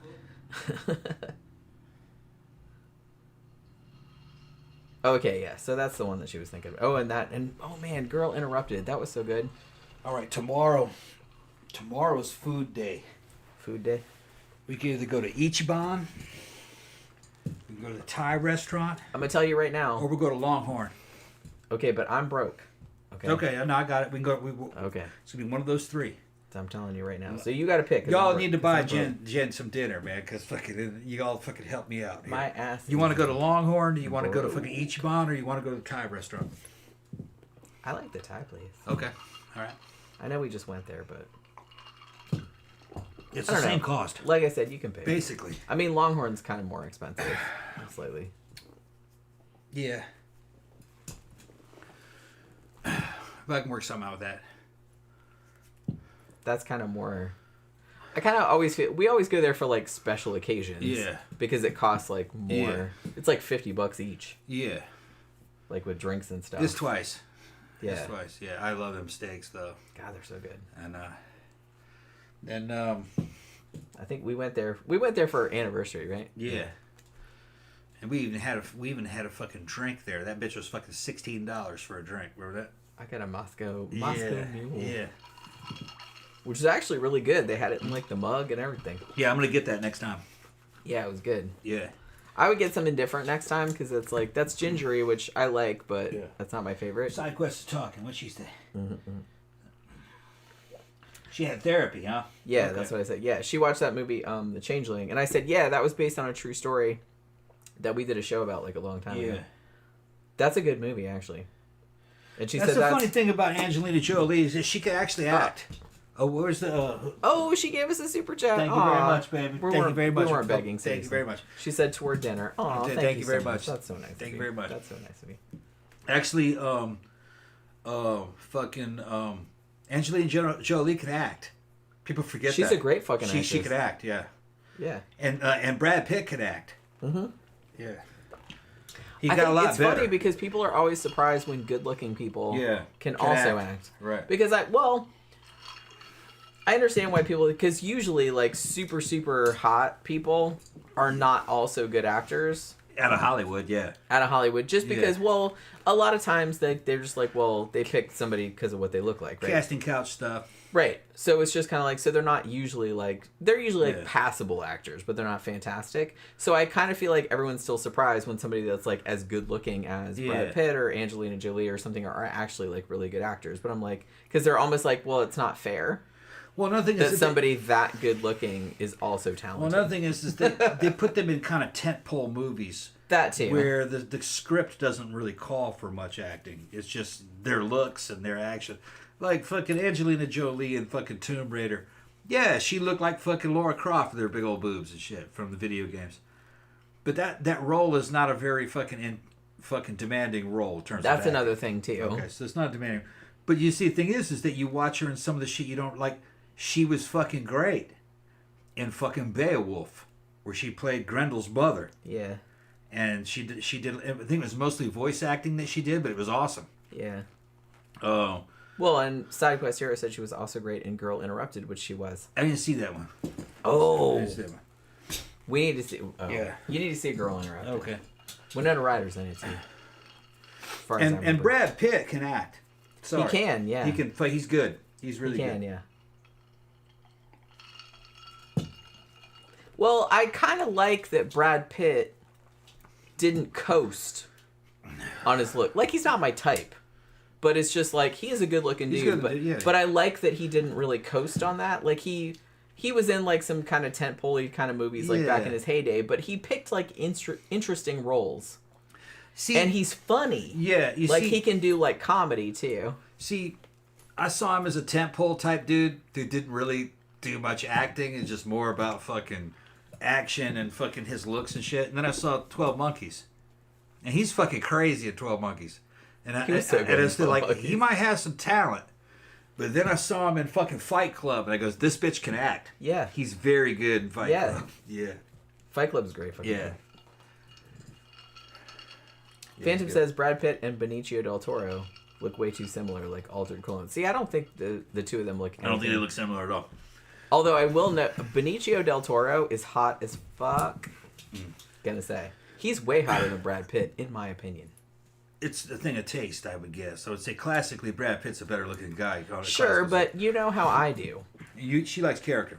I like interesting looking people. Yeah. Brad Pitt, I submit, is a good looking dude. He's a classically good looking dude, but that is usually not that interesting to me. Yeah.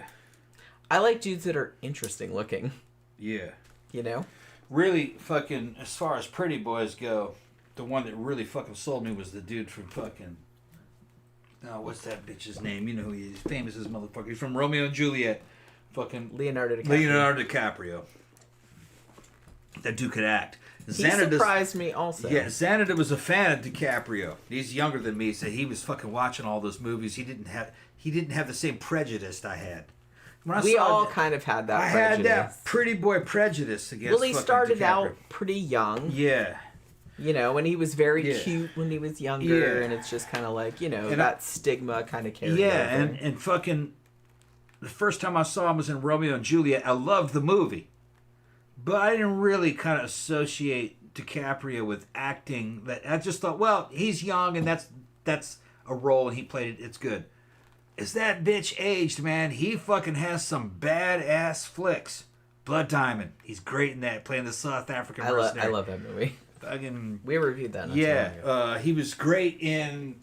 Well, shit, he was fucking great in everything that I fucking saw. I'm just trying to remember everything that he's in. He's good. He's a good actor. He played the Aviator, where he played fucking Howard Hughes. Howard Hughes. He was great in that. You know, he can act. He can act. He's good, and which is surprising because most American actors can't act. British actors can act, but not American actors.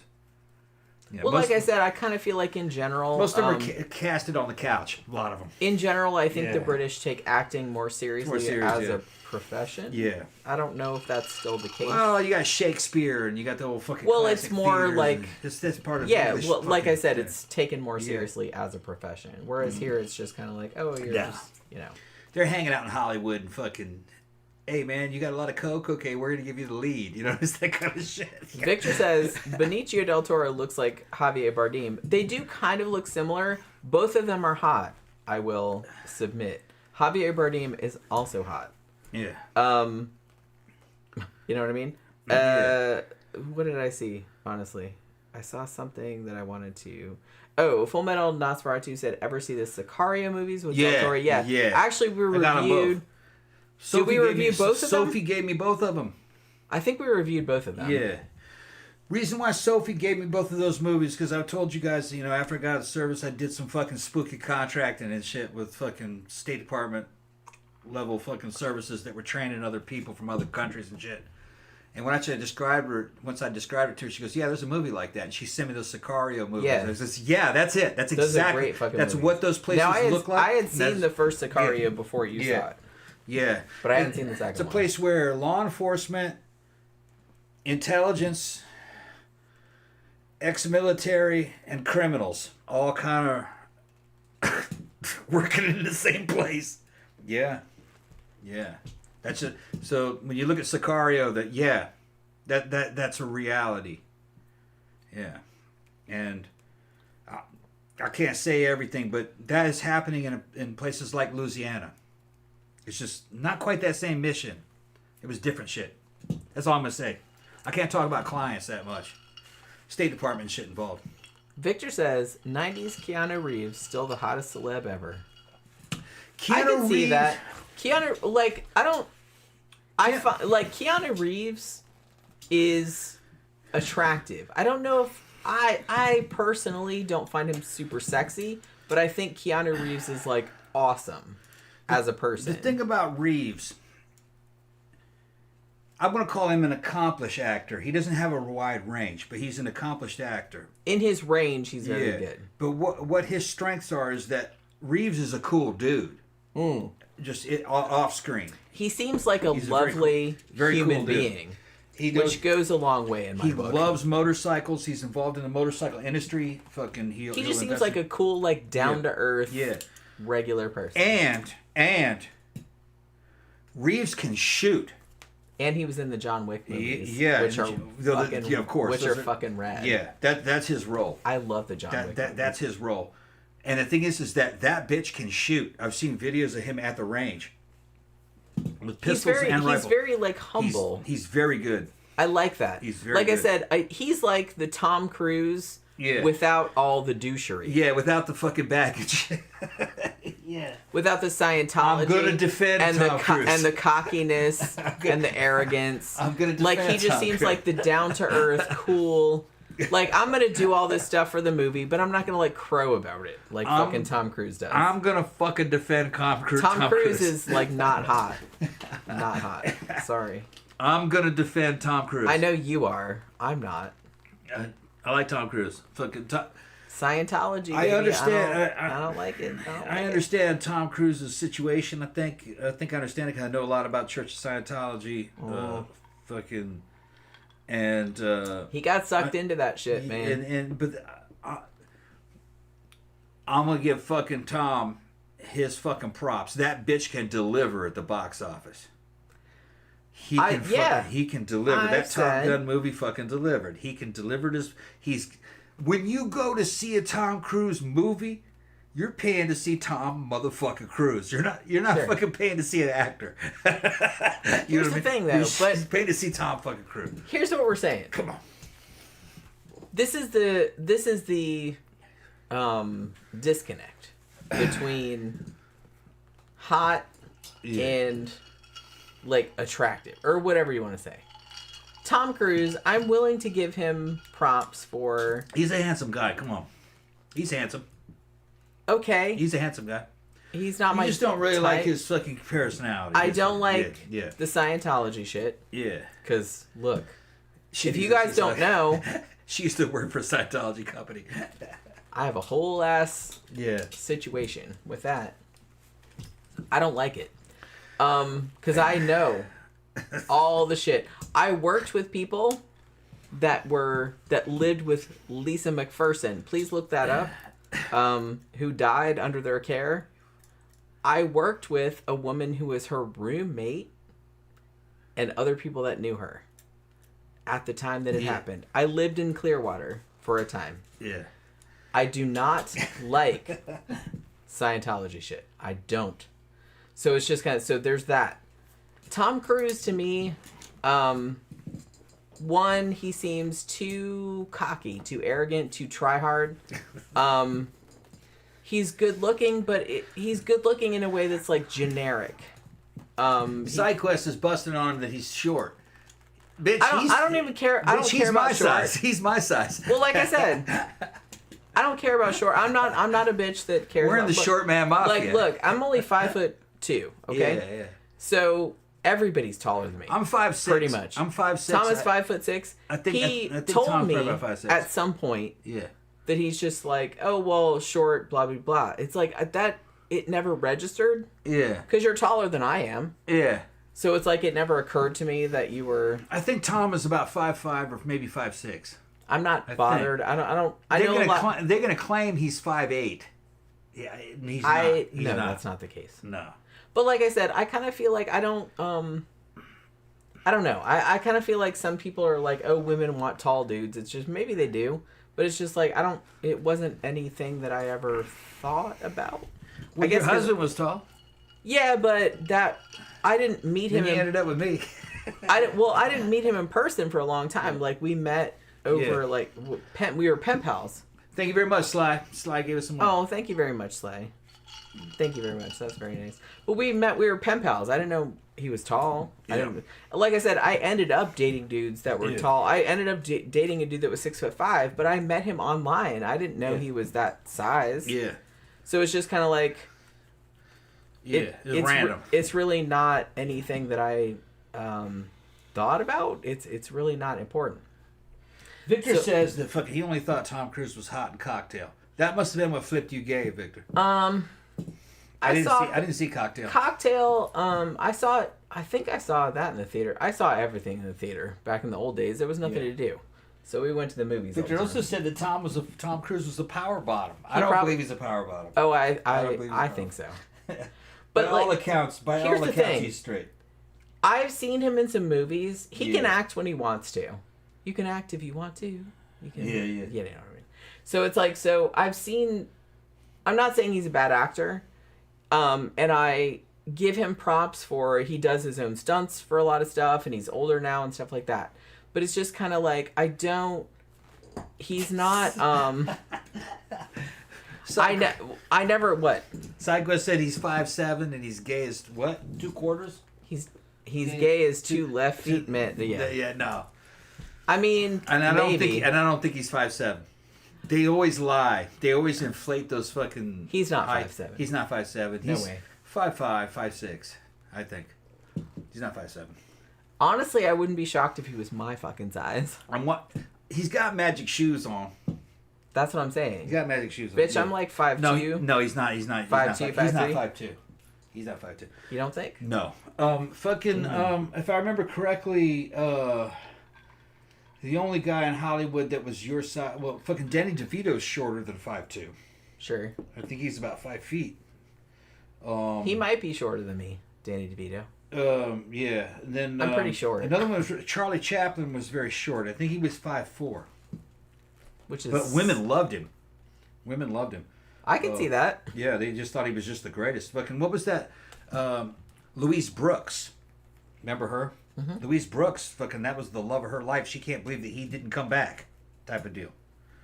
And fucking then all she did is talk shit about all those women. Other women just used him up. Cause she fucking Charlie Chaplin got around. Yeah, Charlie Chaplin got around. Charlie Chaplin rented fucking Louise Brooks's heart for about a month. And they fucking hung out together. And when he left, he cut her a big check. He said for living expenses. That's what he. Did that make her feel like a prostitute though? No, she was thankful because they were fucking partying and fucking he paid her rent and did all kinds of shit and helped her out. But she ended up. I would feel. A lot of people don't know that Louise Brooks ended up being a prostitute. Anyway, she was a call girl and escort. After Hollywood got done with her. Hollywood's a dirty business, but Louise Brooks, beautiful little Louise Brooks, was a hooker. After her, and she was only really doing movies in Hollywood for like 6-7 years, not very long. maybe 5. What's a girl in LA gonna do after that? She can't go get a job at the fucking department store. You know. Well, back in those days, there was nothing you could do back in those days. You didn't really have a lot of options. No, so she became a call girl. Yeah. Sidequest here said I'm 5'4", so I've never. Yeah. Well, like I said, I'm not. Honestly, it's really. I know that a lot of dudes are like hung up on height, and maybe some women are too. Like women are. I don't really. Statistics say that women, I didn't really know any women like that. In my real life. Statistics say that women ask for men over 5 feet. Or excuse me, over 6 feet. But like I said, the problem is that's not the ones they end up with. They end up with ones that they like. It doesn't matter how tall they are. So like I said, it's a little. I kind of feel like all these incel dudes are kind of taking this statistical information. Yeah, statistics don't mean women much. like this and that and the other, but it's just like, well, that's like a hypothetical. It's not who those women end up with or anything like that. Because, like I said, I never had a preference because of height. I'm a short motherfucker myself, so height I never really thought of it as a.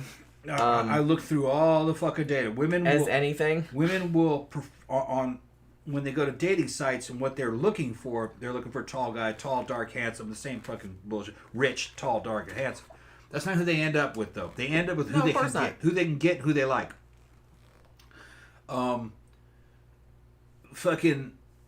If you actually were to look at what women ask for on dating sites, they want like over 6 feet tall, 6-pack, fucking making over 6 figures. That's already right there less than 5% of the men in the United States, so that's a very tiny fraction of them. That's not who they end up with. Well, like I said, hypothetical. It's just hypothetical. And realism are two different things. The dudes that are of that woman's specifications, like he's tall like that, he's got all that money, he's fucking looking good, he's fucking blah, blah, blah, blah. That dude has women beating down his door. She's going to lose out of the competition. Those dudes don't tend to not get married. Because why would you get married? It's a constant conveyor belt of hot chicks. You know, so just because a guy's tall doesn't necessarily mean that he's going to end up with a girl. He'll end up with girls, but not the girl that's looking for that tall guy. You know what I'm talking about? It doesn't necessarily mean it. So, if women end up with the dudes that they can get and the ones that they like. Which is why that's just how it is. A lot of these dudes, they got all kinds of dudes that say, "Oh yeah, she's got to be fucking 5'2" and have fucking triple E fucking chest, a little bit of skinny waist, big old fucking ass, blah blah blah." Yeah, there's women out there they're like that, but she's not gonna be with you. You know what I mean? Well, see, I kind of feel like that's why I always kind of thought, I don't know, even though it's like it's dumb to have like a type, because it's like I don't know what's my type until I meet that person. It's like if I meet a person... Jen was open-minded. Yeah. Jen's open-minded. And more people should be like that. Like, I kind of feel like if you're limiting your options by saying, oh, well, I only want this, that, the other thing. Like, you have this list. Most of the data that I've been looking at is Gen Z data, and these are younger people, and this is from... And I don't think that that's... I don't think in the real world that's how it works out. Most of them are not in the real world. They're on their little phones. They don't know... They don't have the social skills that we had. They don't realize what it is they're asking for. And they don't have a realistic view of who they are and what they can get. That's part of it. Like, bro, if you come at me, like if I was single, which obviously I'm not, but if you come at me, whatever it is you fucking look like, and you're like fucking super into horror movies, or you're super funny, or you have like some kind of cool shit that makes you like sexy, I don't give a fuck what you look like. I don't give a shit how tall you are. I don't give a shit how much money you have. It's just, it's gonna work out. Well, you know what I mean? Yeah, I know what Jen's talking about, but there's within reason. There are people out there that are fucking horribly deformed and fucking crisp, but that's not what she's talking about. No, I'm not. I'm just talking about within normal parameters. It's like if you come at me and it's like I meet you and we vibe about something, if you have any fucking flaws or whatever, that's not gonna be an issue. Like that's how we met. Well, yeah, and like I said, it never occurred to me Honestly. That I was short. Well, no, you said later, it's like, oh, I'm like short. It's like that, honestly, I never thought of it. Yeah. Until you brought it up. Yeah. And like I said, my first husband was very tall. He was 6'3", so he was like at least a foot taller than I was. And I dated dudes that were like 6'5". I dated dudes that were shorter than that. Like I said, it wasn't anything that I thought of. I never really had an issue with me being short because I don't have an issue with it either. I never really thought about it. And I don't either. And even back in high school, you know what I mean? I could get dates with fucking Swedish girls who were 6'1". They were too fucking tall. You know? They were too fucking tall for anybody. And really fucking going on a date with her and hanging out with her, I realized how rough tall girls have it. They have it worse than a fucking short dude. Oh, big time. Because they can't get... I knew some 6 foot plus girls. Yeah. In high school and college. Yeah, and she was cute, man, but she was really 6 foot. Hard. They had a hard time. Feet bigger than a man's feet. They had a hard time. You know what I mean? They have a hard time. Way harder time than a dude would have. So you have to approach that. You know what I mean? That's not for you for my little short kings out there. I would call you a short king. I know they call them the short king. We call you a short king out there. My advice is that go for one that's fucking unreasonably tall. And, you know, unreasonable. She's just fucking tall as fuck. Because that chick's probably lonely. They can't. The dudes that match their size aren't going out with them. They're going out with little short. They want little short, cute little things over there. So tall girls have a hard time. They have it the hardest. Like I said, I had some friends in school that were real tall, like 6 foot plus. Brigitte Nielsen. They had a hard time. Brigitte Nielsen, okay, who is a fucking sex symbol of the 80s, was a big old tall 6 foot something blonde. You know, she was in fucking all kinds of movies. She was in Beverly Hills Cop 2. She ended up with Flavor Flav. Flavor Flav was a little brother like 5'3", 5'4". Yeah, he's like my size. Yeah, he's like little skinny ass Flavor Flav. You know, little black dude. You know what I mean? Like I said, total opposites. Hey, okay? And it's just because he had game and she thought he was great. Sure. You know what I mean? Fucking. And like she couldn't get much action because how tall she was. And then she'd fuck with him. There's all kinds of fucking Flavor Flav roasts with her roasting him and shit on the team and shit. So they would just roast each other about their size, about how small he was and how big she was. But that's cool, part of the thing. Yeah. Like, you gotta fucking own it. Yeah. Like I said, I'm a little bitty motherfucker. I'm like 5'2", like I said. So it's like most people are taller than me. So it's like, it's not really anything that I ever had to deal with. So I never really was bothered by, it literally never occurred to me about dudes' height. If they were taller than me or shorter than me, I never thought of it. I really didn't. Yeah. I really didn't. It never ever crossed my mind. So I ended up with some like tall ass dudes, but like that wasn't on purpose. Like I didn't, like I said, I met most of them online or in other ways where I didn't meet them in person. So it was just kind of like, it wasn't like, oh, a tall dude. It wasn't like that. I just kind of ended up with them because I liked them for other reasons. And then they just happened to be tall. You know what I mean? Yeah. So it's just like Listen to what SideQuest said. What did he say? About her mom. What'd she say? Working for the governor of fucking California. So my mom worked in California government when Arnold was governor. Yeah. And he would not take pictures next to my mom because she was almost 6 feet tall. Yeah. It doesn't surprise me. Well, how tall is Arnold? Arnold's not that tall. Arnold is not as tall as people think he is. I think he's just about 6 feet. Although some have said that no, he's more like 5'11". So I don't know. Still, it's taller than me, so I'm not bothered about it. Arnold was not that tall. If you look at Conan, and he seems insecure about it. No, it's just that he doesn't. You know, he wants to be towering over everybody. You know, he seems insecure about it. Yeah. Like I said. Yeah, I guess so. Because if you weren't insecure about it, you wouldn't care, would you? Arnold had a fucking larger than I have to be the tallest person in the picture. Yeah. That's insecurity, baby. That's what that is. I don't want women to be taller than me. I don't know. You let me wear shoes that like make me taller than you. No. I was talking about fucking Arnold saying I don't want a fucking woman to be taller than me. Here's the hilarious thing. That's what Arnold's saying. Last Saturday, we went to the Thai restaurant in Mount Dora. And we're walking back to our car after the restaurant. Oh yeah, the black girls. And these two girls. Yeah. I had They're awesome. my sandals on. They were like stacked, like this tall.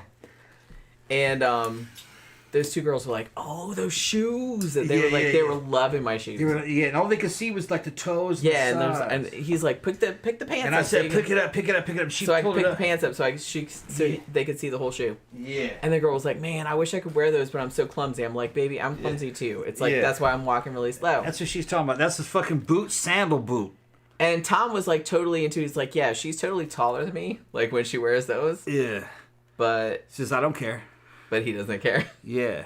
Because I legitimately, honestly, wear shoes that make me taller than him. And two black girls saw that shit and they freaked out. Ooh! They loved those. They loved them. But see, that's the cool thing about Tom is like, he's like, yeah, wear those platform boots. Yeah. Like he's in real life, like when we're in bare feet, he's probably he's 2 or 3 inches taller than me. But if I wear platform boots, he wears flat ones, then I'm taller than he is, but he does not have a problem with that at all. He's just like, that's all right. Yeah. He's into it. So it's just, like I said, it's insecurity is what it is. Yeah. You don't like a woman taller than you? I don't know. A lot of dudes don't like a woman taller than them. Said that he was noticeably shorter than her. Interesting. And she was 6'1", 6'1", around that. So yeah. I believe so. Like I'm telling you, if you go on Google and fucking start Googling these celebrities' heights, they're gonna give you a wrong number. It's gonna be wrong. Well, they're always gonna inflate it. They're gonna inflate it for some weird reason. Tom Cruise not 5'7". No. 5'5", 5'6". I think he's your size. Yeah, my size, 5'6" probably. And I only pick on him because of that, because of other reasons, because he's a douche for other reasons. Not because he's short. He wouldn't get picked picked on. He's a Scientologist. He wouldn't get picked on, pick on him as much if it wasn't for his fucking zaniness. And because Michael J. And because he's an arrogant, cocky motherfucker. Michael J. Fox is like 5'4", 5'5". Nobody picks on him. Nobody says anything about his height. Because he's not a jerk. Yeah. See? Yeah. They're not picking on him because of his height. They're picking on him because, 1, he's a Scientologist, which is fucked up, and 2, he's a cocky, arrogant motherfucker. Yeah. Well, and everybody wants to bring you down a peg. That's why. Michael J. Fox is a lovely human being. So no one picks on him for being short because why would you? You know? And then when said David Bowie's tall, married a short girl. Which one, Iman? Is Iman short? I don't think Iman's short. I don't know. I gotta pee. Iman, from what I remember, is a pretty tall model. Well, she looks tall, but I don't know how tall she is. Maybe, yeah, that's the same thing. Grace Jones looks tall as shit. I think she's 5 feet tall. Yeah, she's like shorter than I am. Yeah. It's because her build, she's kind of like built like a little bit like Sonia, our friend. But, Grace. Grace was the shit, man. Fucking, I don't know what she's doing now. She's got to be old now. She's got to be close to 70, huh? I remember when she was the fucking... People were all mystified. They'd have her on James Bond movies. Be on commercials with Adam Ant. She was really one of the best things about Conan 2. I didn't like Conan 2 that much, but Grace Jones was fucking great in it. At the time, I hated fucking Conan 2 when it came out. Because of those boss fights with those cheap-ass fucking monsters. But looking back on it, that's kind of close to the fucking comic book version of Conan. Kind of like Marvel Comics.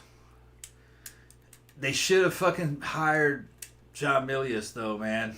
Fucking Dino fucked that up, man. They should have hired Milius. And that 2 would have been a fucking classic.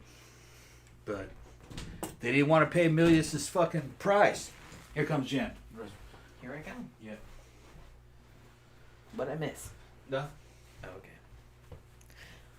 What did I miss? All right.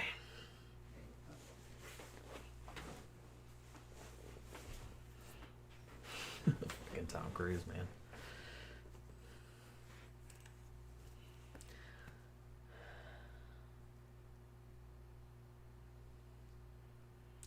Famke Janssen. Oh, yeah.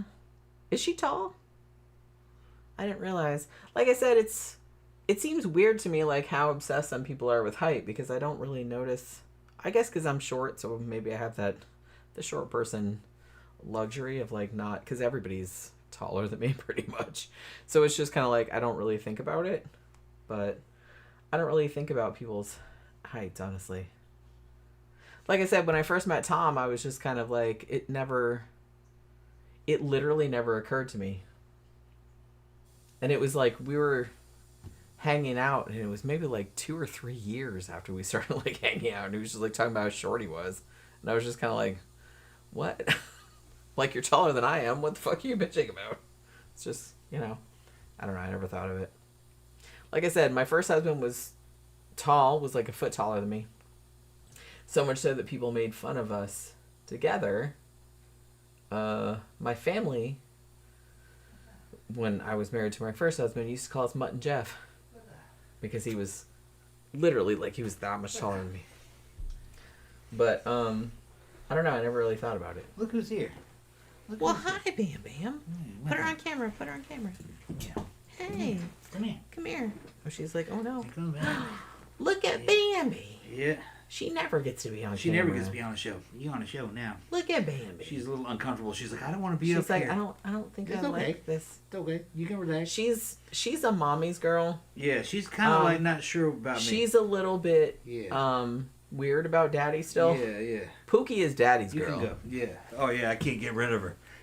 Pookie will hang out with daddy all day fucking long. Day. Yeah. And like, we're in bed at night, And she'll come up there and and she sit on just my comes chest. and she just like lays on Daddy, are you awake? She lays on me too, but it's like she mostly lays on daddy. Yeah. You awake? Yeah, I'm awake. Get the fuck off me. but daddy. Yeah. She'll just like lay there and like look in his face. Look in my face. It's so funny. It's only 2:00. Yeah. It's like that. Why are you sleeping? But Bambi, who we just got her, it was a year ago, August.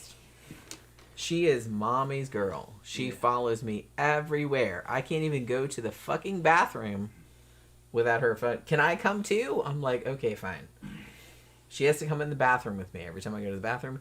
Every time I get up to go get a glass of water or whatever it is, she just has to like run under my feet and plop and like want to get petted. It's a whole thing. She is definitely mommy's girl. It's like super funny.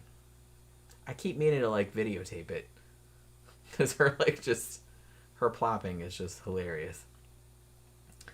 Let's see.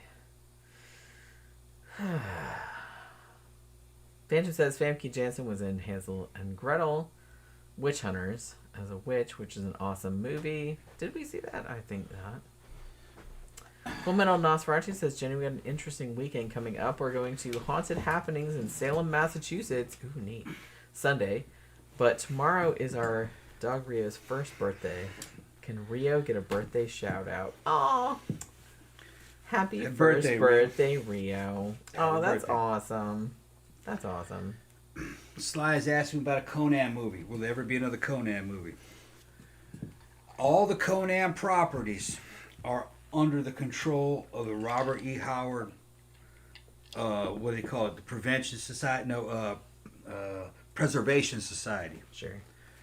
And it's because some Conan shit was made in Hollywood that is not legit to the Conan or to Robert Howard's fucking work.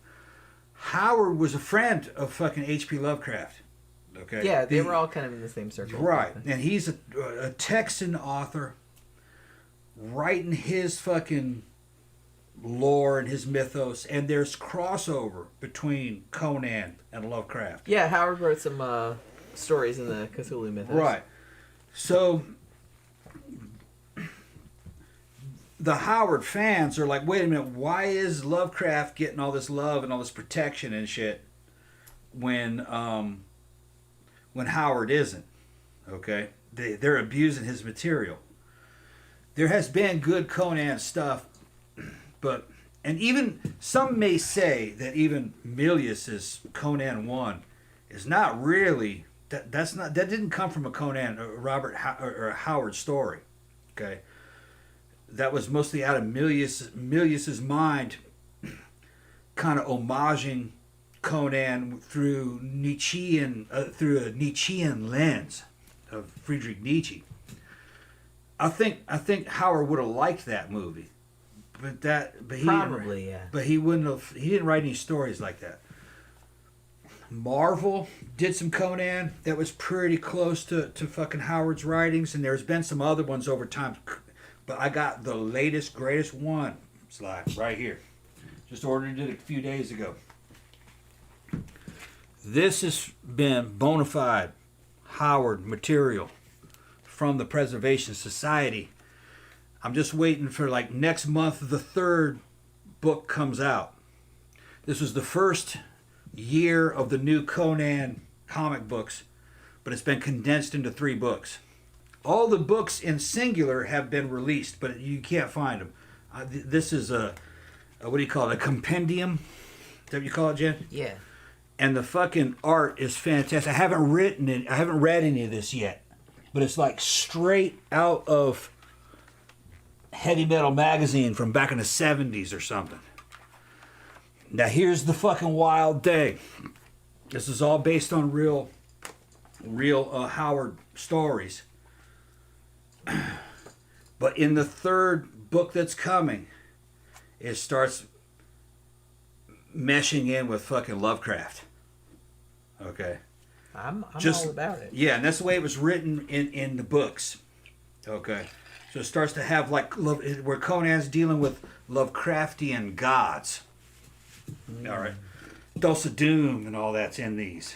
Okay, but I haven't read them yet. I don't know where Thulsa Doom arrives.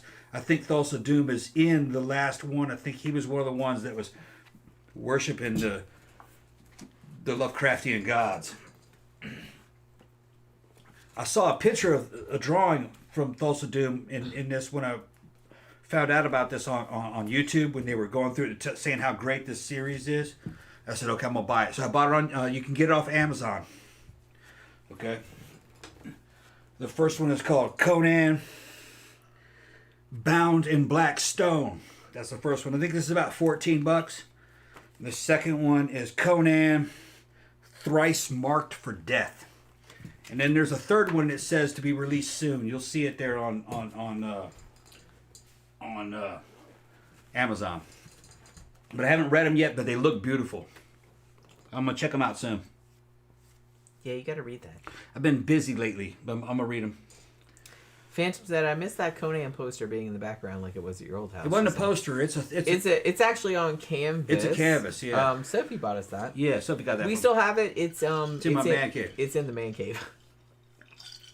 So that's where it is now. We still have it, obviously, but it's in the man cave now. So like, just not behind us. Sly asked you to do a review of them when you read them. Review of what?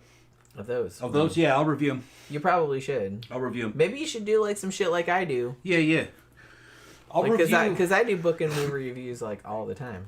I'll review each compendium on its own. Yeah. And we'll see how it goes.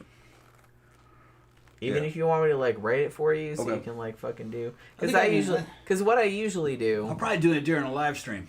Okay. I'll probably live stream it. What I usually do for my videos is I'll read a book or watch a movie, and then I'll kind of write down my thoughts about it, and then I'll do a video, and then I'll kind of refine the shit and like do a blog post about it. So I have 2 things, but you know what I mean. But the Robert E. Howard fucking experts who are fucking super fans approve of this new series. All right. And the Preservation Society was behind all this. They got the best fucking artists, the best writers. And they're controlling the quality. The Preservation Society is now doing quality control. You can't fuck with Conan without going through them. So this is what was recommended to me through like Midnight's Edge and some other really big channels who are into this shit. So I'm just gonna take it at their word. I've only read like one Conan book, and that was back when I was like in the 8th grade, maybe 7th grade. I don't remember much about it. I liked it at the time. I just was like, man, this isn't the Conan I saw in the movie. He talks a lot. You know, it's different. Yeah, he talks a lot. Well, let me. He's a little more intelligent. If you want me to read it to you, I will. What's that? Like those. No, I don't have to read it to me. What are you talking about? It's a comic book. Well, I know that, but it's just like, I know that sometimes you're just like, well, you don't really like reading stuff. Yeah, I don't really like reading that much. But no, I want to see the comic book. I can read a comic book. My eyes jump around on the page. Because we still haven't. Because one of these days, I bought you that. I bought you that Billy Idol book. And I'm halfway through it though. And I bought you that the book about the dude from Iron Maiden. No, not Iron Maiden. Judas Priest. And, no, you bought that book. No, you didn't buy that book. Yeah, I bought it. You bought it? Okay, yeah. And I was gonna read it to you. Okay, yeah. We just haven't got around to it. About Rob Halford. Yeah, Rob Halford. There. Yeah. Full Metal Nosferatu says, Jenny and Tom, what is a good way to mail some content to y'all? Okay. DVDs, books, collectibles, etc. I don't know if I want to just message me on Facebook, and I will send you our mailing address. I mean, I could put it in here. I don't really care that much. No. Contact her and she'll give you the mailing address.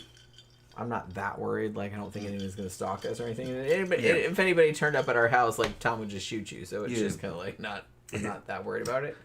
But yeah. So just like message me on Facebook or Instagram or something like that, and I will give you our home address, and you can send us stuff if you really want to, which we would appreciate. We always like. Yeah, we've had people send us all kinds of stuff. Like I said, old heavy metal magazines and shit. Xanadu just sent us New Jack movies City too. Yeah, and people send us movies. Yeah, if you send us movies, we review it. That goes right to the front of the line.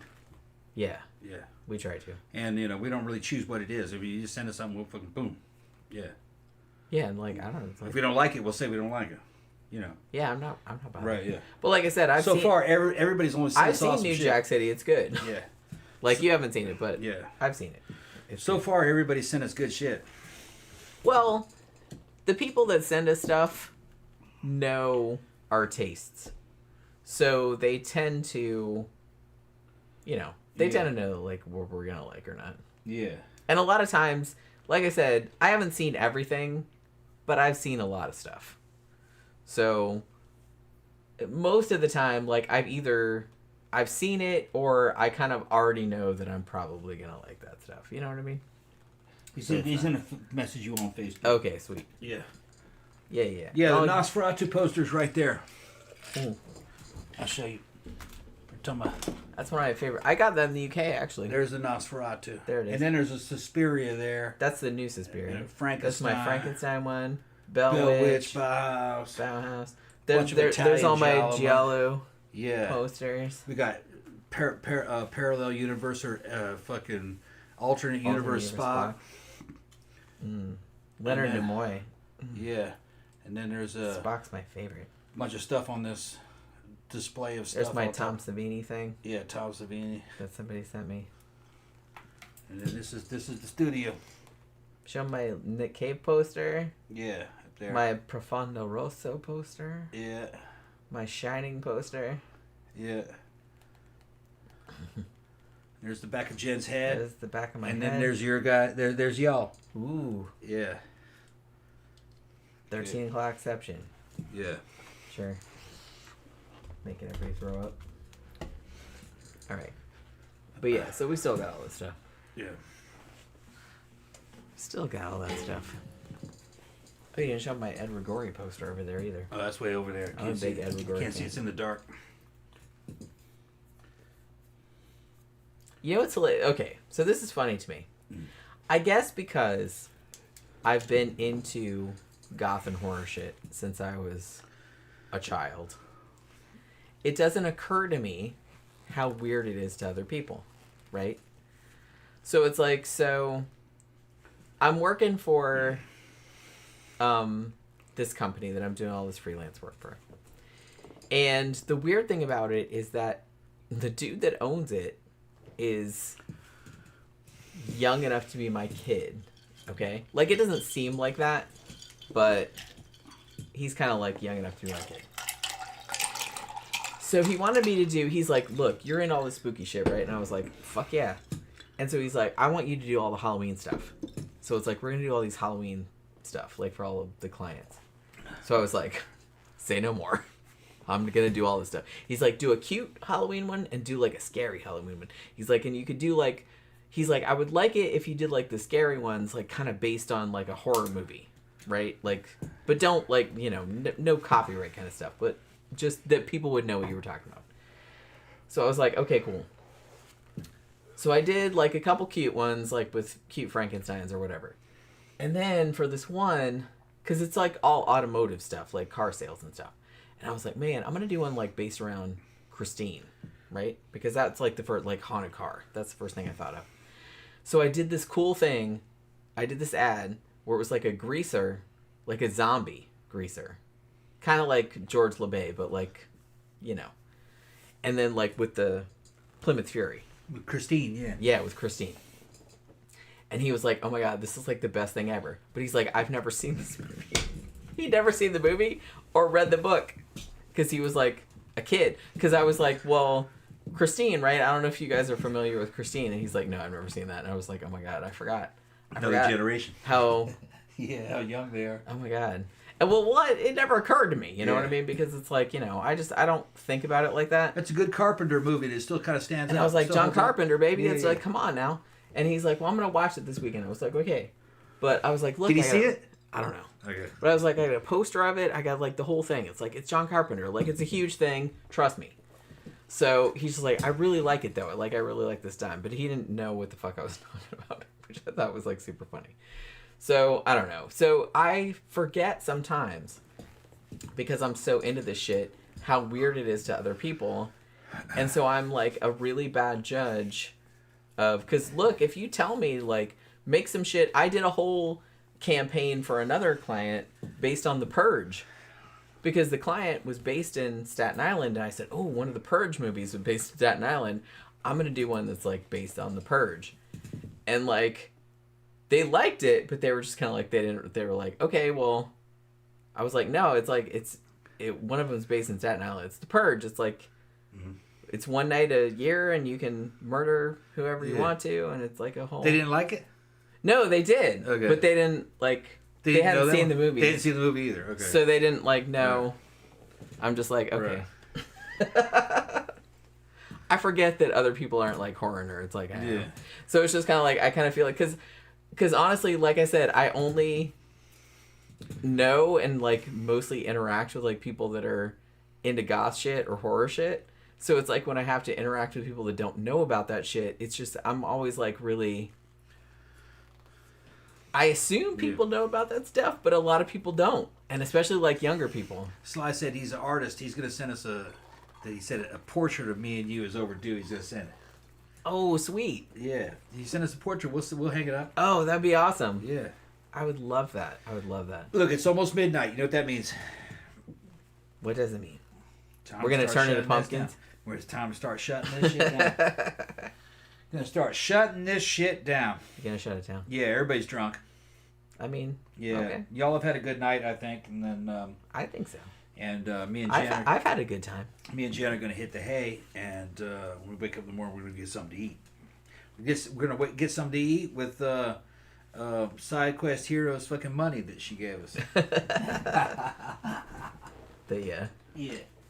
So go ahead and shut it down, Jen. All right. So thank you everybody for hanging out with us this evening. Thank you so much for your super chats. It's always so fun talking to you guys on Friday nights. It's my favorite show of the week. Yep. Oh wait, Phantom says film Christine when the knife wielding bully gets crushed in the alleyway while holding the knife was done in the knife. Oh yeah, like. I love that movie. I'm sorry. I think that's really underrated. But, you know, I did a whole, like, ad campaign based on that. So we'll see how that goes. But, yeah. So thanks, everybody, for dropping by this evening. Thank you for hanging out with us on this Friday night. Thank you for all your super chats. Full Metal Nosferatu says, I'll contact you tomorrow. Awesome. Yeah, I will look on my messages tomorrow, and I'll tell you what our... Like I said, I don't really have a problem with, like, putting the address in here, but... You never know. So, just message me and I'll send you our home address. We don't have a P.O. box or anything like that. But like I said, I don't think you're going to, like, fucking stalk us or anything like that. It's fine. So yeah. Thank you, everybody, for hanging out with us this evening. We will see you again on Monday night. Like I said, Monday night's review is probably going to be New Jack City because they ended up send it to us, and we're going to review that. And I've been wanting to rewatch it anyway. So yeah. Here we go. It's very, very late. We're very, very drunk. And thank you, everybody, for coming and hanging out with us this evening. We will see you again on Monday night. Good night.